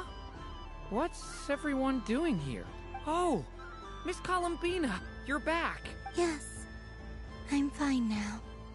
Thanks for your concern. How's your progress with Alice's assignment? Very well indeed. I've never heard her sound so excited. Isn't she always quite excitable? Not like this.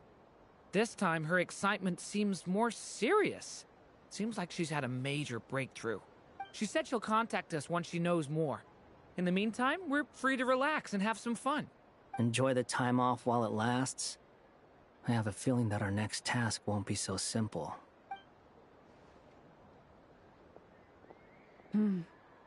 I should go. I still have a few things to attend to at the Frost Moon Scion stall. And I think I'll take a look around. With any luck, this once-in-a-year festival will come with once-in-a-year opportunities. Hold up a second. Where's Varka? I believe he made a beeline for the flagship. He went straight to the pub. Fucking goddamn him. That's Mondstadters for you. Yep, that's a monster for you. You fucking pub fiend. Goodbye for now, Columbina. I hope you have a wonderful night. I will. Well, in that case, don't just stand there. Get up there and have some fun. You'll definitely get a warm welcome at every stall. Oh, also, take this map with you. It's a guide to the festival. Oh wow, this is an actual fucking thing. The Moon Prayer Night pamphlet. Oh, it's an actual thing! Uh-oh. I didn't realize this. Head to the Frostmoon Science booth area and talk to Yehoda to play it. Head to the Hexen Circle booth to play that. Hexen Circle. The Nashatown booth area to play that. Nashatown booth. Frostmoon Science booth. Okay. The Frostmoon Scion stall is over we're here, Lauma's invited a whole bunch of cute animals to celebrate too. Over there is the Hexencircle section. Alice seemed more excited than anyone about this festival, so she insisted on making it a grand affair. Oh, and then there's the Noshitown local specialties, including... Actually, forget that. Better if you go check them out for yourself. Thank you. It looks like a lot of fun. Enjoy your moon prayer night. You're not coming with me? We'll be around. But don't you want to browse by yourself for a bit first? We'll be nearby. Yep. If you find something you like and want to try it out together, just give us a shout. We'll be right with you. Otherwise, just relax and enjoy yourself. There's so much on offer, so try to experience as much as you can. We're just kind of like dumping our kid and leaving. It's like, well, we're not leaving. We'll keep an eye on her. But it's like we've just taken our kid to Disneyland. And we're like, hey, look, go run about. We'll be around. We'll probably run into each other while we're browsing. Oh, she's so happy. Off I go. Have fun. Where should I go first? Yeah, this is what I get to show it for those who missed it. She moves a bit differently than everyone else. You can kind of see. Like, this is her walk. This is her jog. And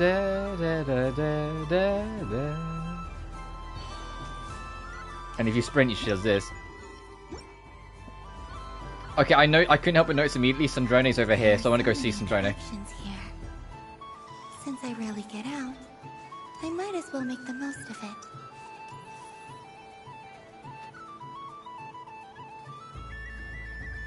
Let's go see her girlfriend. Well, well, look who it is. I heard someone went and disappeared on us the moment we let her out of our sight. They looked all over for you.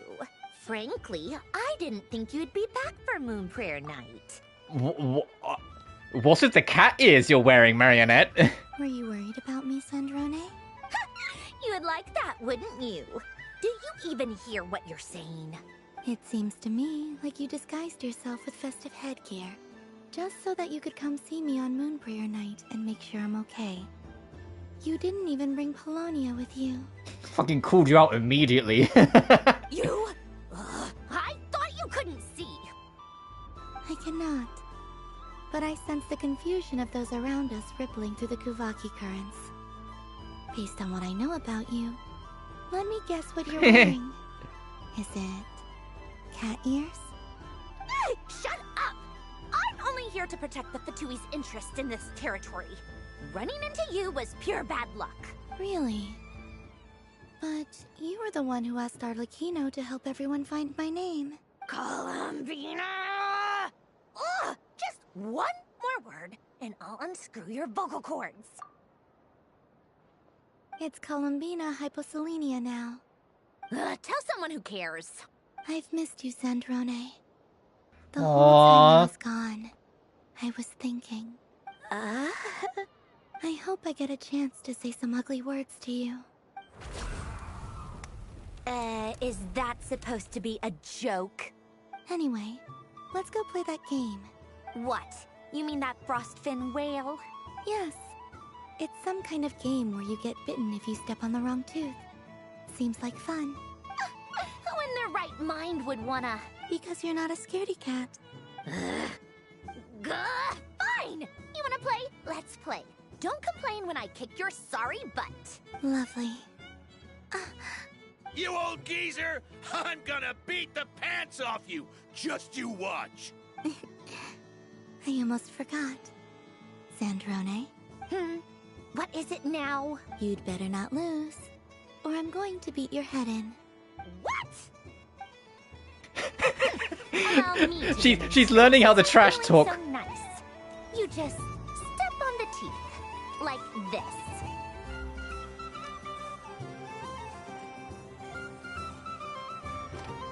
Uh-oh. Which should I pick?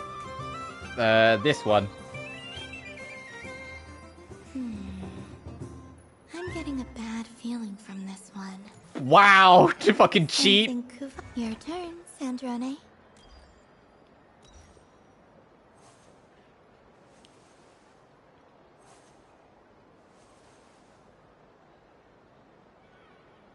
I like how they animated her, like, actually stepping up onto it. They could have just, like, moved her on, but no. Don't come crying to me if you get bitten. Yeah, she knew. Yeah, she's a little cheat. That's so adorable. This one. Because we don't know. There are less and less teeth remaining. Uh-oh.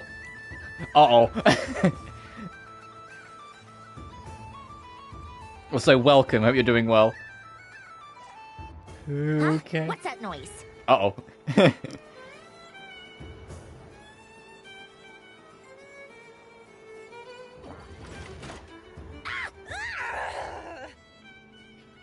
I think you might have picked a bad tooth, Sandrone. Shut it! Thank you too. Awesome. Do you need any help? It seems like you're stuck. No! It's just a blasted toy! How is its grip this strong? Stop laughing! Alright. Well, you lost. So just like I promised... Hey! What are you doing? Are you seriously? Hiya!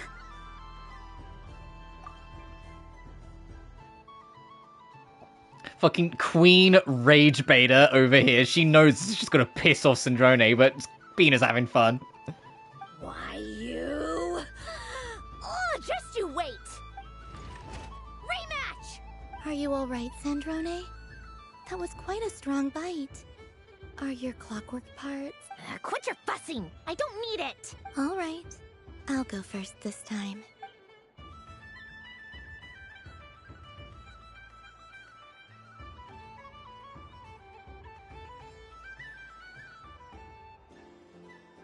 I see it now. She can sense which teeth are rigged. So I just need to avoid the same ones that she does.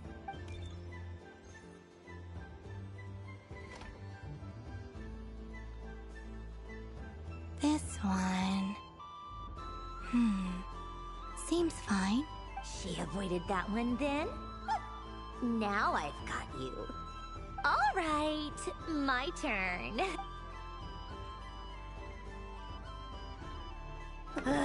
Is she gonna get conked again? Yep.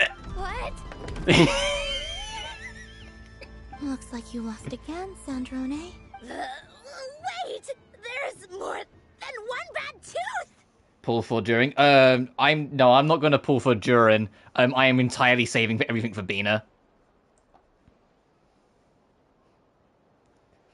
Like, I care a lot about Durin as a character because I care about the lore and story of the game and whatnot, and so I will be covering his character story as well. Probably not today. We're going to do like the main quest today, and then probably do Durin's story quest tomorrow. But yeah, no, I've been saving everything on Little Miss Moon Goddess, but I've been saving for her for a while now, so. Bonk. I'm glad I went to this one first, of all the games to go to.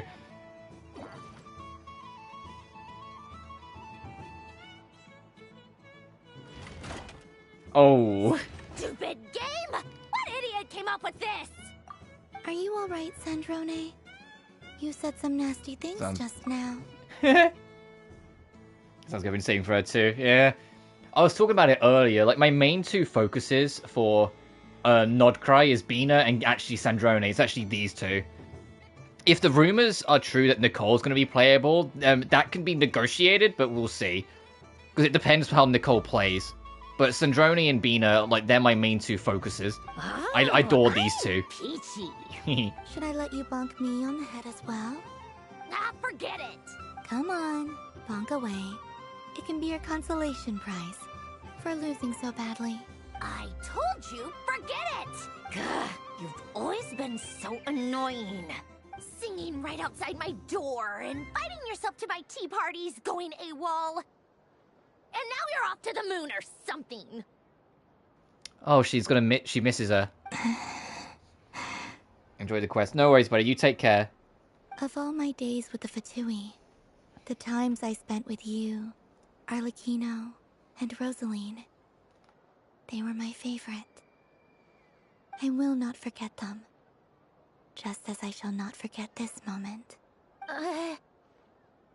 We'll always be friends, no matter where we are, right? Who'd want to be your...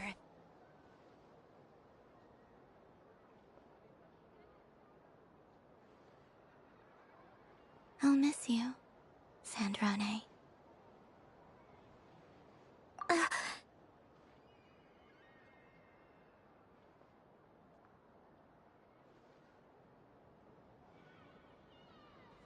Oh, my heart.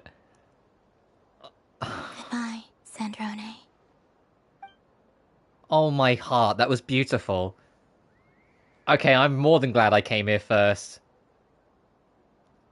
She looks like a fucking wet puppy now. Especially the cat is. Just like a wet kitten.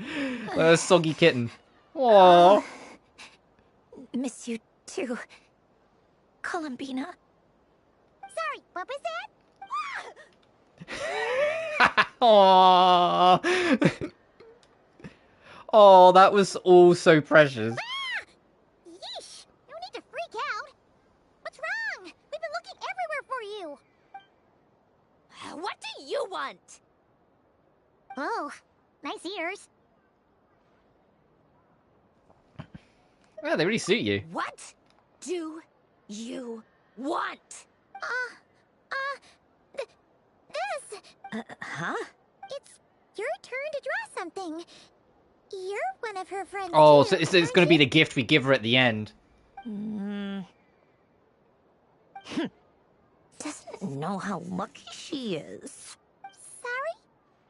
Nothing. I'm done. Take it. Oh, that was fast. Oh, and one more thing.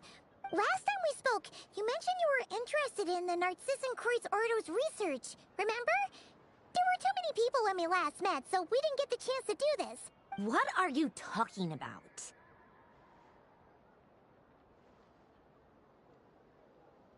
We'd like you to have a look at this. This is... Oh.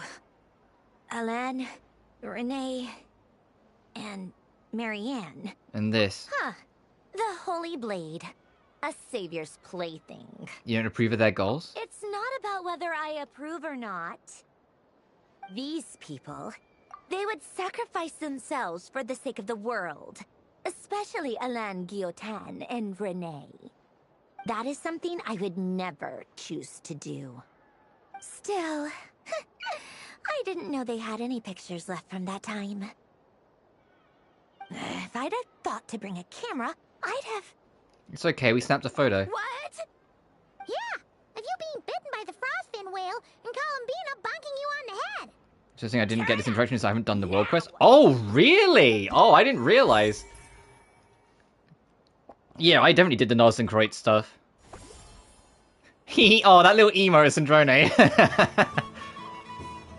Alright, let's go back on our fun, happy days.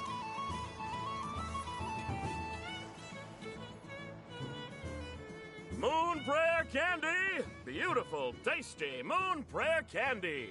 Buy a whole box, share it with your friends and family! Candy? To share? I wonder what flavors everyone would like. Welcome home, Moon Goddess. Fancy a box of Moon Prayer Candy? Sure. I knew you would. Now, what flavor would you like? I'm not sure. What flavors do you have? Is this for yourself or as a gift? A gift for my friends. Ah, I see. In that case, I'd recommend apple, lockaberry, or midsummerberry. Those are the most popular. Do you have nocturnal blossom flavor? Huh. I've seen couples give those as gifts before, but I did not know they were edible. No? Okay then. Moonfall silver? You did say this was for friends, right? Maybe smetana then. Hey, now that's a creative idea! I've never tried it before, but if you're happy to wait, I can see about whipping up a batch on the spot. While we're at it, you got any other ideas? Green grass, kumkake, extra strong coffee. Bina describes the flavors that come to mind. The scent of exotic candy soon draws over the nearby children, who excitedly form a line. Before long, everyone's brainstorming new ideas for flavors. Smoked fish steak, berries and fried meat, rain-soaked moonprayer blossom. The stall owner, peppered with expectant gazes on every side, lets his courage soar free, and colorful candies are placed in the box one after another. Here you go. Every flavor you asked for is in there. Thank you. I should be the one thanking you! You brought me a whole bunch of new business. It's like a genuine blessing from the moon goddess. I hope you and your friends have a lovely night. Aww. A shorter one, but a sweet one. Does Sandrone say anything else, or she just tell us to fuck off? What's there to see on that moon anyway? Let her go up there and cry alone. See if I care. Would you like some moon prayer candy? You're giving me candy? That isn't like you. This had better not be some weird prank. Coffee flavor? I thought you hated coffee. It's extra strong too. You didn't do all this just for me, did you? Hey! Don't take it away! I never said I didn't want it. I mean, you can't unmake the candy now.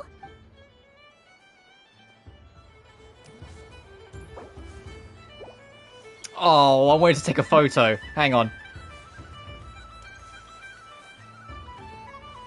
Like fucking Sandrone with the fucking cat ears. Hang on. Oh, did I just catch her blinking? My habit of taking screenshots and accidentally catching characters mid-blink cannot be understated. It happens so fucking often. Yeah, thankfully I didn't.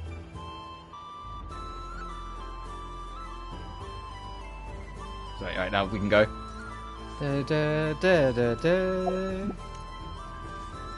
Right, Aino's over there, Dory's over there. We're there. Varka.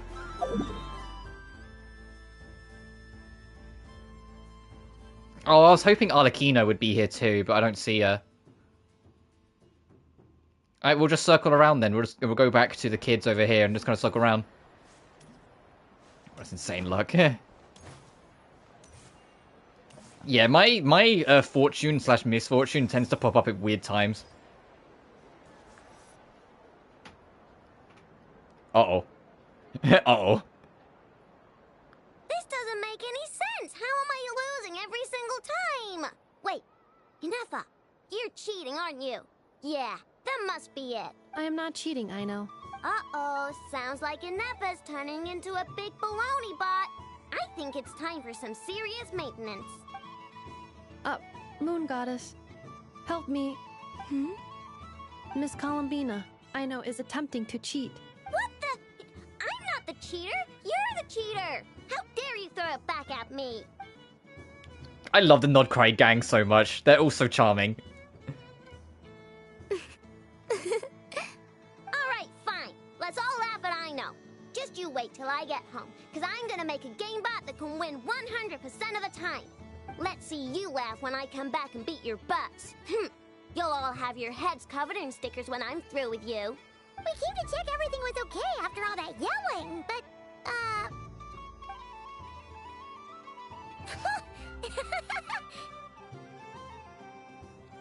What are you playing? Whatever it is, it sounds like cheating is allowed. Right, they're also unique and interact so well. Yeah, I mentioned this a little earlier, but I feel like... Each round, they draw draw one from Kuhenki from their their opponent. opponent. It feels like, because this isn't as heavily tied to like the main focus of the Archon quest of the Nosei and, you know, the Saritsa's plan to breach Celestia, like this is like separated a little from that. It gave them the opportunity to kind of like reach out and expand it a bit more, if that makes sense.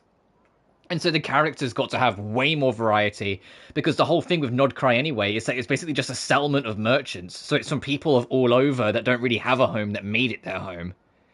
So it doesn't have to commit to like one theme or aesthetic like any other region in the game. Like it feels like it's both... it gets to be both removed in narrative and removed in world aesthetic, that it gets to just kind of do what it wants. And so it's allowed the devs a lot more freedom of the character creation that they've probably had in a while, and it shows they're clearly having fun. And then they've made a real fun cast of characters here. Obviously, there's still elements of it that are important, like the fact that we've actually spent time on the moons is super important. And Dottore actually becoming relevant again is going to be terrifyingly important when that inevitably kicks off. When a player has 2 Kuhenki of the same color, they make a pair and can be discarded. Any that can't form a pair must be kept. The round ends when a player can't form any more Kuhenki pairs, and that player gets a sticker. Yeah, and Crow really started everything pro. Yeah. Oh, Luanatar's here as well. Can 4 people play as well? That is fine, so long as the turn order is fixed beforehand. Alrighty then. In that case, the 2 of us will join as one team. Okay, but if you lose, you're both getting stickered. I don't want to hear any excuses. We gotta make sure Aino loses again. I want to see how many stickers we can put on her. If you win, only one of you gets to sticker someone else. I have taken to calling this. I know logic. Hey, lay off me, alright? Okay, so we're starting the game from scratch again. Oh, okay, that was a nice little way of like cleaning it away, hiding it behind the face. Looks like Luanatar is the Kuhenki of honor for this game. Anyway, let's go clockwise, starting from Inafa. Wait for your opponent to choose. Clockwise? That means I go last. I like how I'm saying I, again, Lumine's there.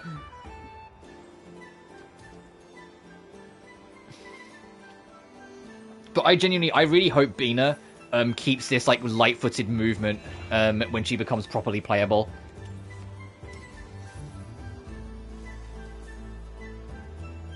Nice! That's a pair! Is this going to be like rigged to win because she can sense them? I'm going with this one. Go, go, fly!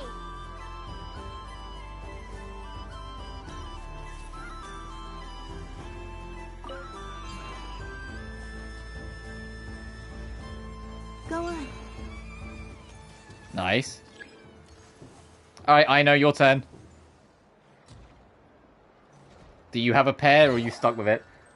Okay, you have a pair. Ooh, now it's getting more intense. There's less boxes. Yeah, I'm pretty sure they'll keep it but tweak it. And, you know, whatever they do. I'm just gonna wait for leaks. Oh, true. The splash art I saw dropped on Twitter when I took my last bathroom break, so I know it's, like, imminent.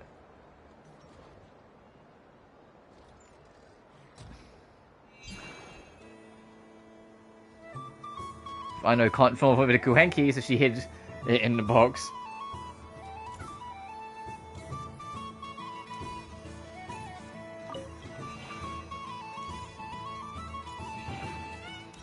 Oh, I have a pair.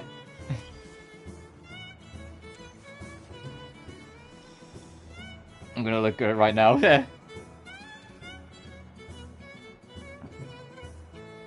it's from leakers, so obviously, like, it is what it is. But there's, we have the splash arts of all 3 of the characters coming next patch. Bina, the, Chinese New Year specific character, and a 4-star Lightkeeper, so there's a 4-star option compared to Flynn's. Let me pick a good one. What's it gonna be? You're not looking very pleased with yourself there. What happened to being a huge Grumposaurus? I won. Duh.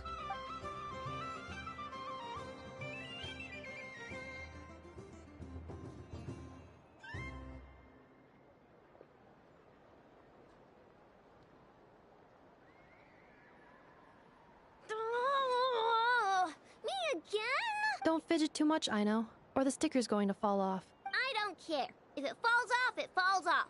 If a pair of Kuhenki get discarded, why not a pair of stickers? Huh? Huh?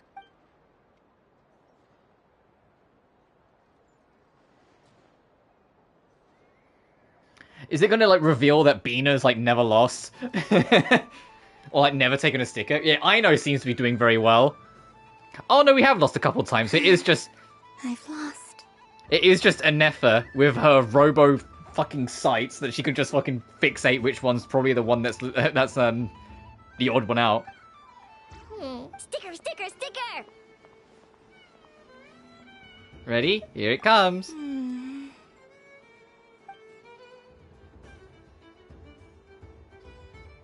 Cute! You think so? Shame. I can't see it for myself. She's perfect. What did Luanatar say? But yeah, that's crazy to think as well that we're already that close. That the next patch is not only going to be like the end of like the main Nodcry story arc, so that's why Bean is coming, because Bean is serving the role of Archon in the way that any other story quest ends with releasing the Archon. But it's also going to be the Chinese New Year update, which is why we're going to have a Leeway stuff, and there's a Leeway character coming with it as well, I believe in the second half. She said it looks so cute that she wants me to lose a few more rounds. LOL. After many more rounds, everyone's heads are covered in stickers. Everyone? Except for one. Yeah, I knew it. Except Anefa. Who put these stickers on Paimon's eyebrows? Ugh, she can barely see. Alright, now, I think we got enough evidence to prove that there's a serious problem here. Agreed. Yes, I agree as well. The culprit is... Inefa! Culprit? What did I do? Quit acting dumb, Inefa! You're not wriggling your way out of this one. I've been watching you. Not only did you remember whose side Luanatar started at, but every time someone drew a Kuhenki, you were logging it and calculating every last possibility. Which Kuhenki pairs were gone, who had what color Kuhenki in their hand, even our facial expressions. You were keeping track of it the entire time. Man, Lumine and Paimon lost easily the most, counting their stickers. They lost at least 6 times. Exactly! What Aino said! Putting aside the fact that running calculations is not against the game rules, do you have any evidence to support your allegations? The evidence is your eyes for shining. But that's not against the rules either. So she admits it. She certainly does. Alright, everyone grab a sticker. It's time Yeah, to get we lost the Inefa most with back. 6. Aino lost second most with 5. Bina lost the third, or you know, it's the second best with only 4. But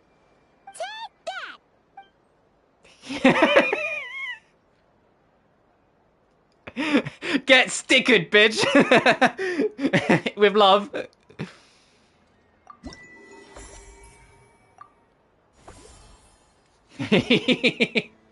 I need to see what she looks like. Hang on. Where's Anefa? Or has Anefa gone to hide? Also, we should give Aino candy since we're here. I'm never playing games with you ever again, Inefa. Would you like some candy? Ooh, moon prayer candy? Sweet. Is it okay if I grab a whole bunch? Psst, Columbina, turn around. Use your huge cloak to block Anefa's vision. Yum! Oh, this one's even yummier. Ugh, the flavors are blending in my mouth. Ew. That's what you get from mixing flavors too much.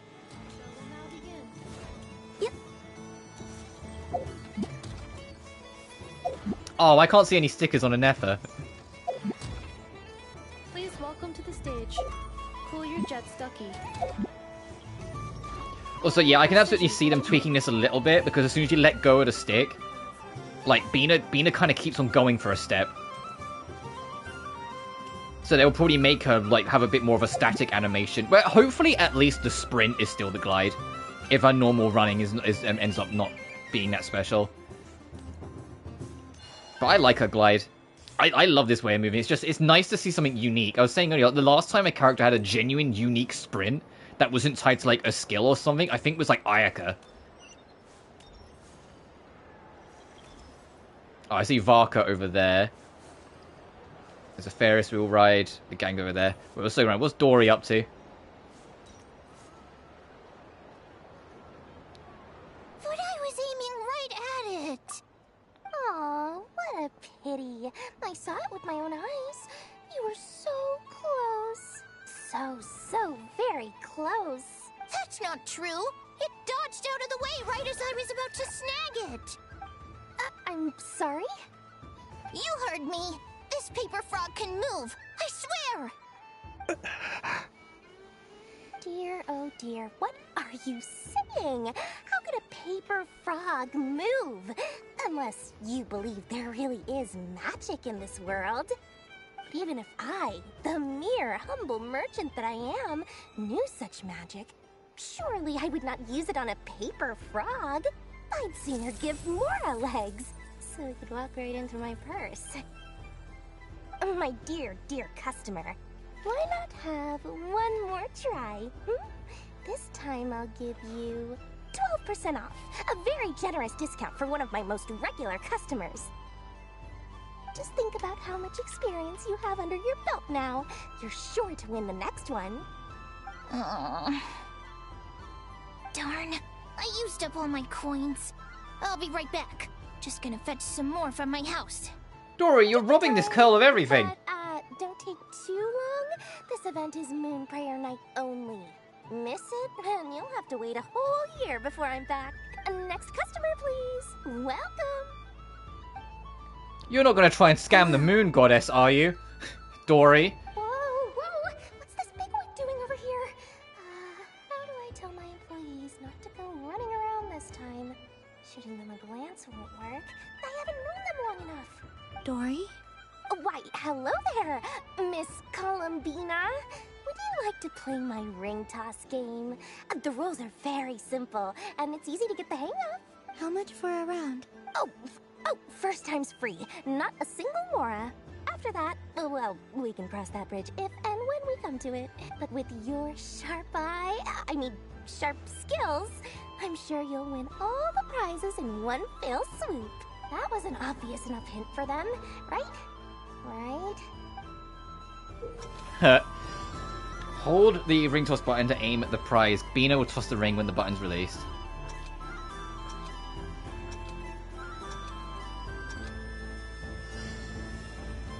Here comes the ring! Oh, peanuts.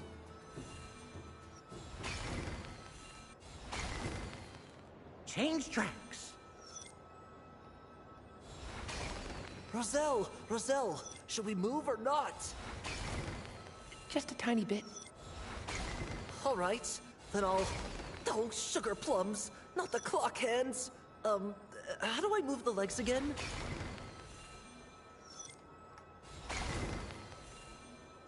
Stop it! Stop! Yay! Let's see now. Let's see. Wow, very good. That's the highest score we've had all night. And here's your prize. Now, how about another round? Nicole. As for the cost... Nicole Dodoko. Happy Moon Prayer Night, Miss Columbina. Oh, more people to scam. Happy Moon Prayer Night, Durin and Hat Guy. Are you here to play the game? Yes.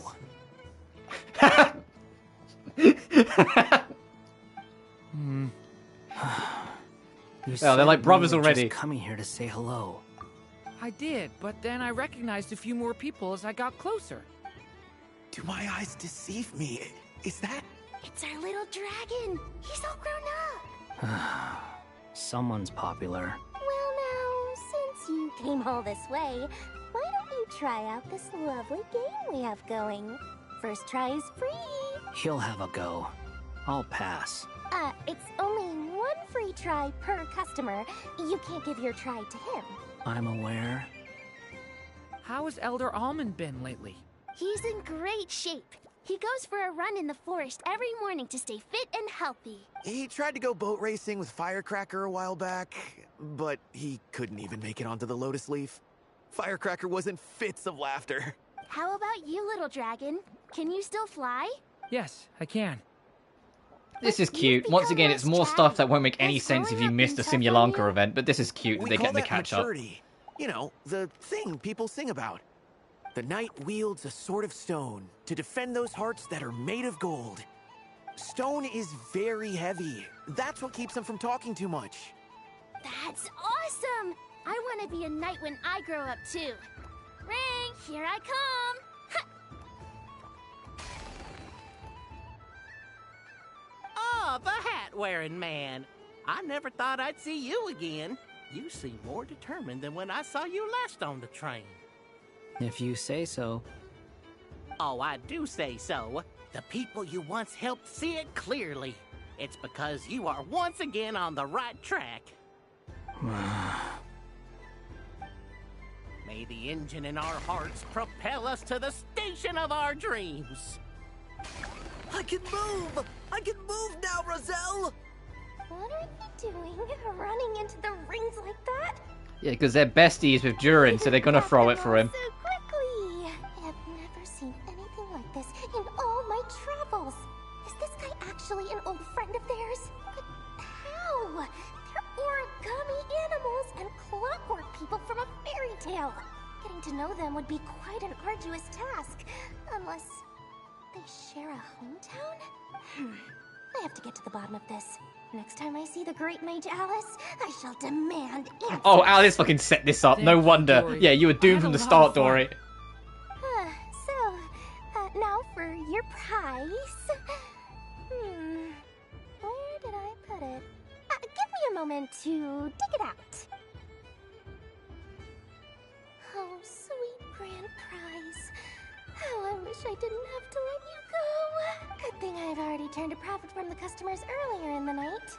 Otherwise, I'd have wasted all my hard work. Okay, I'm back. What? I leave for 2 seconds and someone's already claimed the grand prize? Oh, well, these things happen, you know? Perhaps you'd be interested in one of the other prizes instead. We've got all kinds of wonderful goodies here. Is this the thing you wanted? Here, you can have it. Huh? But... Don't worry about it. It will be happier with you. Oh, thanks so much, Miss. Moon Goddess. Oh, goodness gracious, Columbina. Give me strength. How am I supposed to make any more money from this child at this rate? Daddy, look. That's the game What the I was fuck? telling Why you were they about. floating? Forget it. Huh? It's the Moon Goddess after What happened all. there? Did they get like stuck on some collision? Some other way to swing this. Maybe I can try to hook this new kid. Huh? Oh. What? I already won the grand prize. You can take mine if you want. What? Why? Why are all these bleeding hearts coming here to ruin my business? Happy Moon Prayer Night, everyone. Oh, and look at how happy everyone but Dory and Scaramuccia. Once again, Columbina is the people's princess. She really is.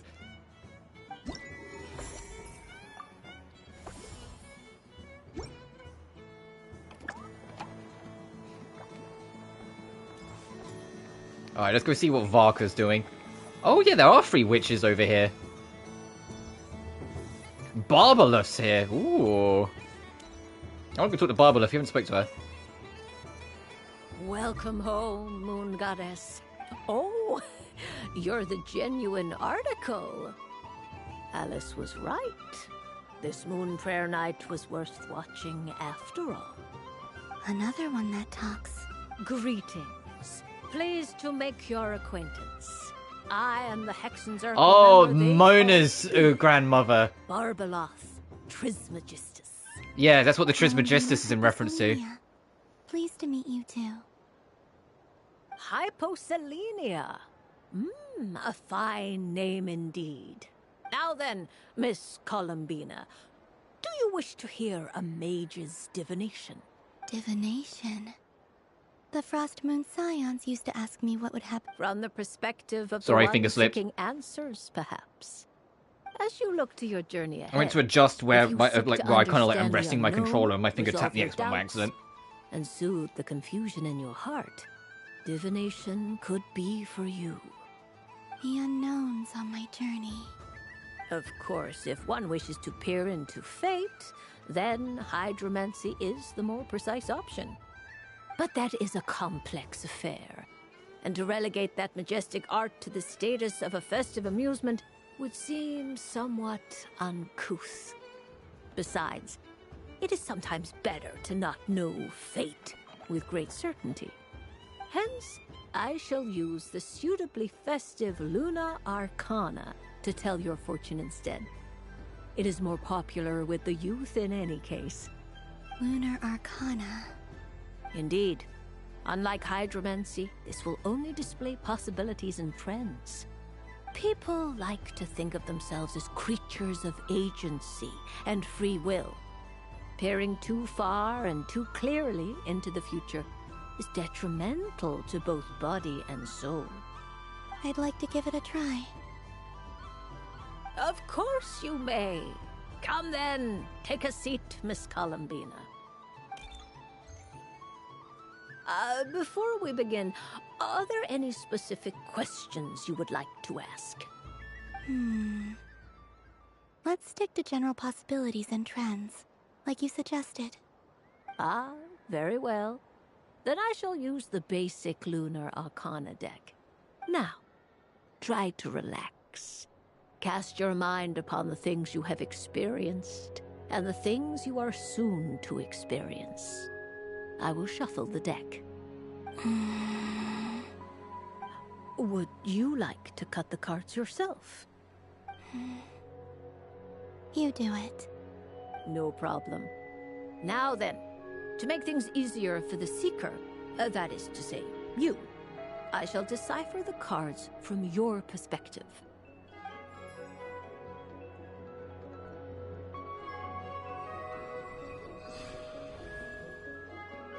Please, draw the first Lunar Arcana. This I wonder what would happen if I spoke to Nicole or Alice first. and is the foundation. I just because I was like, oh, Barbaloaf, a whole. Hexen Circle which we haven't spoken to. Let's go talk to her. Now, draw your second card. This will stand for the past. The sum of all your experiences. Oh, also, I just realized I forgot to offer Dory candy, so we'll have to go do that afterwards. And now the third Arcana. This is the present. Your interpretation of the current moment. Finally, the last card. This shall speak of the future, which... Oh. Kuvaki Pulse? Fascinating. I've never encountered this before in my role as a diviner. Something has exerted an influence upon this card, causing it to leave its designated position. What do you make of this, Miss Columbina? Perhaps this is the guiding hand of fate in action. Of course, if you wish, you can choose to deny the validity of this card and draw the future for yourself. No, it's fine. Let's go with this one. A bold decision. I must say I'm looking forward to the results. Well then, let us flip the Lunar Arcana in sequence and see what emerges. Sure. First, Destiny. No surprises here. The card that represents yours is the moon. The moon. Indeed. The moon can represent the truth at some times, but deception at others. False peace, destructive calamity, and the world-changing power that lies within. When the moon is placed on the destiny tile, it indicates that your destiny is not what it may appear on the surface. Instead, it may yet have a hidden side. It symbolizes a journey through the fog, fraught with uncertainty and deception, where one must face inner challenges head-on. I don't understand. Patience, my dear. This is but the first card, which serves as a basis for the interpretations that follow. Our divination will only grow clearer from here on out. Now then, flip the second card, the one that speaks for the past. Ah, the Hermit, but inverted. Inverted? Yes. The Hermit symbolizes solitude, introspection, and the pursuit of truth. When inverted, it represents isolation, truth out of reach, and a path that leads one astray. Combined with the moon as one's destiny, the hermit inverted represents a choice you made to stand alone in the past. It was a choice made not out of fear or arrogance, but for reasons that others could not perceive. You fumbled through the darkness without a guide, but you did not find your way. Rather, you went astray. More than once, it would seem. Is this about how I became Kutar despite not wishing to become a god? And how I joined the Fatui because I yearned for a place to belong? I suspect only you know the answer to this question. All is not lost. The past is in the past, and so it shall remain. Shall we look into the present now? Oh my. The lovers. One of the most interesting Luna Arcana. What does this one mean? This means that you have had an unprecedented emotional experience. The joy of finding your soul. Yeah, this represents the bond of her connection to everyone she's met in Nodcry. And wonderful thing indeed. It's true. I've made a lot of friends recently, and they are very good to me. I like them a lot. That sounds lovely. I am most delighted for you. The lovers can also represent important decisions, perhaps related to a parting of ways. Now, if I were to guess... Yes. I return to the moon. I understand. Parting with friends is never easy, Columbina. But rest assured, this is not the end of your journey. There is always another story waiting to be told. The future always lies ahead. The future. Well now, it's finally time to flip this most mysterious of cards. Why did it appear? And what does it wish to tell you? I'm ready. Very well. Flip this card and see what lies on the other side. Oh. Miss Barbeloth? What is it? It's death. This card is death. Do you know how I could tell? Because that's Renova. That's the Eye of Renova, the Shade of Death. And also, now that I'm looking at it, Renova, the black shade angel that she is holding a skeleton. That doesn't sound very good. It depends on how we interpret it. It is true that it can represent an agonizing death, a complete and utter end, but at the same time, it can also represent rebirth. Do not forget that your destiny card is the moon. That lends your future many different potential meanings. If death spells the end, is it unavoidable? As I have said, divination can only display general trends. It is a rough guide, but it does not show predetermined outcomes. Allow me to summarize it for you. In the past, you may have lost your way, but now you have gained new connections and new strength. You now face an important decision, one that may bring about a great change in what is yet to be. This change might, in turn, be the end of all things, or their beginning. But remember, everything is subject to change because of the moon present in your destiny. You must see the truth clearly and face your innermost thoughts. The truth. My innermost thoughts. Thank you, Miss Barbeloth. Don't mention it. Some people dislike divinations, for fear of glimpsing an ending to their story that they wish was not so. But I can see that you're different. The result of this divination will not sway your decision. This is a rare quality, and one that diviners always hope to see in the seeker. We are here merely to guide, not to exert undue influence. I understand. Go then and illuminate your future, Miss Columbina. The moonlight that shines from you now is most captivating. So we'll talk to the other two, but first, What's let me this? go see if... Should I give it a try? If all the prizes are gone, She I might as well or... close up shop for the day. But Oh, I heavily doubt... Well, actually, no, Scar Rouge won't candy. next time a customer shows up, Gonna run and faster, right? Remember, run out of rings. Not... out of the rings, not into them. Should I have some candy? Oh, a gift for me? Lord Sanghamabang really is going up in the world. Wow, candy from the moon goddess herself. If I back this up... No, what am I saying? Box this up. Dory, just have the fucking candy. Boxes? Yes, I can make a fortune. Maybe I don't even need to go to all that trouble.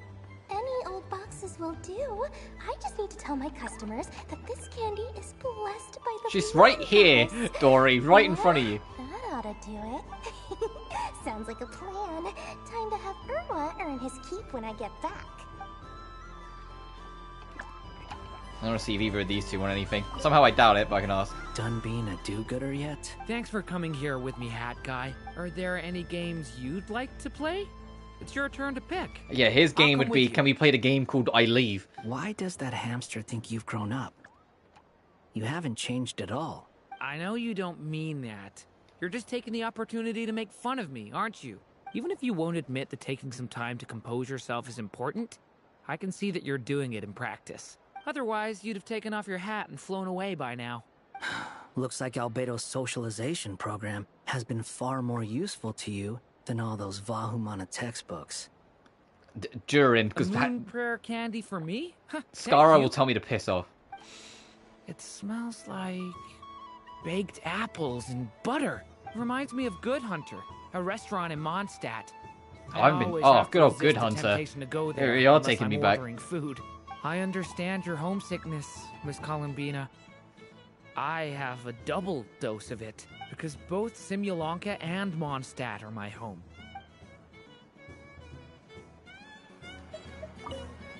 Done being a do- Thanks for coming. Okay, I want to see what I was going to Is give the there other any one. Why does that I know you don't mean... Even if you won't admit, otherwise you'd have taken... Looks like Albedo's socialization. Hey, do you want I candy? thought you'd actually spend your precious time doing something more worthwhile. Everyone has to take one? Well, fine. I'll take mine. Well, we got him to take it. That's all that matters.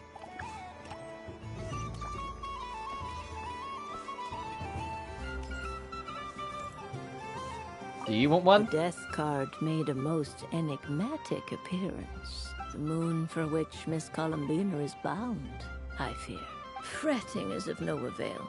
I will have a chat with Alice about it sometime. Would you like some candy? Ah, you're such a polite child, Miss Columbina. But we elders have already partaken of our fair share of stories in this world. Enjoying candy, keeping up with the hip and groovy trends of the day. I wonder if Barbaloaf will ever be made the playable, youngsters like considering she's audibly a lot older than a lot of the other characters. I hope you don't Like, misunderstand. I think, like, Hoyoverse are gonna just lean on it and go, I do not ah, intend to no, lecture she's you too old, sorry. or reject your kindness. It is simply that the mere sight of this candy is starting to give me a toothache. Limo. Let's go talk to Nicole. I think she's gonna chat our ear off, but we can talk to them. I wouldn't say it's unfair, exactly. I mean, your voice goes right into people's heads. How would you explain that to the kids? You can't just explain it away as magic. Is something the matter? Ah, Miss Columbina! No, nothing you need to worry yourself about. Ah, impeccable timing. Stick around for a second, Miss Columbina. I need your input on something. This self-proclaimed Knight of Justice has yet to give me a satisfactory answer. I, for one, would Self-proclaimed? like to hear your Oh, she's take on the mad. matter. Hey, now, I left the flagship just to help you out, Miss Nicole. What's going on? So Alice and I are both using long-range remote control spells that work on similar principles, allowing us to attend this festive fair in Dodoco form. Sorry, let me backtrack a little. While similar, there are some key differences. Alice, being a great mage, wanted her Dodoco to reflect something of her own charm and mystique. So she adjusted the way its tail moves when it spins around. An entirely gratuitous move, in my opinion. I hardly see how anyone is going to notice that. If anything, I'd say that anyone who stares intently enough at a Dodoco's tail to notice such a small detail is someone we ought to be highly concerned about. I only say this to emphasize that my question has nothing to do with tails. Now that we're clear on that, why is Alice's Dodoco permitted to interact directly with the children celebrating Moon Prayer Night, while mine is not? Your voice speaks directly into people's minds. See? Exactly what I said. Miss Nicole? Ugh, I can't stand it. Oh, she spoke out loud. I know that probably makes me sound like a whiny child acting out in front of their parents.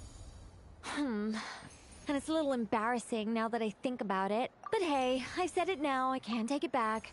That would be even more embarrassing. Also, don't go reading too much into that analogy. It was off the top Actually, I of don't my think she head. spoke. I think that was still in her head. It was just the way they either of emphasized you. her frustration. Miss Nicole, are you saying that you'd like someone to play the game you've prepared? I'm not so invested in that. It's just something cobbled together using items I borrowed from Alice. She probably didn't even make them herself. The point is, I want to know everyone's thoughts after they receive their prizes. But as you've said, I can't just ask. Well, then the solution is that you I've been keep biting my Valkyrie. lip for so long, and I've had no one to vent my frustrations on. I thought this was going to be a nice, straightforward festival where I'd get the chance to guide people to treasure. Well, can I play? I can't guarantee that I'll win a prize, but... You will? I'd like to try. Then what are we waiting for? Let the game begin! It's like they forgot I was ever here. Yeah, Valka's just gonna vanish back up to the pub. Alright, what do we got? The ball, once you set your desired location, bounce the Dodo. You can use the flippers to rebound. Oh, is this just pinball? Oh, it's in the field, there we're going points. Number of pinballs.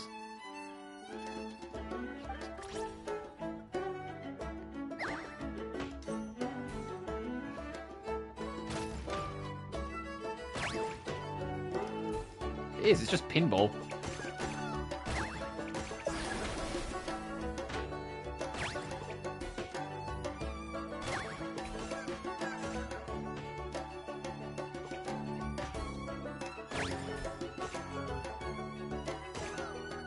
With nice music.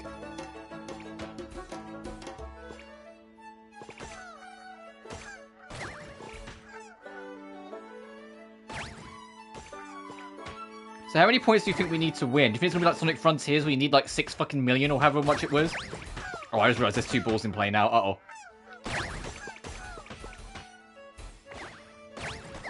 Uh-oh, there's a 3rd ball in play. Oh, there was. I think we lost one.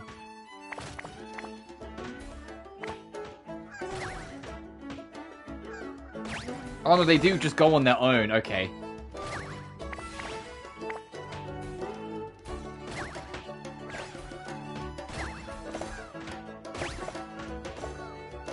Oh boy.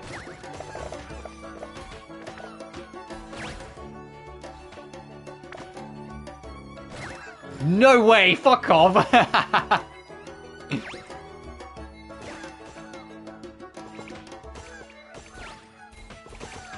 Okay, of course I sniped the gap.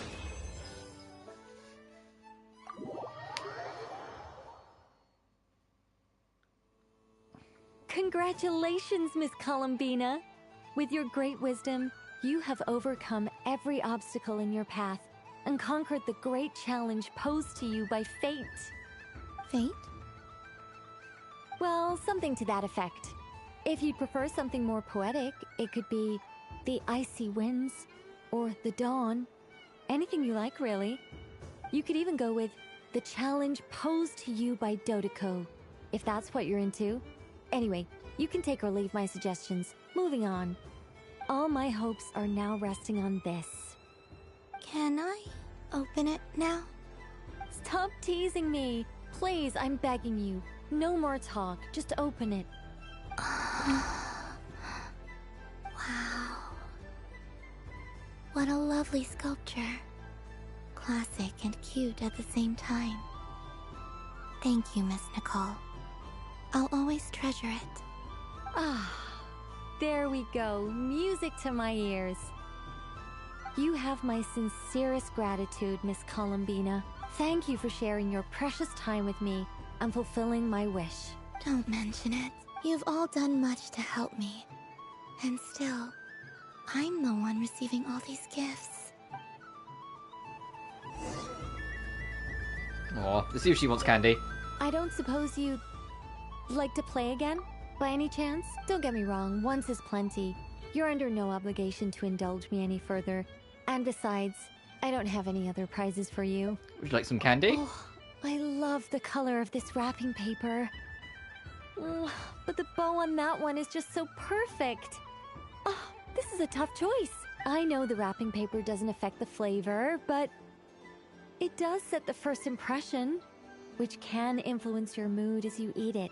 And actually, that does affect the flavor. Oh, okay, Nicole is so charming because she's just such a yapper. It's the only way to eat candy. Like, they really, like, Nicole was a little more reserved on compared to Alice, because we knew Alice would kind of steal the show, and she did a little bit, but, like, Nicole just talks, and talks, and talks, and it's really endearing. Speaking of, the mischievous Dodoko. A soft and furry creature that bounces and jumps. Welcome home, Moon Goddess. This one talks, too. Allow me to introduce myself. I am a Dodoko from a distant archipelago. Oh, this is Alice's best voice impression. The most mischievous of all my Dodo brothers and Dodo sisters. When the going got tough, I powered through, and when I met obstacles, I boomed them away. Like mother, like daughter? Sounds like a lot of fun. Doesn't it just? Oh, but then the trouble started. Recently, I found a lovely beach. The same beautiful jelly color as my hometown, and so I dove in to have a look, only to find it overgrown with seagrass and nasty little spiky fish everywhere, looking to turn me into a Dodoko kebab. I made it back to shore by the skin of my teeth, but my tail was sorely hurt. Couldn't you just boom them away? Oh, I wanted to, believe me. But I've heard that you, Moon Goddess, can understand animal speech. The last thing I wanted was to cause a gigantic fuss and get taken to court by a school of spiky fish. I'd be driven out of these She didn't want to... Alice. Mr. Holiday would be ruined. She's like, I don't want to go to court. I was wondering if you might lend me your allegiance. Are you roping me into a crime? Oh, let's call it a once-in-a-lifetime carefree adventure. Does that sound better? All the festival goers tonight are dressed up as the Moon Goddess, but there's nothing to say that the Moon Goddess can't disguise herself as a I noticed how the voice is dropped. Besides, this is your home. You should be free to be whoever you wish. I'm afraid I'm not well acquainted with Dodokos, Madam Mage. Oh, that's quite all right. We Dodokos are innocent, happy creatures with a free-spirited nature. Many, like myself, are mischievous troublemakers. Others are lazy souls who like nothing better than to lie down on a nice rock and take a nap. In our eyes, every creature who yearns for happiness and freedom is a Dodoko. But perhaps in yours, we Dodoko are a fluffier and more mischievous breed of Kuhenki. Yes, that is a much easier image to follow. Oh, wonderful! Then let's play! Grab onto my tail and follow me into the sea! Time to settle some scores with the bad guys! Oh, we're off. Oh, fucking this? Oh, it's just an entourage of everything.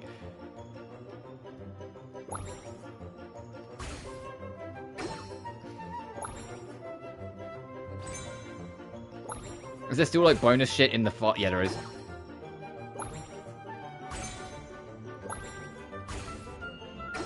Yeah, this is, do you like Bomberman?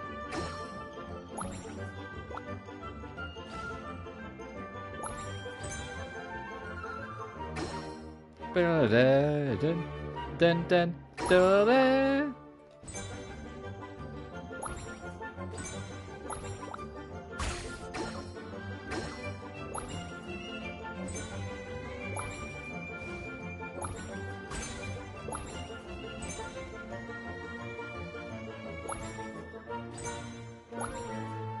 Oh, not enough range. There we go. Mondstadt festivity music is just such like, that's like some of the most nostalgic tracks in this game, to be honest. Talent. So, what do you make of it? The use of jumpy dumpties doesn't come. It's like the wind trace music when that was a thing. That was always super fun, and that's kind of like I miss that. I miss old school wind trace.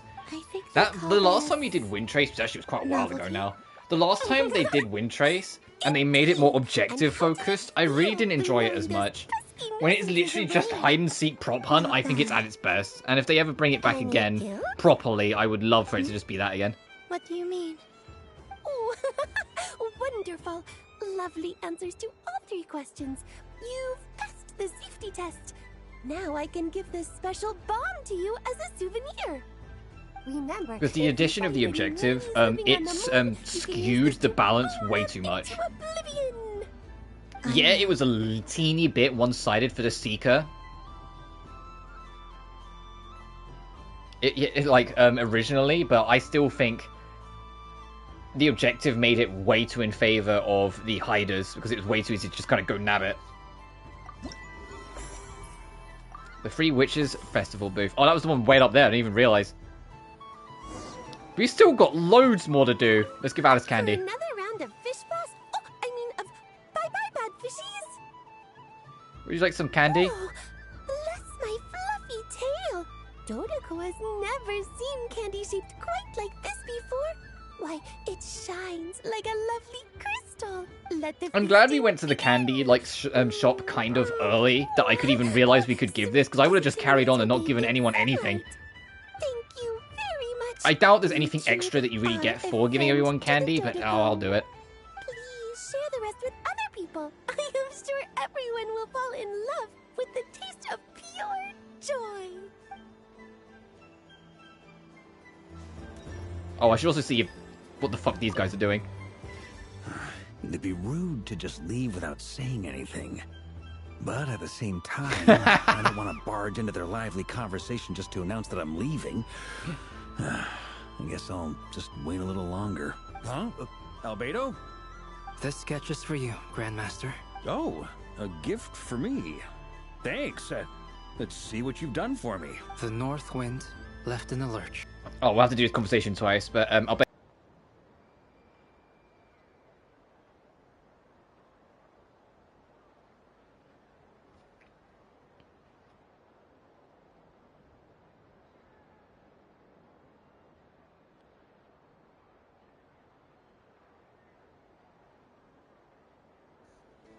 Alright, so we had a dip in the internet there for a minute, guys. Sorry about that. I was just double checking everything's okay. It seems I've picked lemon, so it's a good balance between sweet and sour. This has piqued my curiosity. What if we were to add citrus and other spices, then enhance the flavor via caramelization? I wonder what the end product would be like. Perhaps I should take the time to try this out. And then we do this conversation again. Huh? Albedo? This sketch is for... Oh. The North Wind left in the lurch. Ooh, I get one too? Nice, thanks. What is that? Oh, it's so familiar. Don't tell me. Oh, I got it. It's like the candy jar dropped into a vat of today's boon. Seems I'm a proud recipient of today's Feast of the Moon, huh? Alright, bye, Varka. Next is... Lumine's apparently around here. Oh, she's probably on... I can... Is she on this? I thought I spotted her for a second. Oh, either way, we'll come back. Oh, never mind, we're here. I got too close. Dodoko's Whirligig! Come check out Oh, look, I just realized how many people are dressed up like Bina, so she does blend right in. Ah, welcome home, Moon Goddess. Might I ask what this is? Ah, it's a very special amusement sponsored by the great mage herself. Ride on a soft and furry Dodoko and embark on an unforgettable adventure. I say that, but I'm just following a script here. Who is this mage anyway? And what the heck is a Dodoko? I'd like to ride. No problem. But, are you by yourself? Is that not okay? Oh, no, it's fine. It's just that each Dodoko can accommodate 2 passengers. Would you like to bring a friend along? My friends... That should do it. Now, we just need to get everyone else to draw something on it too. But we gotta keep it a secret from Columbina. Traveler. That was a oh.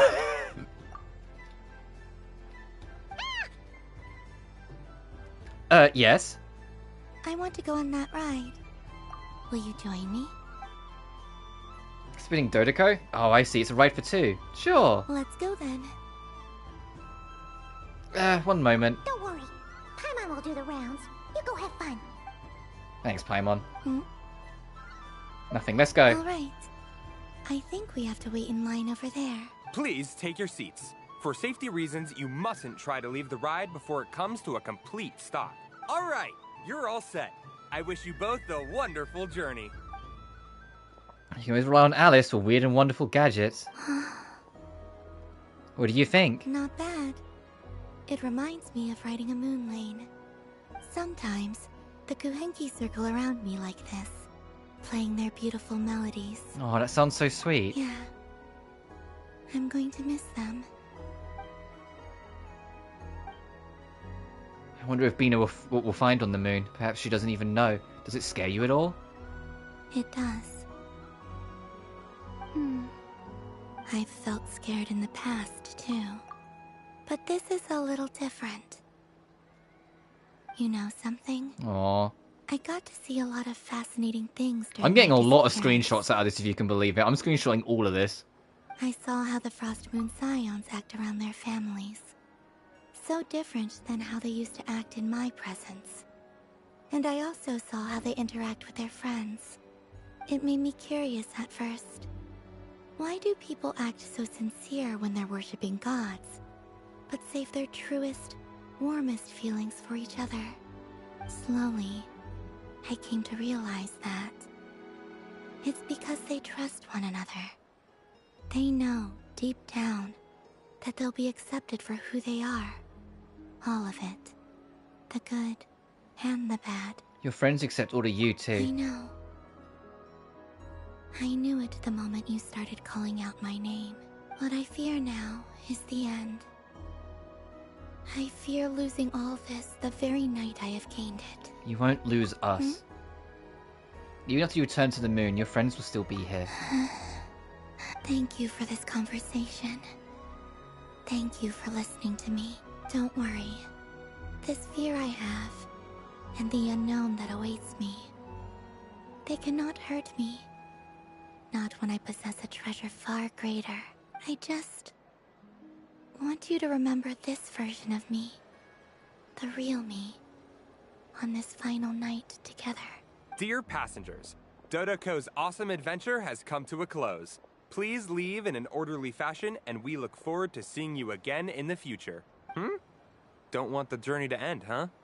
Don't worry, you two. There's always another adventure waiting just around the corner. Aww. Oh, Lumine! On the little heart. So this is the Frost Moon Scions area. It feels very familiar. But everyone looks much happier than usual. I say Yehoda over there. We've still got Flynn's and Lauma. Oh, can I give the gang candy? Fun ride, huh? You and Columbina looked pretty sad to leave. This isn't gonna make Paimon dizzy, is it? Would you like some candy? Oh, candy for us? Thanks a bunch, Columbina. Don't mind if we do. Whoa, this one's intense.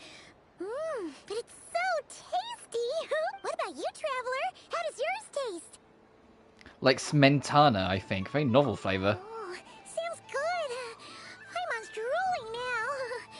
Are there any more Smetana candies in the box? Yes, I believe so. Okay, gotcha. Let's see. Have you tried any of them yourself? Paimon, could you pick out 3 Smentana flavored candies? Sure. This one, and yep, this one looks right too. Okay, that's 3.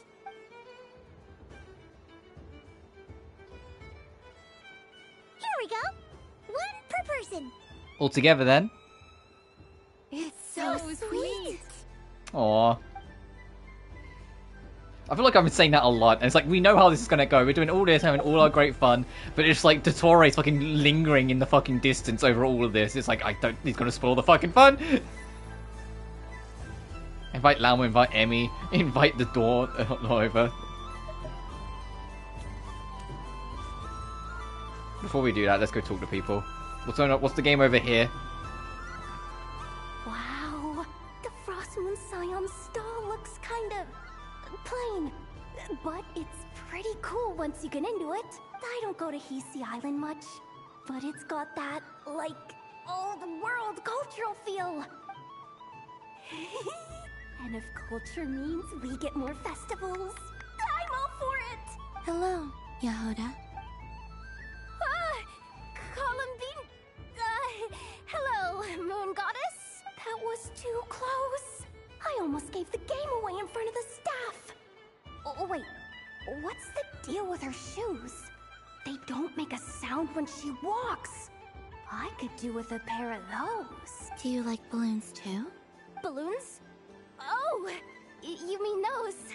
What's so fun about balloons? I'm not a kid anymore.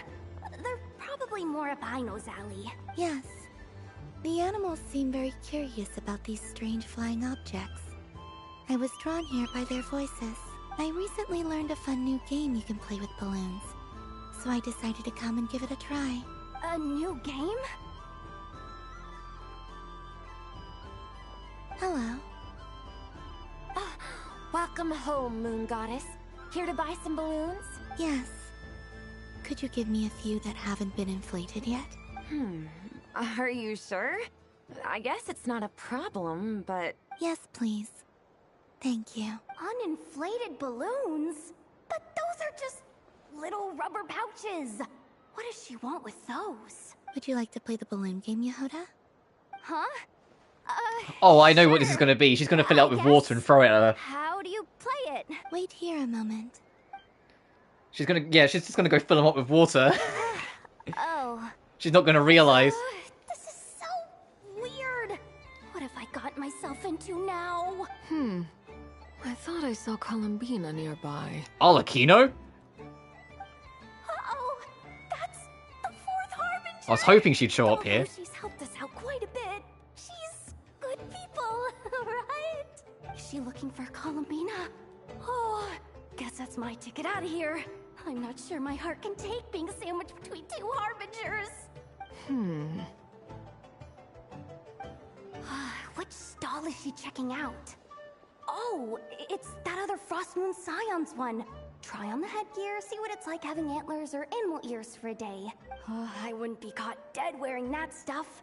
So embarrassing. I have enough gear to carry as it is. Wait, what? She put it on? Yeah, she's part of the festive spirit.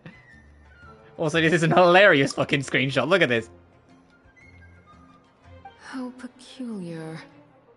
This would take some getting used to. I wonder if this is what it's like for Lynette. It really suits you, ma'am. What is this? She was so intimidating a moment ago, but now, dang, she's really rocking those ears. How does she make them look so cool? And just like Ollie, making all the women immediately fall for her. I suppose I may as well keep them on for now. All part of the festive experience. Pam's gonna eat this up. Oh, this is adorable. She's coming this way. How do you do, Miss Yehoda? Oh, jeez. Don't talk to me while wearing that thing. Where am I supposed to look? Oh,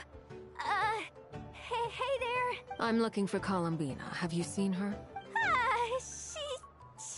She just... Huh?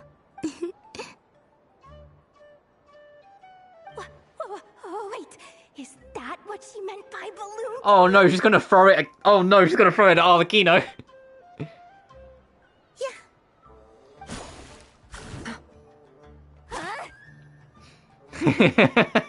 No fair! How come I get caught in the crossfire? An ambush from the rear? Is this a declaration of war, Columbina? Would you like to play too, Arlecchino? Seriously? Oh no, my cheeks are hurting. This is so cute.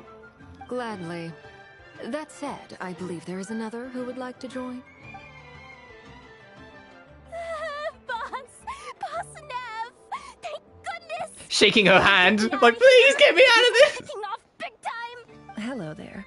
I'd like 10...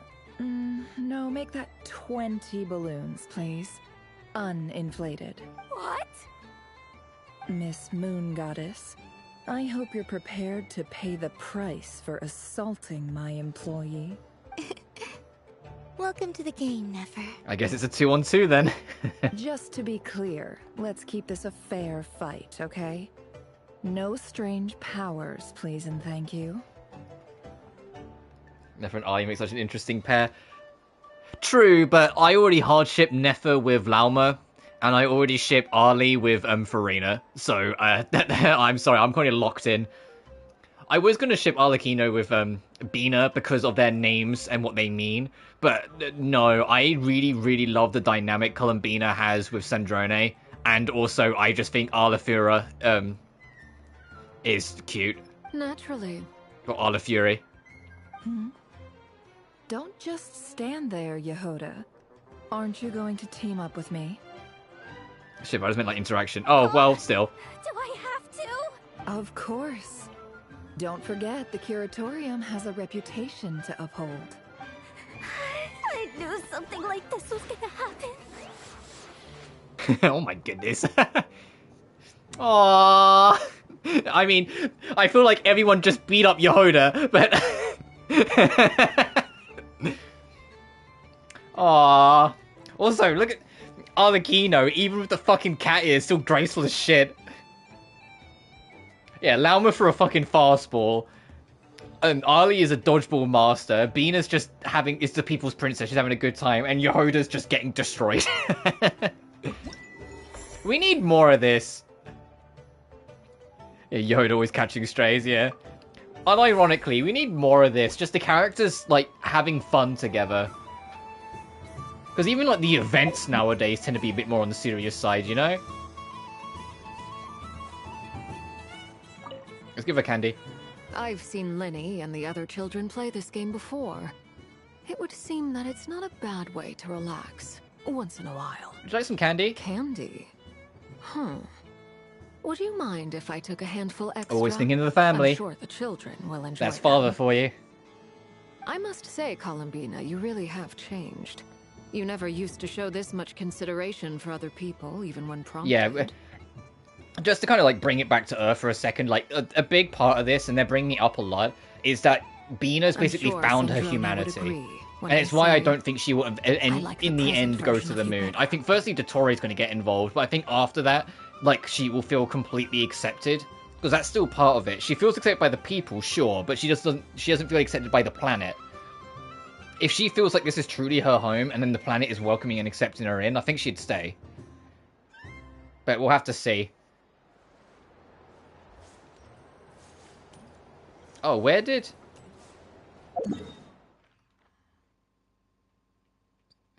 Yehoda get off to? I guess Yehoda's recovering. I was gonna say, where did Yehoda get to? I need to give her candy as well. Sunny days! I prefer sunny days. Ah, well, you are as warm as the sun itself, Moon Goddess. Very well. Okay, Flint. I believe your spirit animal has to be this most adorable chic badger. Wow! Thank you, Mr. Talking Magic Lamp. Have a very happy festival, Moon Goddess. Lance? That's you, isn't The fact that you can still fucking see Arlie in the background. It's our little secret, my dear traveler in Paimon. Okay, sure, but why are you here selling sugar sculptures? Everyone celebrates in their own way. After gazing into the abyss and spending time around gravestones all year, what better way to relax than to see sunny smiles on the faces of the Yeah, and him living? being in the lamp form allows him to Besides kind of that, blend into I the like to festivities. think of If he was his myself as normal a form, fair he'd probably judge of scare character. people off. I dare say He's just a really matching tall person with a personalities dead can stare. Like, come definitely on. suit me rather well. That's not what Paimon was talking about. Aren't you afraid that your true identity might be exposed? Should I be? There is all manner of magic in the air this moon prayer night, thanks to the work of the great mages. I see Miss Columbina is hiding in plain sight. Why should I not do the same?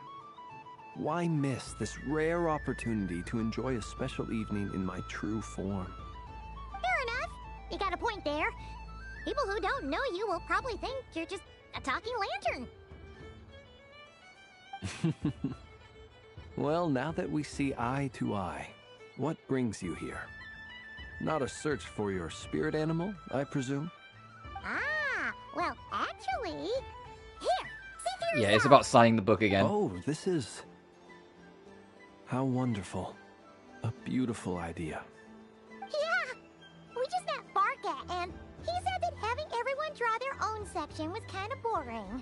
So, he did your bit for you. Ah, Varka. Ever the maverick. I see his artistic skills are truly one of a kind. In that case, I shall paint something on Mr. Albedo's behalf in a short while. What? Why not now? Ahem. Welcome home, Moon Goddess. Phew, that was close. Hello, Flins. She recognized you right away! What keen eyes you have, Miss Columbina. Especially considering He's only they're pretty much shut. all these. No, fair enough. did not I mean, I was see gonna you. do them anyway. It's fun, but fair I enough. sensed you. I can sense the fluctuations in Kuvaki all around me. One would expect no less of the Moon Goddess. Might I interest you in some candy? But hey, more in the Bina Fund. Excellent. I shall make some. This for isn't you as many right away. like roles as I ended up having with Arlecchino when I got a C6. Something but the matter, Miss we'll see how far I get with my Bina roles About next my patch. spirit animal. All the other children carrying sugar sculptures are talking about it. Wait, is she taking the test seriously? Ah, my apologies. How could I neglect that?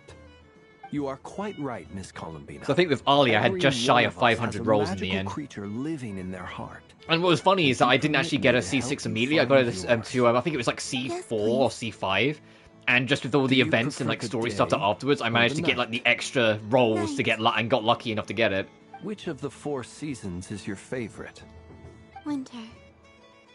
Oh, she's a winter Think gal like of me. A perfect day. What is the weather like? Sunny? Rainy? Or perhaps Which also cloudy? tracks because Frost Moon Goddess, she wants the cold. Sunny at night. What kind of answer is that? Forests, lakes, and open seas. Which do you prefer of these? I like them all. Imagine you opened your very own shop. What would you sell there? Moonlight. All of her answers are obtuse. Wow, Paimon would totally shop there. How much would it sell for? It wouldn't cost anything.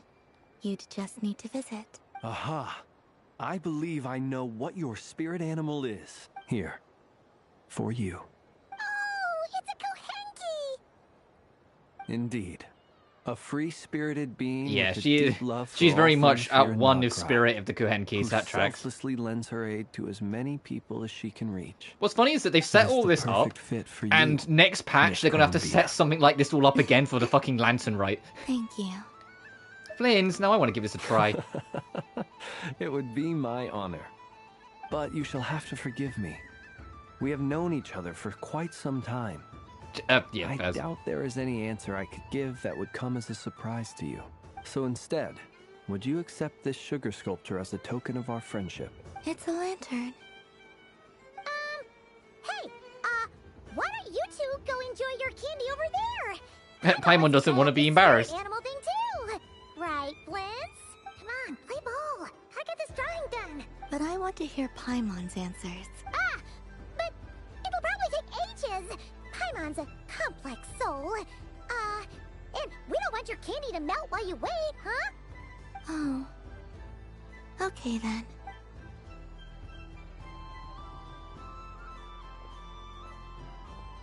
Phew. Nice excuse, Lady Paimon. That was some. I like how this patch was about 2.5, 3-ish hours of like serious shit, and then it's just been like happy festival time since. I'm living for it. It's sweet. Is that Lockaberry? I wonder what flavor the traveler got. But like I said, I very much suspect this is going to have a sinister end. The candy-selling lantern! I'm coming! Of course. Traveler, maybe we can share? Share? Yes. I found out recently that people share their food sometimes, so I'd like to try it. Or... is that a no? Well, then we can do that. Thank you.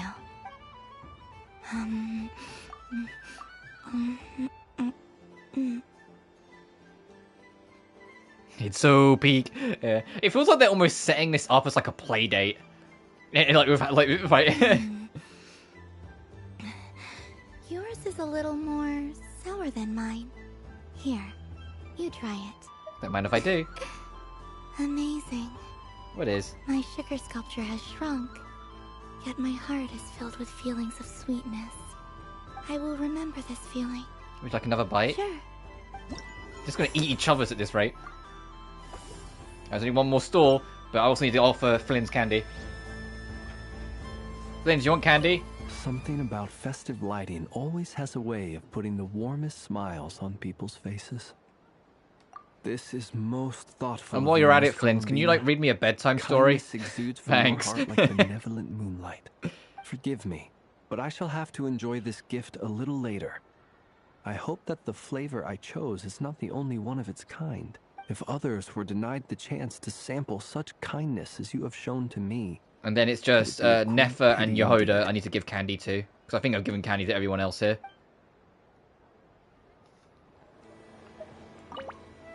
Oh, you can just take a balloon with you. That's cute. Yeah, there's Yehoda. I imagine if I go even remotely near this, yeah, it goes straight to the objective. Hopefully we'll get an opportunity to give them candy, like before it, because I think it's the last thing to do. What a humble wish. Probably written. I also love how much like time they put into this. You know, they could have very easily. Is that Lauma? Oh, have we given candy to Lauma? I just realized. I don't think we have.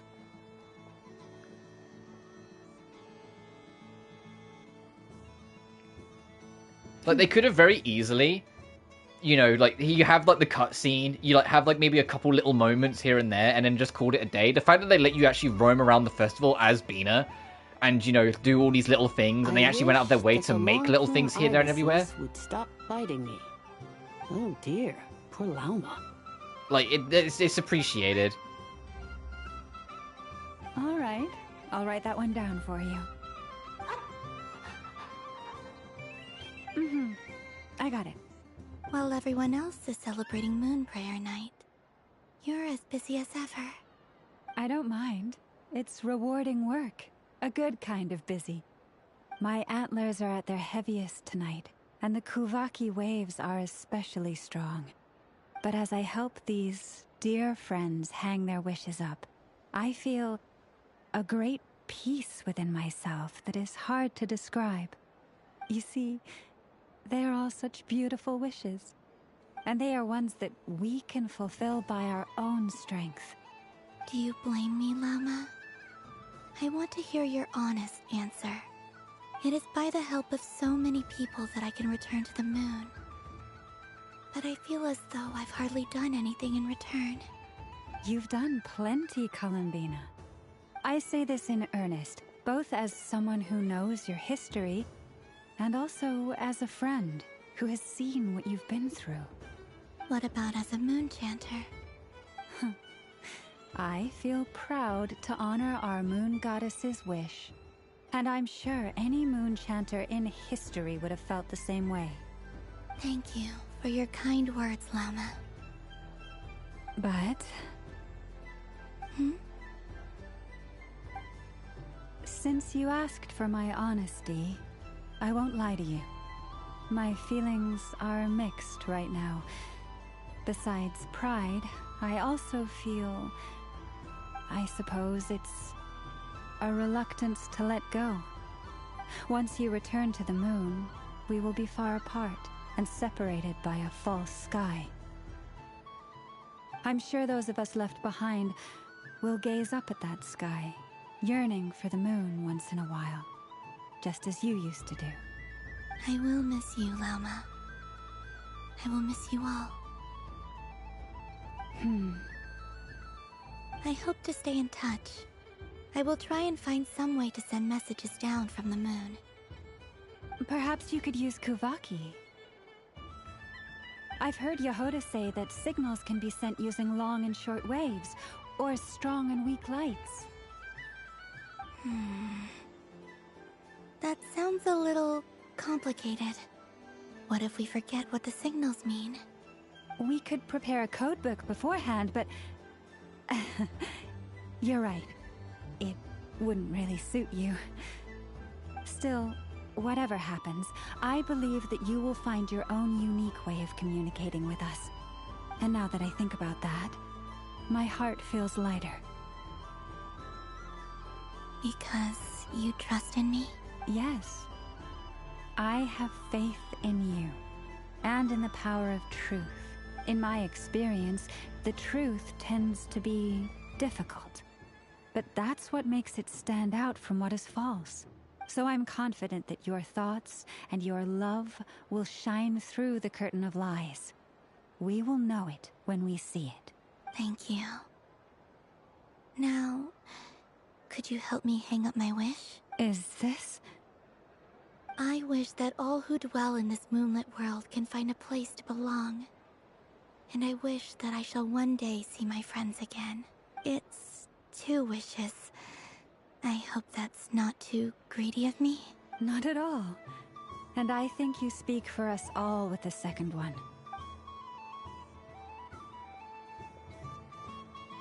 I shall continue to pray until the day that all of these wishes come true.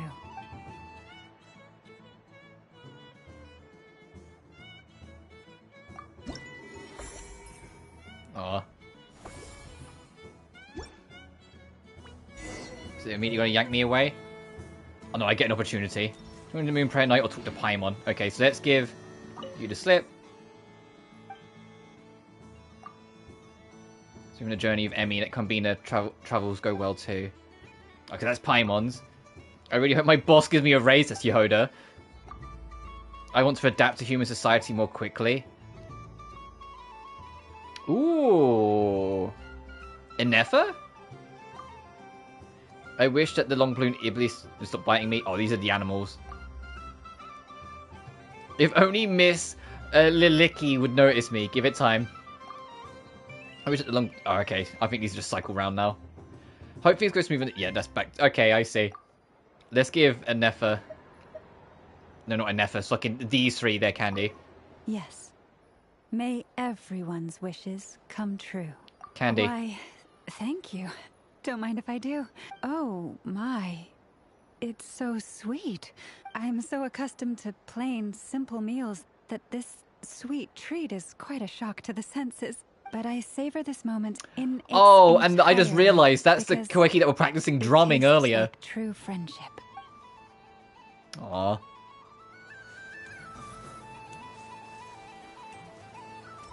What's this?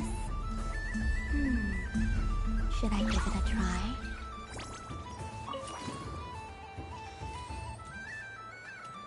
Cool, cute. You get a little mini game. Yeah, you tap a direction and Bina starts like running. Dun dun dun dun dun. Yo, do you don't want a candy? Alright, fuck you then. Nefa, do you want a candy? That was fun. It's a shame Ashru doesn't like playing with water. Alright, I've roped him The in cat? as well. Oh, that would have been mean. You'd like some moon prayer candy? Oh. A gift? You shouldn't have, Miss Columbina. Very nice indeed. Candy is one of many luxuries that the desert folk could never afford. How I yearned for candy when I could not have it. Yet, now that it is readily available to me, I never seem to crave it. May your moon prayer night be one free from regrets.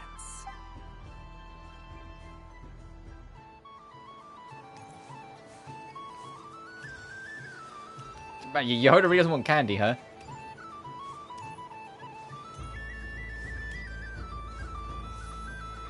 Well, I'm pretty sure, I'm just kind of like double checking in my mind. I definitely gave everyone I could candy. Yeah, I don't think Anefa... Hang on, I can go double check. I don't think Anefa was up for it. I think she was busy.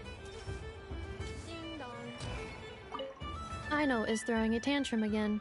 Oh, I can give her candy now, It will nice. take 3 crumb cakes to constitute a suitable peace offering. Would you like some candy? Scanning candy composition and ingredient ratios. Selection confirmed. I would like the crumb cake flavor. Flavor profile simulates real crumb cakes with 27% accuracy. This is a non-viable substitute for Aino's afternoon snack. One moment, please. Done. Please sample this freshly baked crumb cake, Miss Columbina. Aw. Ding dong. You're just kind of roaming around with our little balloon. Oh, I should ask if he wants one since we... Okay, no, he's just selling. We are just like a kid at the festival. That's the easiest way to explain all this. Like, this is really like charming, very endearing, and it just makes me happy. Happy Moon Prayer Night, adventurers. May you have a lovely evening.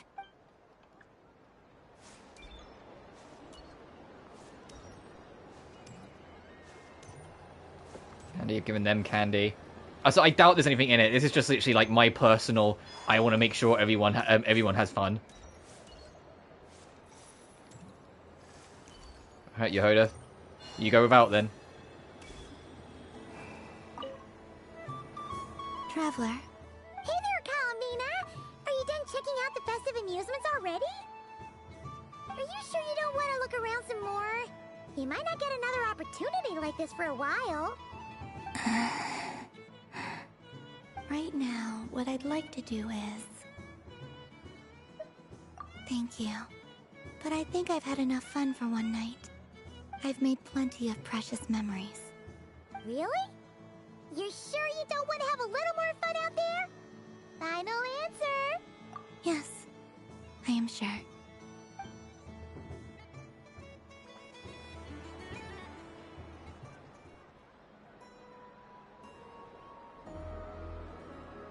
This was the most fun I've ever had on a moon prayer night.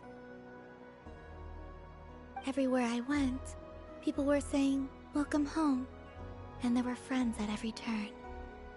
I only wish it could last longer than one night.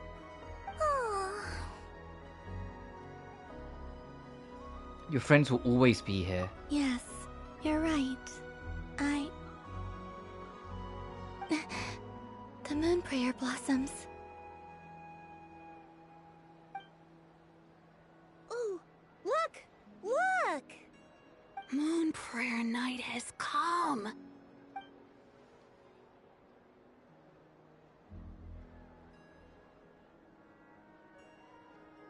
The moon. It's so beautiful. Happy Moon Prayer Night, dear. Happy Moon Prayer Night. Happy Moon Prayer Night.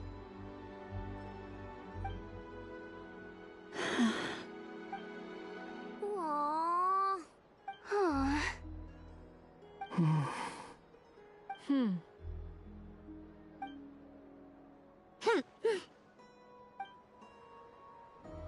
Time flies when you're having fun.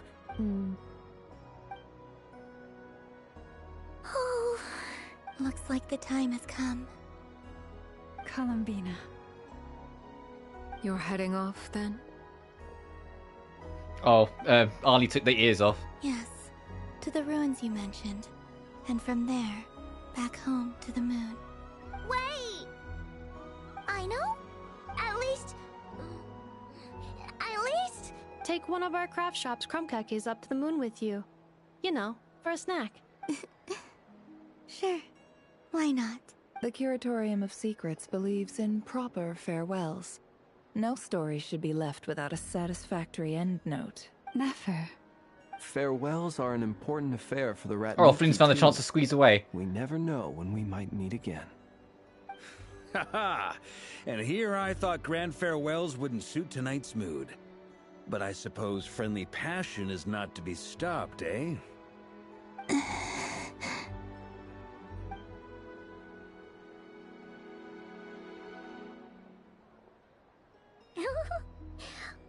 made a little something for you, Columbina. Ta-da! What is it? A Moon Prayer Night greeting card with drawings by all of your friends. Oh my goodness. You can tell which one Varka drew. It's Flynn's. You can tell which one Varka drew. He mentioned it earlier. Yeah, Aino definitely drew Aino and Anefa. Everyone drew themselves in their style. But also, that's fucking adorable at the bottom center. With Bina getting bitten by the thing instead, because Sandrone lost every time. The witches put their own little signature on as well. But I love that, like, Albedo absolutely drew himself, Varka, and probably Bina as well, because that's very much his, like, very peculiar, very particular art style, I should say. Flynn's was drawn by Varka, and that's fucking hilarious. Oh no, didn't Flynn say he was going to draw Albedo? So to make it a cycle? So Albedo drew Varka, Varka drew Flynn's, and Flynn's drew Albedo. Durin, you can see Durin probably drew for both him and Hat Guy. And I love how he designed them both. Alice and Nicole in the corner. Oh, the teapot and the black feather. That is the black feather's Ali. Detailed it's on it, yeah. Yehoda draws how I fucking draw, dude. Like, my art style is almost identical to that. I just do, like, little chibi things that are just kind of, like, smudges together with a face. Like, I don't do anything too fancy. This is, like, gonna be my background on, like, the PS5 homepage. I love this. I love it, not just because of, like, it's all the faces, but it's the fact that, like, everyone's got their style in it.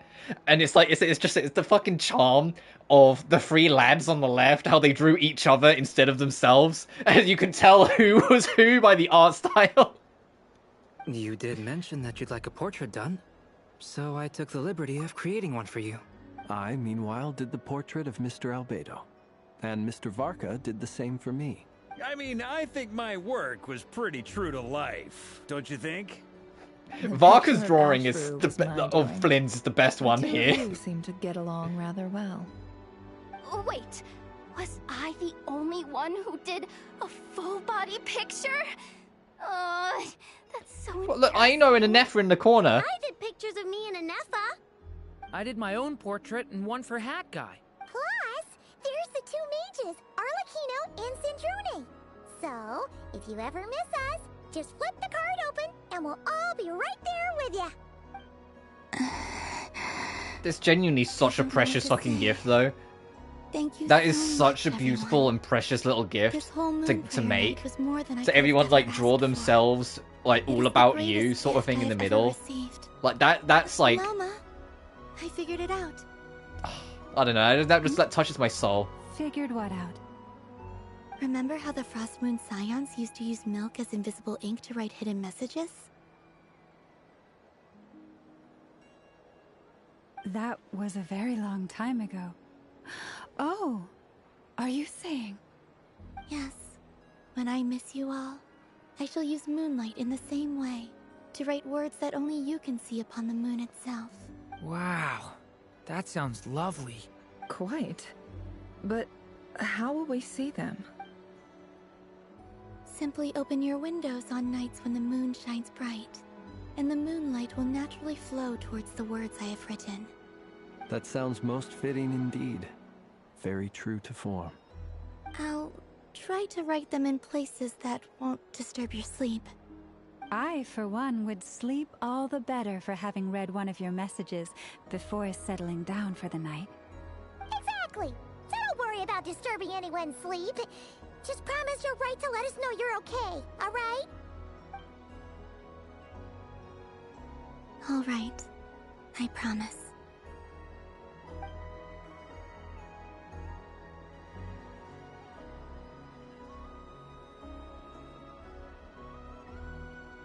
In that case, Columbina? I'm ready. I'll stay with you till the end. Very well. Let's go.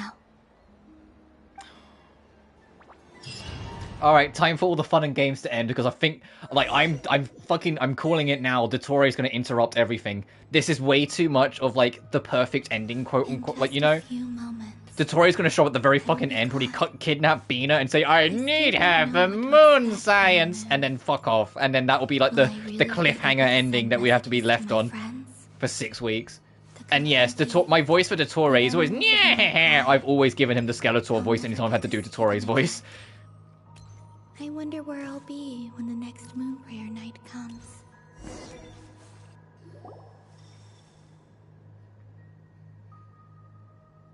It's been my constant since literally Sumeru. Anytime Dottore shows up and I have to do any voice for him, I'll just give him the fucking Skeletor voice because it's hilarious.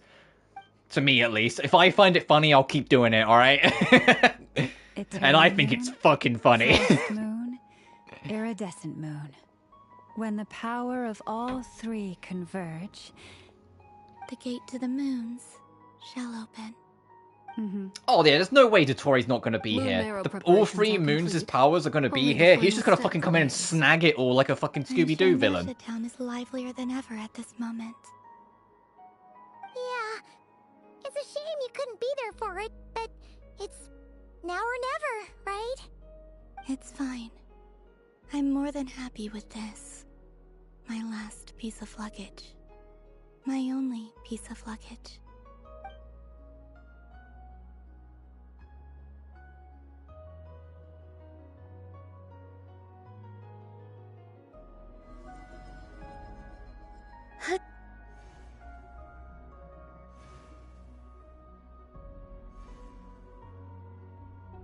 I can already feel the moon calling to me.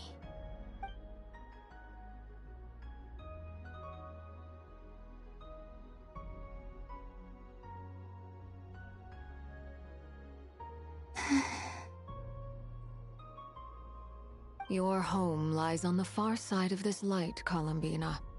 From now on, we will at last have a reason to pray to the true moon. Columbina. Yes? I'm listening. Be sure to come back and see us when you get the chance.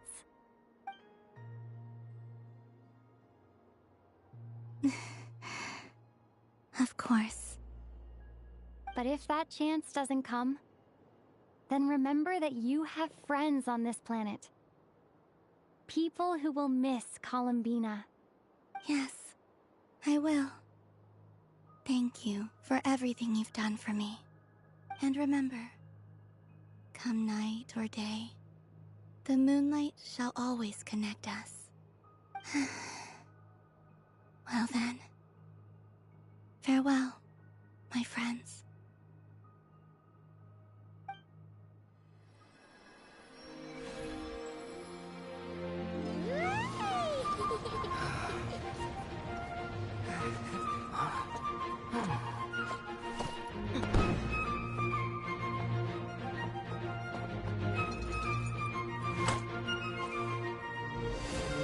I love that Flynn's and Varka are just like bros. They're just drinking buddies. Like those two clicks so quickly last patch.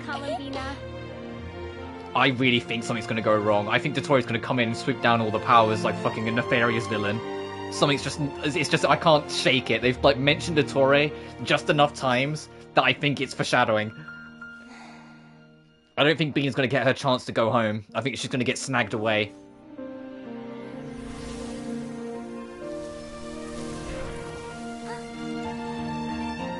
I'd love to be wrong that she gets her happy ending, but we've still got one more patch and Dottore's the weekly boss of, like, you know, of this main story. So it's like, I don't know, you know? I don't know.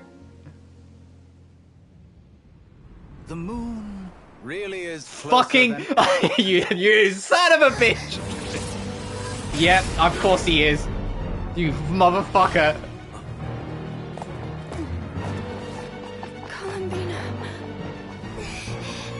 All 3 moons in one place.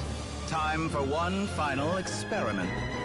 Reason, life, death, time and space. They all believed I would fail.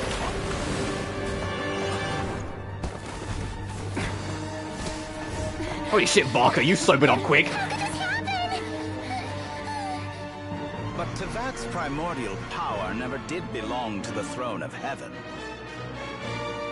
And now, they are mine.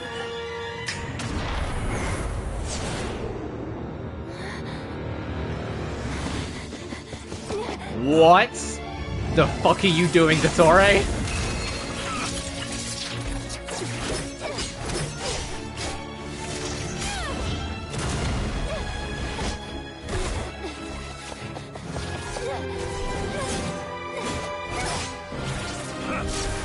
Yeah, he's got the power of the moons on him. No, as long as I'm here. The doctor is free. Did you just do a fucking stinger? Fucking, alright, Dante. Oh, she's using all of her elements. It's the only way.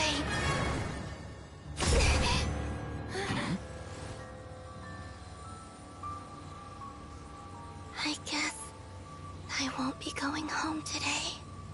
Columbina! No!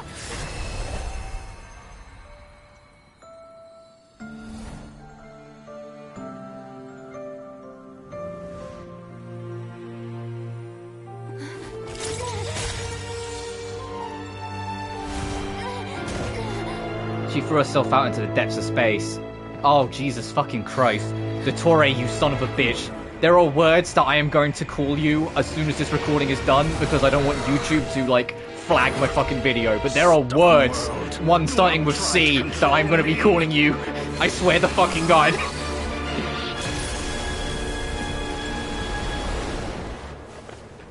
Columbina. Jesus Christ, I fucking knew it! I knew it! I hate being right! I hate being right! I fucking knew it! I felt it in my soul! I was like, there's no way this is just gonna go peaceful. Dottore's gonna try and take it all. Son of a...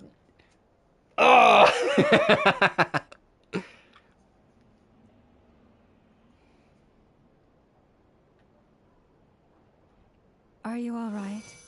Do your wounds still hurt? I had someone prepare a little medicine that could prove effective. Take it if you need to. Thanks, but I'd rather talk about what just happened. In that case, let me relate the contents of the call. That's how Dottore's going to be our weekly boss, because he's got the power of the fucking moons, but he didn't manage to get all 3 because Bina threw herself out into the depths of space. Is a crafty one. He distracted the Hexenzirkel by creating a huge fuss at Tevat's borders. Oh, so that's why I'd Alice assume was the away. cause An abyssal intrusion from the outside world, which in fairness is a rather common occurrence. But after learning that you managed to influence the phantoms in Nodcry, I realized that perhaps this interference could have come from within Tevat instead. But we weren't able to change their fates. True, you couldn't change how their stories ended, but you did build some variables around yourself. Variables? Yes.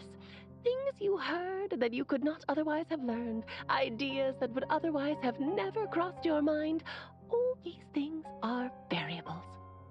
Of course, most variables usually pale into insignificance with Oh man, that Dottore boss fight next patch is going to kick off. I can't wait. Them as building blocks and intentionally stacking them, that changes things. That's what Dottore did, and it's how he created the necessary conditions so that when you activated the portal tonight, it played right into his plan.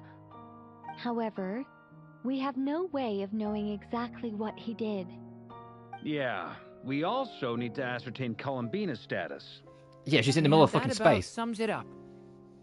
As I suspected, Dottore has disappeared completely. Yeah, he probably assumed Bina was still going to be the Bina he knew from there, who was very, absent-minded and kind of obedient to the shift of the water.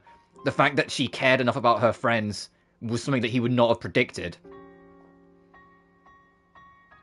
I'm afraid that's small consolation, given the reason why. Oh no! To escape the Doctor's plan, she escaped into the moon's reflection. What? She did what? Wait, didn't any of you see her do that? All we saw was Dotori appeared and used some kind of power. The next thing we knew, he and Calamina were gone, and you were falling into the sea. I see, the Doctor froze time, which is why only I could move freely. Yeah, because we're a descender, we're absent of it. From their perspective, the battle and Camina's decision all happened in a single instant. So that's the power of the three moons. But why wasn't I affected? Is it because I'm a descender? So, Columbina intentionally opened the moon gate and escaped into the same mysterious world and considering what it did to Reria and for Lindis, Sounds you know, like bad news. The endless depths of space, basically. Uh-oh. This must be why the Dotori's been lying low this whole time. He was biding his time until he could execute his plan. Seen in that way, the trilunar syzygy and Revere's emergence, Dotori might have been pulling the strings in both cases. According to Miss Alice, he is attempting to transcend his destiny and finish an experiment. Yeah, of course Dotori's trying to become God. Complete. I kind of gathered that when he started going about, no, to descend the heavens. You shut the... Guy. Seems like he'd want to be here for this. He took off with the Dodo communication device after we spoke to Alice. He said he had a hunch that he wanted to investigate by himself. The look on his face was terrifying. I've never seen him like that before. Probably anger and frustration at the fact that Dotori was one step ahead, despite his best efforts. And honestly, I feel the same way. I'm back. Hat guy! I went to look for the Hyperborean phantoms again. I think I've gotten to the bottom of it. I got them to talk to Nicole on the other end of the communications line. Turns out, the history they describe is different from how Nicole remembers it. Really?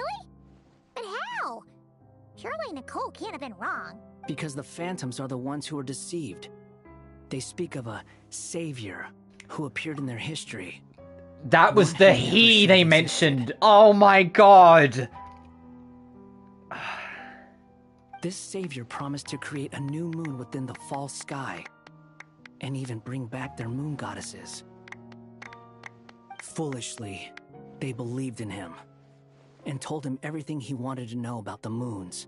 It's obvious that this was Dotori's doing. Now you mention it, the first time we entered the Hyperborean ruins, we heard the phantoms discussing their history, and I remember Nicole commenting that something sounded a little strange. But Dotori shouldn't have been able to get in there in the first place. He didn't. Nicole said that this was an anomalous state triggered by disruptions in the causal connections between phantoms from the same era. The variables that Dotori put in place were substantial enough that they even affected phantoms that he never met. So it's not that their memories were unclear. They'd been tampered with. That's exactly the possibility Dotori was trying to manufacture. He turned these variables into knowledge and engineered the situation so all that knowledge would fall into his hands. Then, he harnessed that knowledge on Moon Prayer Night to truly create a false moon. How is that even possible? To be precise, he exploited a weakness in the way the spell works. The spell senses Kuvaki to detect the moon's location. So, as long as the false moon more strongly resembled a moon than the frost moon beyond the skies, the gate would teleport Columbina to the false moon's location. In other words, to Dotori's side. Once he had her under control, the teleportation spell remained active, and he manipulated her power to seize both moon marrows. At that moment, the moon marrows disappeared right before our eyes. It was already too late, even as we were leaving the ruins. By then, Dotori had already amassed the power of all three moons. So, where does that leave us? What do we do now? Also, I love the music that's playing right now. I'd certainly like to know what Her Majesty thinks, now that the concerns I expressed to her have come to pass. But we cannot simply sit and wait for her to decide the matter. And in any case, it is not the Fatui Harbinger Damselette who sees us as her friends, but rather Columbina Hyposelenia. If, even in such extreme circumstances, Her Majesty will not lift the prohibition on Harbingers drawing steel against one another, then I will do as my heart demands. I will fight as Paraware instead. Oh, oh, I really fucking look forward to next patch. Oh. Yeah, she's saying she won't fight as a Harbinger. She's gonna fight as her. She's getting her friend back no matter what. And if that means Dottoro's gonna have the fury of 1,000 suns coming at him, then so fucking be it. The knave is ready. Oh, Arlecchino! Time is short, so I'll make the first move.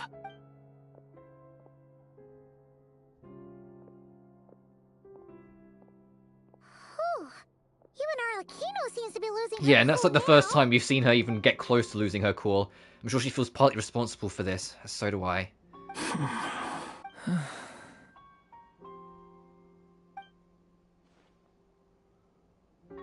All right. Lose those dejected looks for a moment and let me get a word in. It looks bad, I won't lie. Very bad, in fact. So Dottoro's pulled some real dirty tricks to gain the upper hand. For now. And yeah, it's to the point where even the mages say that his variables have affected destiny. I'm not so sure, though. Many have told me that Tevat's destiny is fixed. And that does appear to be the case. Well, what makes Dottori so sure he'll be the exception?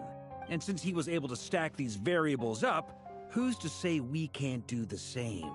You of all people should not be discouraged, traveler from afar. This isn't over yet. Still, I can't help but blame myself. And you're not alone in that. Everyone here does, whether they've spoken thus far or not. But none of us are the type to sit back and wait for the sun to shine again. That's exactly how a knight should roll. If they knock you down, you get back up and get back in it. Don't forget, Honorary Knight, you're a legitimate member of Mondstadt too. Mark is right. This is far from over. Dottoro's already way overdue a butt-kicking given his past shenanigans. Sumeru. And after this, he's earned himself a double dose. That's what I'm talking about. How's everyone else feeling? I'll use Kuvaki to investigate Columbina's whereabouts. I am not ready to give up either. Leave the intel gathering to me. Whatever happens within Nodcry's borders, when the Curatorium of Secrets wants to be in the know, we always find a way. Aino and I will do all we can to support you. We will attempt to reverse engineer Dottoro's actions and seek a breakthrough that way. Alice and Nicole are busy dealing with an emergency at Tevat's borders, so they can't return just yet. But they're both very angry about this. They've asked Albedo and me to act on the Hexen Circle's behalf and do everything in our power to fight back against Dottori. Are you ready then? We're going to have to conduct a lot of research, even in the early stages. I'll do my best. As for me, I'm pretty familiar with Dottori's way of doing things, so I can try to predict his next move. I'll help with your investigation. Nice! Looks like we have our basic division of labor. I'll get in touch with Flints and Itlua, get them to have a chat with their Starshiner. It couldn't hurt to bring the Lightkeepers on board as well. At the same time, I'll pass on instructions to the Knights present in Nodcry to assist the Lightkeepers and other organizations in ensuring the safety of those living here. Understood. We've got to prepare for anything. Yeah, we'll show him. That's it then. Good luck, everyone.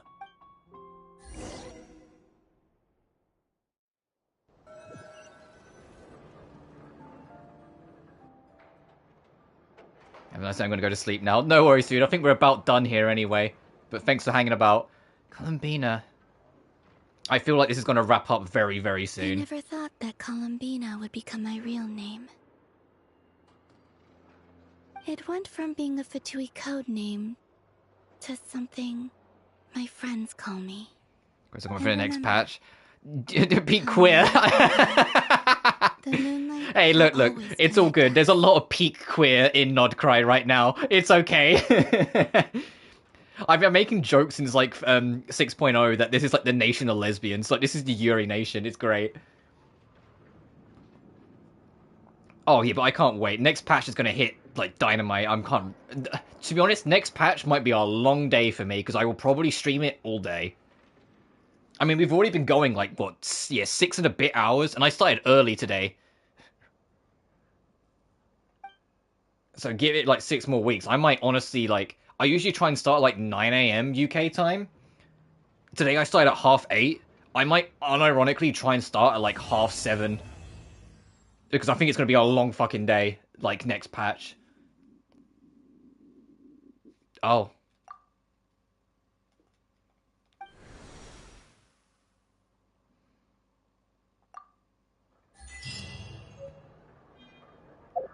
The green card's going to be in it. And I bet... Yeah, she's not there. Because she's gone. She's been taken. So you gotta wait. Yeah, you gotta wait before you can get this. Fuck. Oh, what a patch. There's no way in hell I'm gonna have time to do the story quest as well. Oh, right, I need to nab all these. So, yeah, we'll come back tomorrow to do Durin's quest, which will hopefully be a bit happier after... Oh, the candy we got from Bina ended up in our inventory. Oh. Come day or night, the Moon Knight shall always connect us. I genuinely... Of the 2 main quests we did today, the first one was kind of...